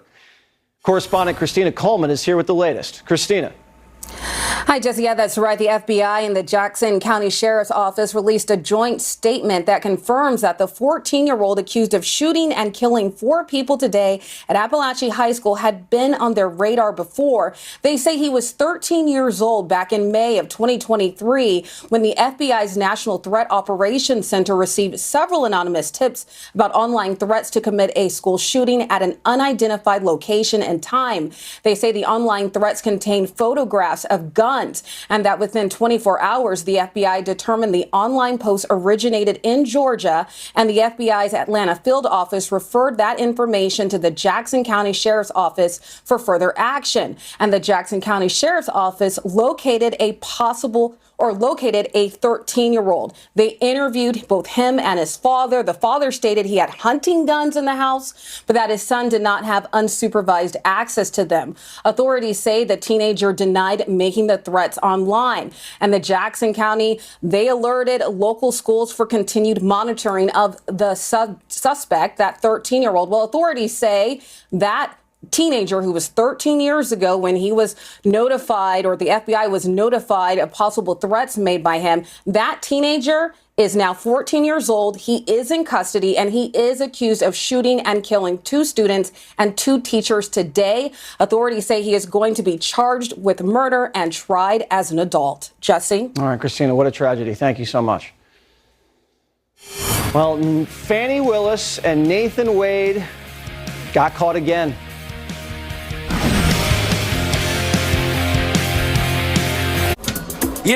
If you were cash back and you could earn on everything with just one card, Chase Freedom Unlimited. So if you're off the racking or crab cracking, you're cash backing. Cash back on flapjacks, baby backs, or tacos at the Taco Shack. Nah, I'm working on my 6-pack. Switch to a King Suite. Or book a silent retreat. Silent retreat. Oh, hold up. Yeah, I can't talk right now. I'm at a silent retreat. Cash back on everything you buy with Chase Freedom Unlimited with no annual fee. How do you cash back? Chase, make more of what's yours. Nobody wants to put a new roof over their head. It's too expensive. And if they can extend the life of that roof and get 5 more years or 10 more years, it's a no-brainer. What RoofMax does is it helps people in that they don't have to spend that $15,000, $20,000 on a new roof.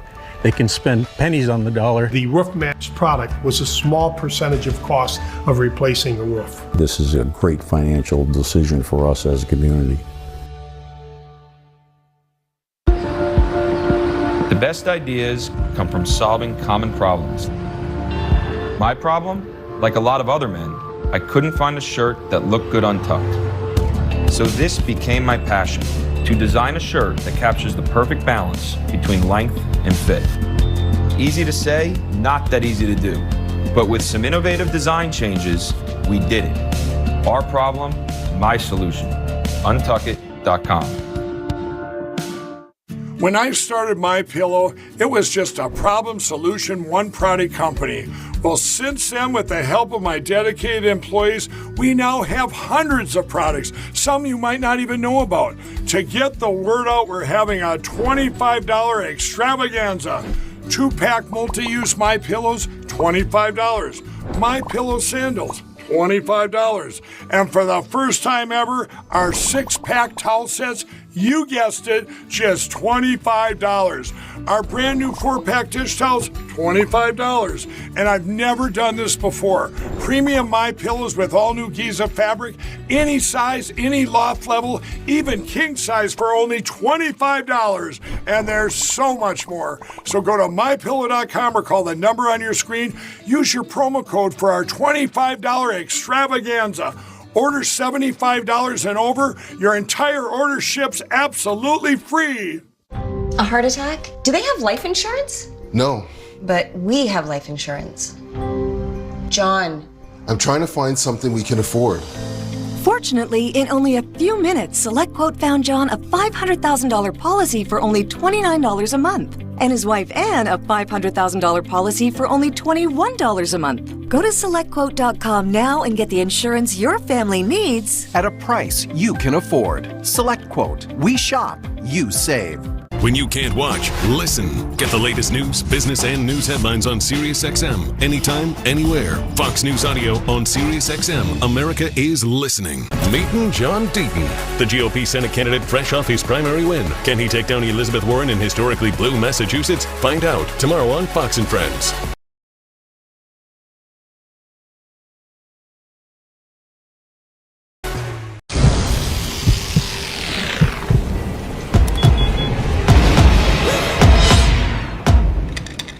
Nothing scary about Energizer Ultimate Lithium, the #1 longest-lasting AA battery. As a new mom of 2, I'm so glad that I found the world's first 3-in-1 child shield by Energizer. It's the only coin lithium battery with 3 safety features designed to keep our kids safe.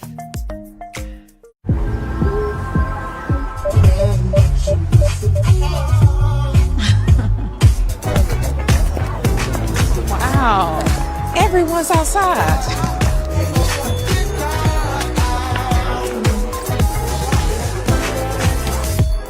You got gas that fast? No, it's a hybrid. I'm good on gas. Okay, Hyundai. Miss Good on Gas. The new Hyundai Tucson Hybrid.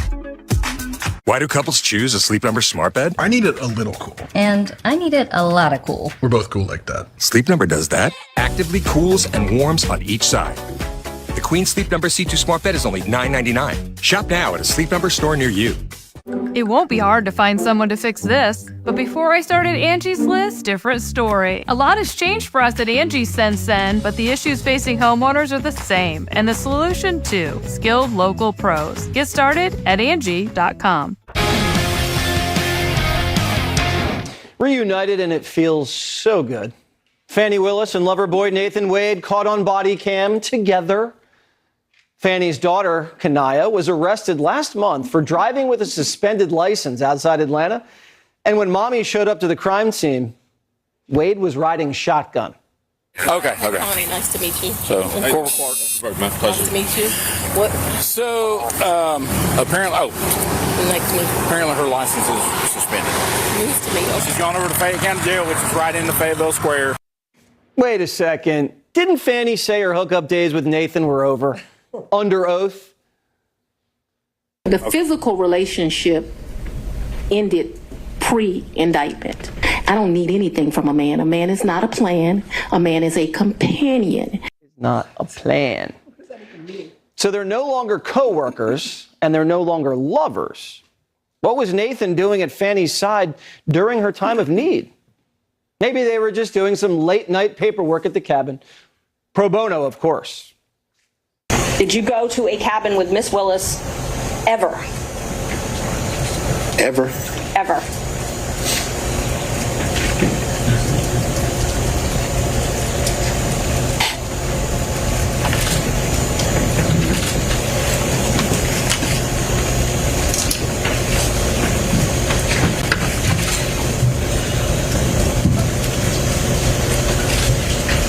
No. You've never gone to a cabin with this? No.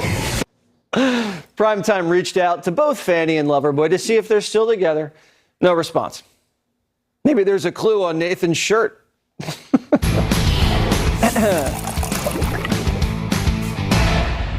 Motor's cooler. Let's bring in Fox News host Julie Banderas. They say blood's thicker than water, but Tim Walz' family in Nebraska won't be bleeding blue this November. His cousins put out this photo. wearing Walls for Trump shirts.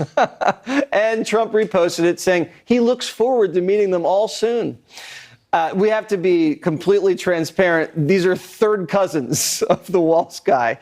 Does it still count? Yeah, it does. It does? They're Third cousins? Waltzes. I don't care what they are. It doesn't matter. They are Waltz family members.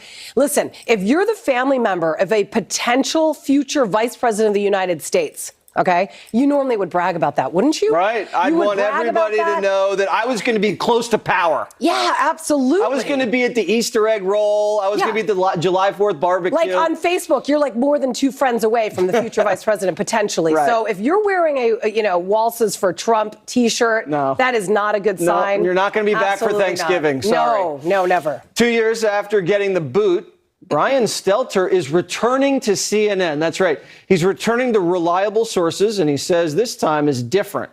Quote, the media industry has matured. CNN has evolved. And I have changed a lot since I signed off 2 years ago. I'll be appearing on air, developing digital content, and helming this newsletter. It will be different because I am different. What do you think will be different about Brian?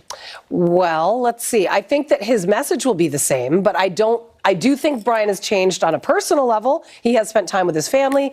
He's a father. He's a family man. And Chris Licht is no longer the ABC helm at the ABC helm. Right. So his values haven't changed, just like Kamala. I don't think his opinions have not changed politically. No, I do not think so. Can we just do Biden sat at a child-sized desk? Can we see that, please? Look at this little desk. Why are they making Joe sit at this little desk? I don't know. Why do they do this? But you know what's even worse is the questions that followed and the questions that he actually ignored. He ignored the questions. It's like putting a child in a toddler's desk and then asking him big boy questions. Oh, because he had that big boy press conference. He doesn't have the big boy presidential seal, though. Thank you so much, Julie. Good to see you again. Good to see you, as always. More from our movement ahead.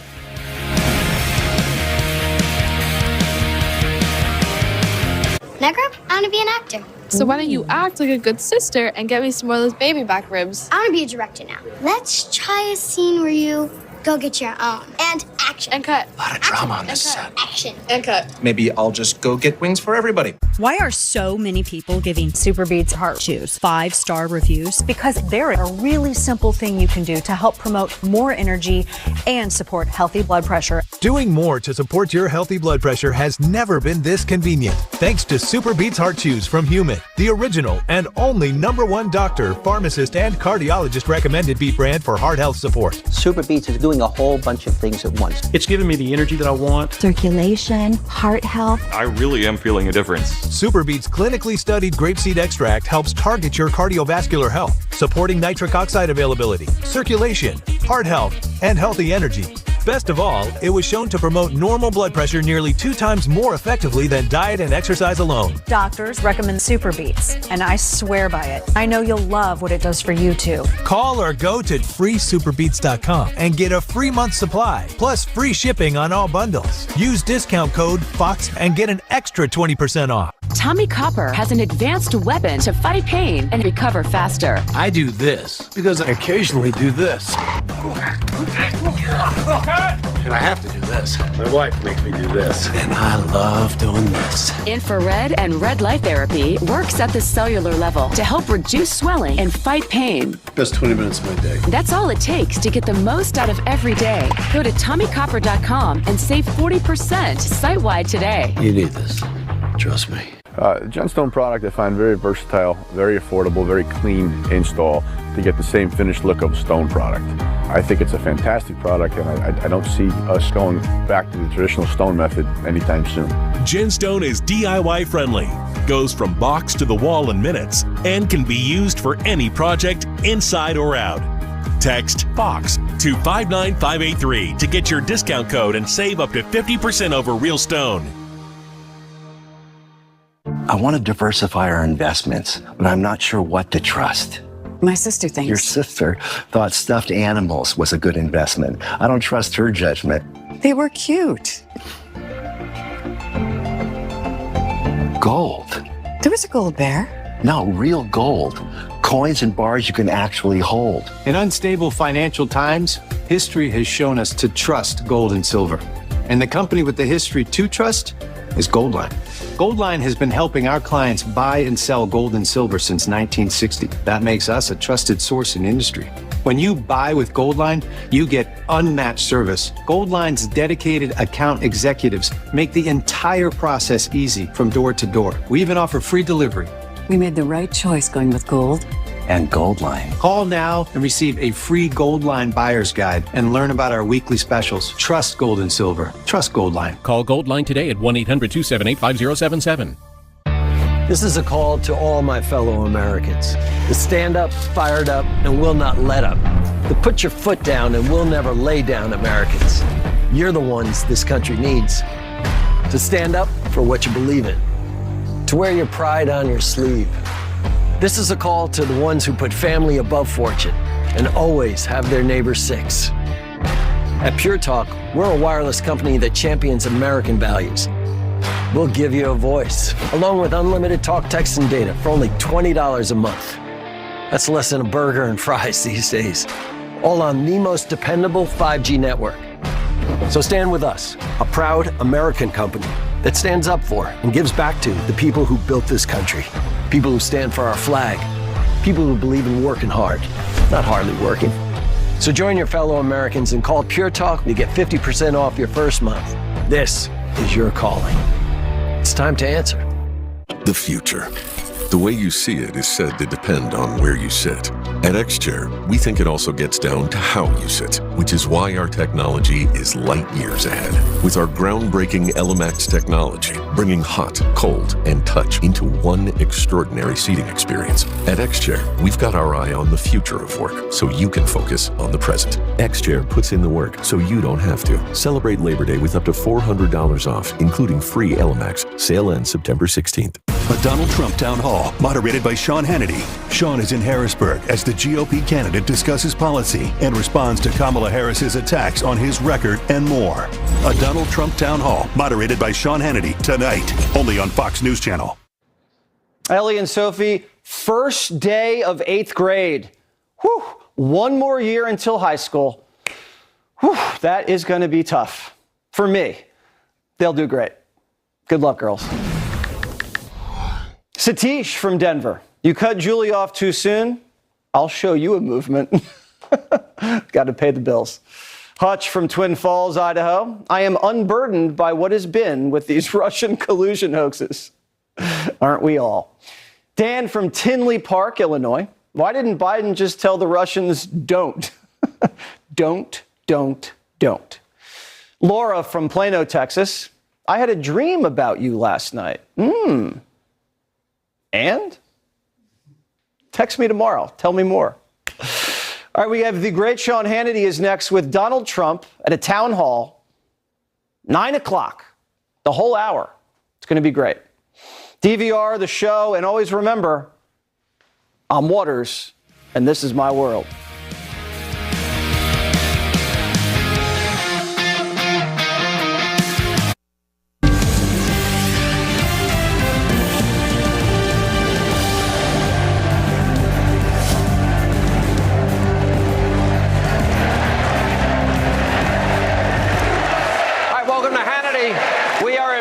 Harrisburg, Pennsylvania.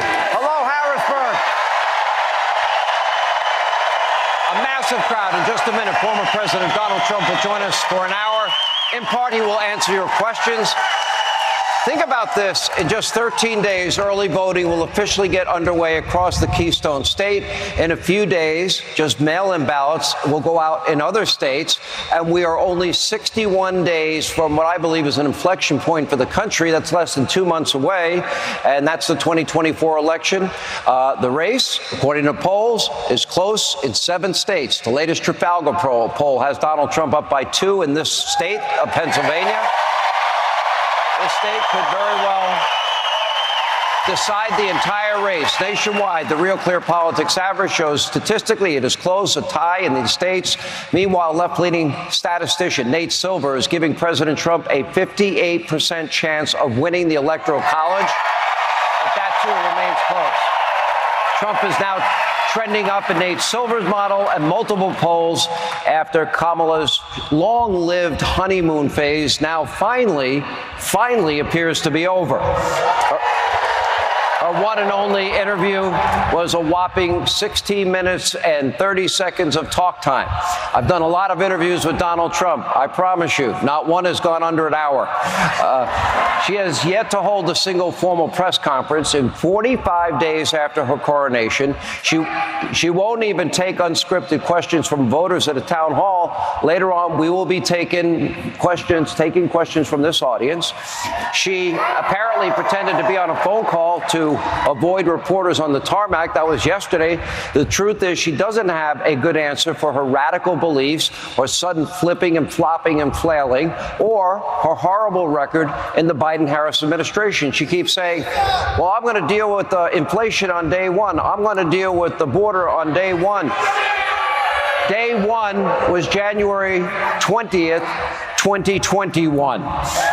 So Kamala and her far-left emotional support, Governor Tim Walz, are now hiding in plain sight behind their teleprompter, short scripted events. Democrats are hoping that Kamala can win on vibes, phony proclamations of joy, and even phonier proclamations of freedom. But in reality, the vibes haven't been the same since Donald Trump left office. Let's look at the facts. Under the former president, Americans had more money, less debt. Housing was more affordable. Food, clothing, insurance, gas, everything was more affordable. Interest rates were at record lows. The world was a more peaceful place. The border of our country was secure. Americans were more safe and secure in their towns and cities. So what happened to this country in the last 4 years under Joe Biden and Kamala Harris? And I asked this audience in Harrisburg, are you better off than you were 4 years ago today?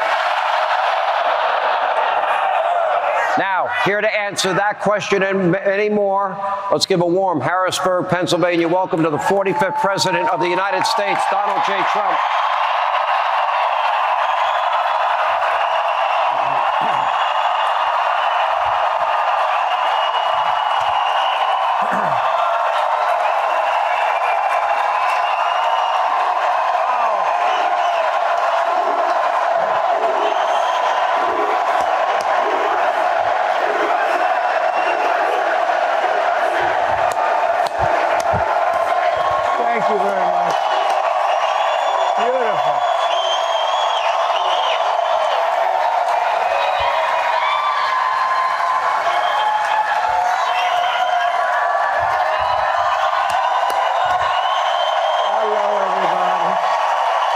Sean. How are you, sir? Great to see you. Grab a seat. Okay. Get comfortable. Oh. Hello, everybody. Thank you. David.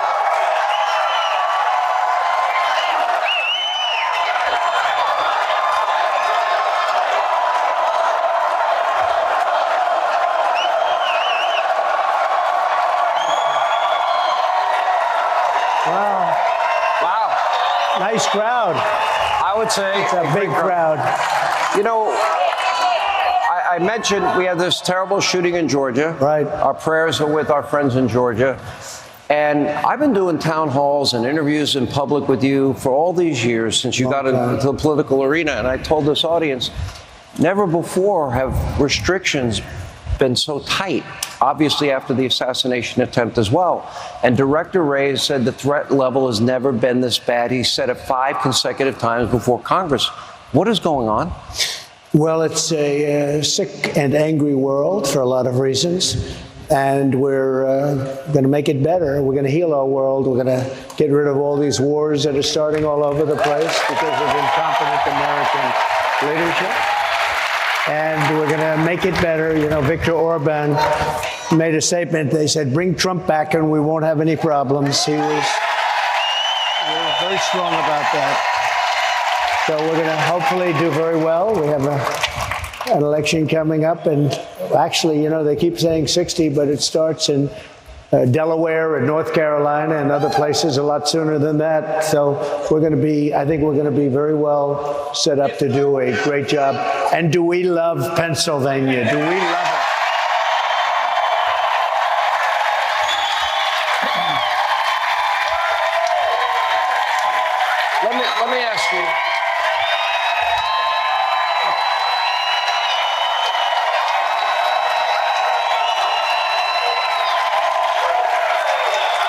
Mr. President, let me ask you this. Between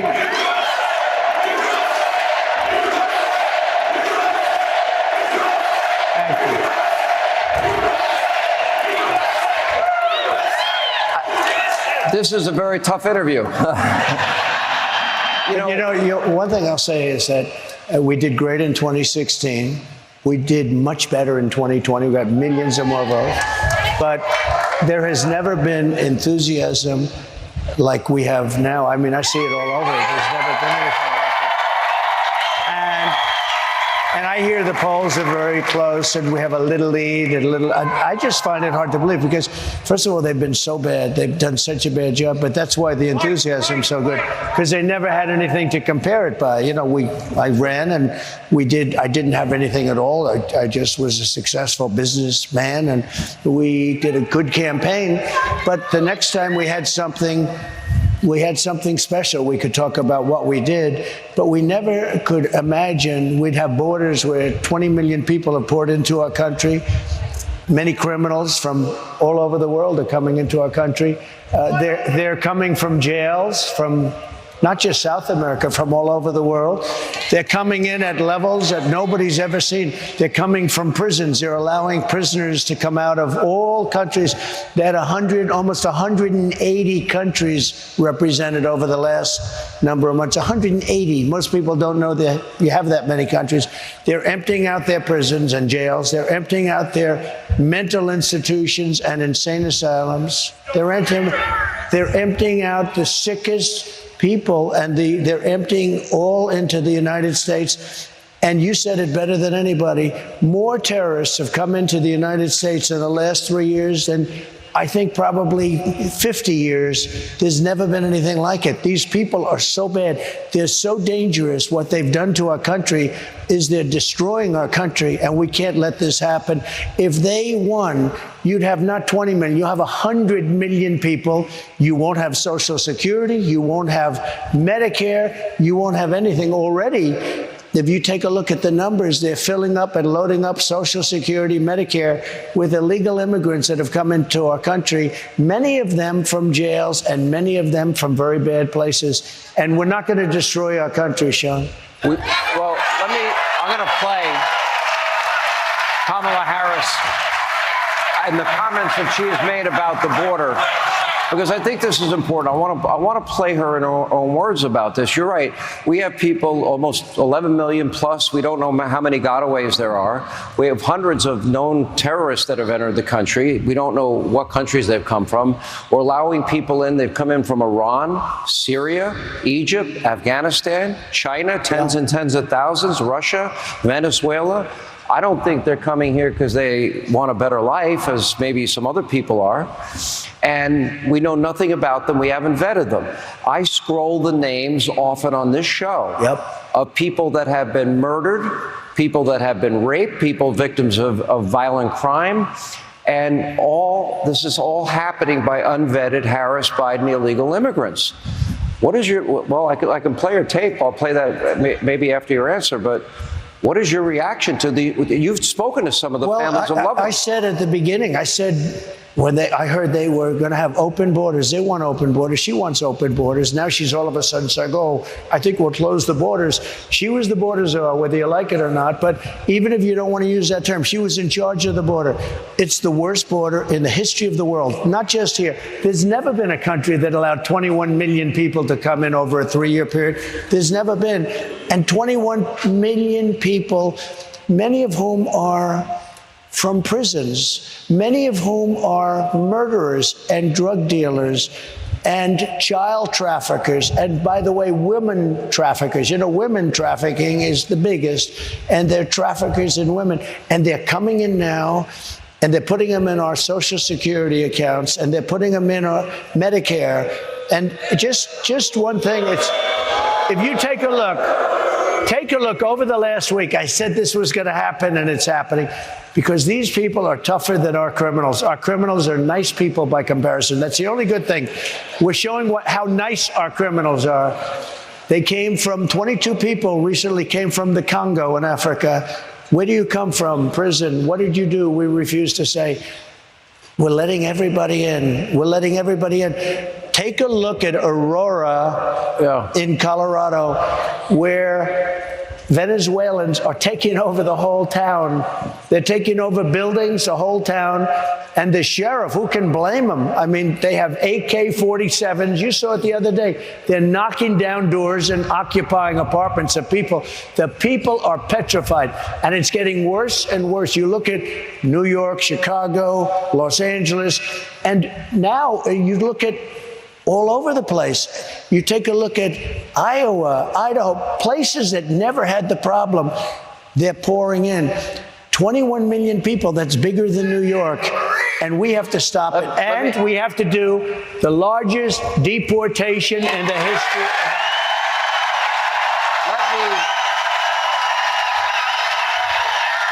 Let me play for you. And this is really a problem for the campaign, in my view, is early voting's about to start, and I don't know how many Americans are truly familiar with her positions of decriminalizing illegal immigration and free housing, health care, education. Tim Walz wants free college education, legal driver's licenses. I was so honored today. And she wants a path to citizenship. His brother endorsed me. I saw that. And his whole family. I saw the picture. And honestly, it was a very nice looking family.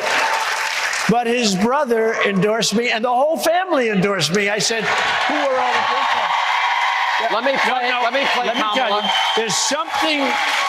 There's something weird with that guy. He's a weird guy. JD is not weird. He's a solid rock. I happen to be a very solid rock.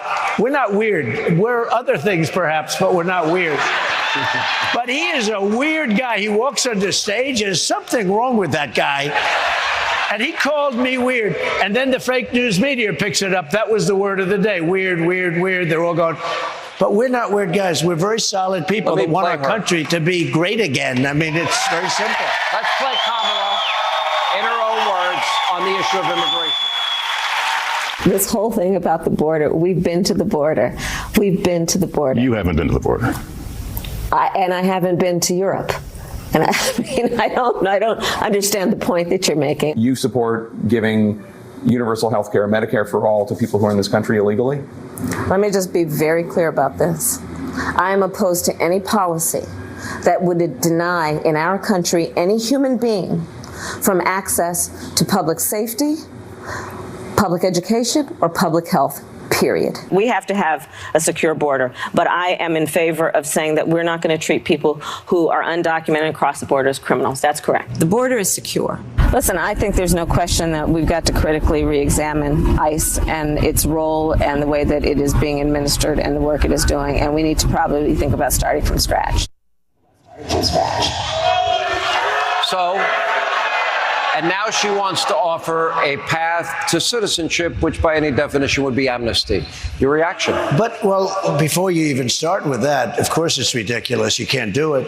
No country could sustain this. But she wants no fracking in Pennsylvania. She wants no fracking. And she said it 100 times. There will be no fracking. There will be no fracking. There will be no fracking. Then just recently she said, yes, I could approve fracking.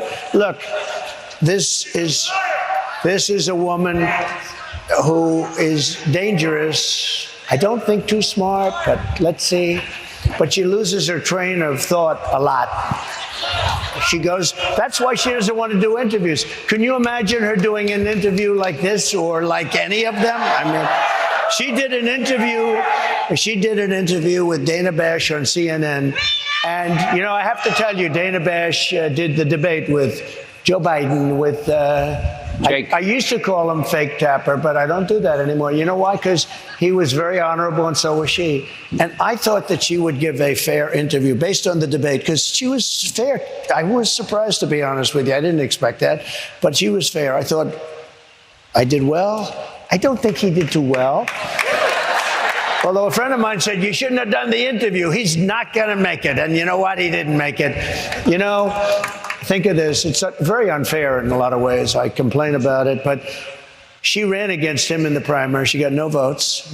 And she was the first to leave. I think 22 people or something like that. and she dropped. She was down to nothing, never even made Iowa. And he got 14 million votes, and they threw him out. They said, we want you out. And he wasn't going to win, I don't think. I mean, I don't think he was going to win, but we did a good debate. We had a good debate, and it was a fair debate. And he was down like 18 or 19 points after the debate. And I hate mosquitoes. I'm surprised I didn't think we had. We don't like those mosquitoes running around. We want nothing to do with them. And we want nothing to do with bad politicians that hate our country, too. You want to know the truth. But they went to him and they said, we want you out. You're not going to win. And it was really a coup when you think about it. And the woman who came in, the person that came in last, I mean, she came in last. She was the first one out of all those people. You had many people that did pretty well. It was actually close at the end. And then in South Carolina, and by the way, New Hampshire was so badly treated by the Democrat Party and by Joe Biden and her. I can't imagine New Hampshire voting for him. Anybody in New Hampshire, because they're watching right now, but anybody in New Hampshire that votes for Biden and Kamala, I really think, I call her a comrade, Kamala, because that's what her ideology is. But you know that she did something after decades and decades and decades. It was Iowa, the first two, Iowa, New Hampshire. And that's the way people thought it was going to be. He didn't want to go to New Hampshire. He didn't want to play the New Hampshire game. And so he went to a different state. We won't mention. It's a great state. I won it by a lot. I love that state. But he dumped New Hampshire. And I said to people today, who the hell from New Hampshire would vote for this guy? He changed the whole primary system. He changed the whole system because he took them out of the order. I think it's going to have a big effect. We really want to win New Hampshire. I've done well there, and we really want to win New Hampshire. Let me go back to the issue, and it's a big issue in the state of Pennsylvania, and you mentioned it. And let me just tell the audience, so everybody is fully aware, is that tonight Fox offered a debate opportunity between you and Kamala Harris, and I was not going to be here, but it was going to be Brett and Martha. This was supposed to be a debate. Right. So I would have preferred. I think he's a nice guy, but I would have preferred a debate. Thanks a lot. But this is the best we could do, Sean. This is the best we could do. You're stuck with me. No, let me though play, but there's a big issue in this state is the issue of banning fracking. Now, in that, I thought it was a horrible interview and a missed opportunity. Do you know, for 16 minutes, she spoke for 16 minutes and 29 seconds. And that whole interview, the only interview, you and J.D. Vance have done, this is your 36th interview or press conference between the two of you. And we don't know if she supports the Green New Deal she co-sponsored with Bernie Sanders that would cost $93 trillion. We don't know if she stands by that. We don't know if she supports Medicare for all that would eliminate all private health insurance. We don't know if she would really ban fracking. Now, in the CNN interview, she said, well, I said in 2020 that, I would not ban fracking. CNN had to fact check her and say, no, she never said it. This is what she really said. Will you commit to implementing a federal ban on fracking your first day in office, adding the United States to the list of countries who have banned this devastating practice? There's no question I'm in favor of banning fracking. So, yes. So would you ban offshore drilling? Yes. And I've, again, worked on that. Now, correct me if I'm wrong, you're a better businessman than I am. Isn't energy, fracking, oil the lifeblood of the world's economy? So the Commonwealth of Pennsylvania cannot even take a chance because that's the real opinion from her. Now, the whole country would go down the tubes if you didn't do the fossil fuel thing. It just would go. And you can do all sorts of other things. But, you know, Germany tried it, and it lasted for about 9 months, and they were going to go down the tubes entirely. And somebody else came in, and I hate to say, they're building a coal plant every single week, and they're building nuclear, and they're doing a lot of things. It's never worked. It never will work.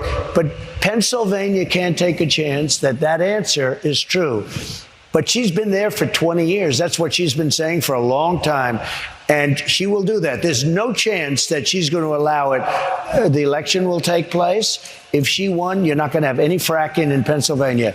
You have 500,000 jobs. Think of that. It's your biggest business. And you get a big majority of your income from fracking. And you have somebody that's not going to allow fracking. She's not going to allow it. You can't take the chance. You have no choice. You've got to vote for me. You've got to vote for me. You got to. Even if you don't like me, you know? Yeah. No, but even if you don't like me, you can sit there and say, I can't stand that guy, but there's no way I'm going to vote for her. No, you have to have fracking. You know, you're the biggest in the country for this. You have two of the biggest sites in the world. It's a massive business for Pennsylvania. And you can't take a chance. She will not allow fracking. She's not going to, and she's got a lot of other problems too.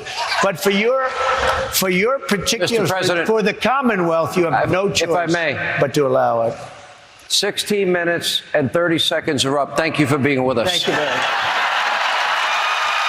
The president has spoken for a total of 16 minutes and 30 seconds.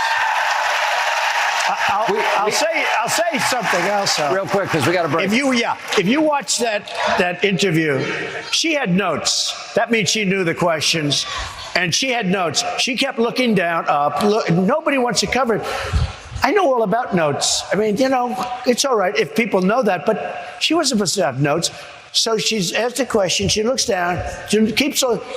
She had notes. That means she knew that she knew what was happening. Did her campaign, when they said that they wanted to change the rules that they had agreed to, did they ask for notes? Did they ask for the? They wanted notes. They wanted to be seated, and they wanted your mic hot. And they wanted a desk. They didn't want to do. I said you got to do a stand-up. After they already agreed to the other. Yeah, but they wanted a desk from the beginning. You know who else wanted a desk? Sleepy Joe, he wanted it back. All right, we got to take a break. More with President Trump. We are in Harrisburg, Pennsylvania. We'll continue our town hall. We'll get audience questions and much more. Thank you for being with us.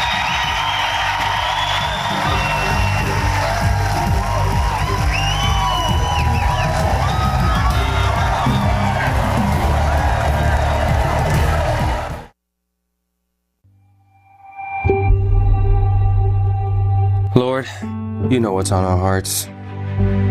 You know where we struggle. You know where we need to be pushed. Help us give it all to you. The good, the bad. Help us turn to you in everything. Amen. You should join me in more prayer on Hallow. Stay prayed up.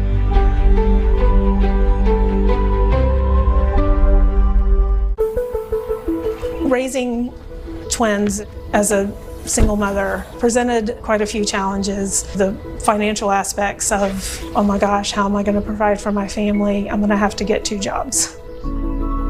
Thomas Kennedy, he was a major in the U.S. Army. Tom loved hockey. He went to West Point to play hockey and ended up falling in love with the Army. He was a father. He was a great husband. He would give his shirt off of his back for you. In 2012, Tom was deployed to Afghanistan. He was on his way to a provincial governor's meeting. Tom was killed by a suicide bomber. When the bomb went off, Tom was in a group of 4 that were killed in the incident. The morning I found out, our world has just been upended. You know, with not having Tom around to be here in our everyday life, my sister moved in with us and she helped me with the day-to-day life of raising 2-year-old twins. In 2018, I was diagnosed with breast cancer. Just kind of threw a wrench into what we had established as our daily life and our new normal. My mother-in-law had told me about Tunnel to Towers, and when I found out that I was selected to have my mortgage paid off, it seemed like I had won the lottery. Today, we welcome the Kennedy family into their mortgage-free home. The timing was just incredible with everything that I'm going through with my treatments for metastatic breast cancer. Having our biggest bill being taken care of by Tunnel to Towers, I'm able to focus on my children and my health. People should give to Tunnel to Towers because it really helps family members of fallen service members, first responders who they wake up one day and it's a normal day and then their world can just be turned upside down, and to know that there is an organization that can step in, it's irreplaceable. Please contribute $11 a month to help families like mine. Please visit t2t.org. There's some things that work better together, like your workplace benefits and retirement savings. Voya helps you choose the right amounts without over or under investing, so you can feel confident in your financial choices. Voya, well planned, well invested, well protected. My dad believed in hard work, and the farm was the perfect place to learn grit, determination, and problem solving. We're taking that passion and channeling it through our farm-to-home bedding, bath, and apparel at Redland Cotton. We grow cotton in the rich red earth of North Alabama, and we want our products to be made here in the USA, from the seed in the ground to the final stitch. Go to redlandcotton.com and receive 20% off your order with code FOX20. Bass Pro Shops in Cabela's stands tall in our unwavering commitment to honoring our heroes. We extend our gratitude beyond words by proudly offering a legendary salute discount to those who protect our freedoms. Our dedication to those who selflessly serve us runs deep within our DNA. It's not just a discount, it's a commitment to making a difference. Because every day is a chance for us to say thank you. Bass Pro Shops in Cabela's. Your adventure starts here. Can Nariva support your brain health? Mary, Janet, hey. Eddie, no, Fraser, Frank. Frank? Fred, how are you? Fred. Fuel up to 7 brain health indicators, including your memory. Join the Nariva Brain Health Challenge. The attempted assassination investigation. From Secret Service stonewalling to whistleblowers' shocking revelations. Jesse has coverage you won't get anywhere else on prime time. Good morning, everybody. We are here to discuss the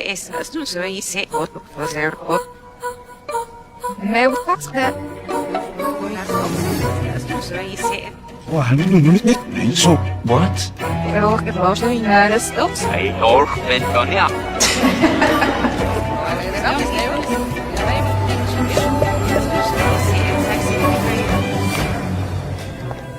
So, any questions?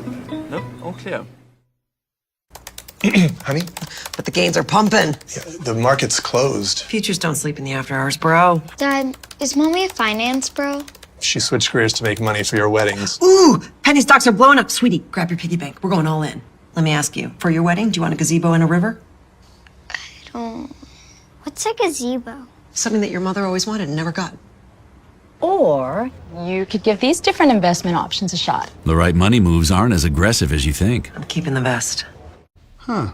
How long have you been tracking our car's value with Carvana? Just like 7 months. Should we sell it? We hold. Hold. Silver vans are going for more right now. Should we? Our low mileage is paying off. You think we should? Hold. Depreciation's really heating up. You think? Hold!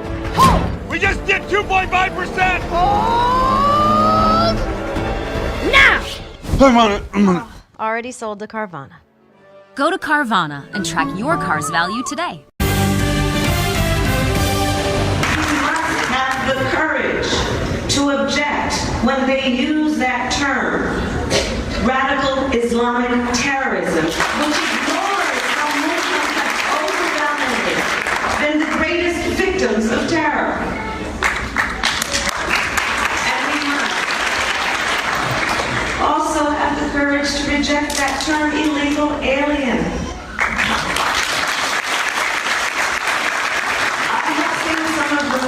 Criminal behavior. I have seen the worst of crime. An undocumented immigrant is not a criminal. All right, we continue in Harrisburg, Pennsylvania. We're broadcasting in front of a massive crowd. By the way, we have in our audience, he is the Republican challenger to a very 98.6% Joe Biden, Kamala Harris voting supporter. Dave McCormick is running against Senator Casey in what is a very important race. Dave, great to have you. Thank you. Now, you just heard Kamala Harris, our country's failed border czar, talking about her commitment. You need the courage to never say the word radical Islamic terrorism or illegal alien.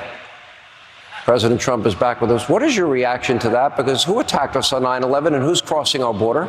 So she wants to be politically correct, and we can't be politically correct anymore. Look, we have October 7th. People saw it.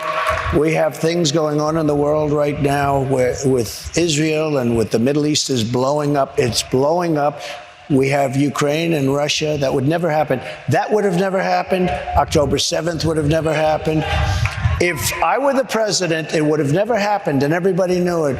Iran was broke. They didn't have the money for Hamas and for Hezbollah. They didn't have the money for anybody. They wanted to get by. And we would have made a fair deal with them. I was only looking to make a fair deal with them. But, you know, I wanted to say it so much during my term.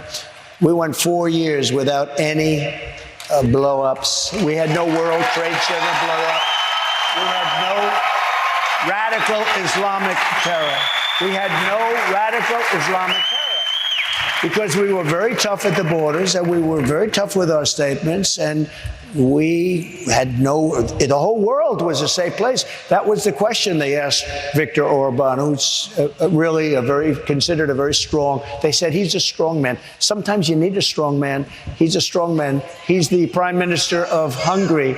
And he said, you bring back Trump, everybody. Now, I'm not saying it, but he said it because I'd rather say respect.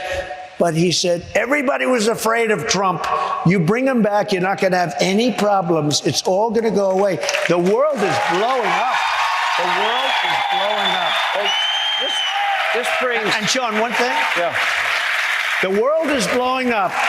And when you look at Ukraine and you look at Russia, you look at all the things that are happening, we are potentially getting ready. I'm telling you, and I've made a lot of predictions, and this is not a prediction because it's so bad. I don't want it to be a prediction. We're heading into World War III territory. And because of the power of weapons, nuclear weapons in particular, but other weapons also, and I know the weapons better than anybody because I'm the one that bought them and we rebuilt our entire military. We upgraded our entire program. And you know, the one program I hated to upgrade, hated it, was the nuclear program. And I understand it maybe better than anybody. My uncle was at MIT, a professor, the longest serving professor in the history of MIT, a very smart guy. We have a smart family. It's nice to have a smart family. But I understood nuclear for a long time, the power of nuclear weapons. You need a president that's not going to be taking you into war. We won't have World War III when I'm elected. But with these clowns that you have in there now, you're going to end up having World War III. And it's going to be a war like no other. Let me ask you a more personal question, because you paid a very big price for getting into the political arena. Never mind opportunity costs that you would have had. You've had a successful business. Obviously, you've been a victim of lawfare, if you will, or a weaponized Department of Justice. Although the Supreme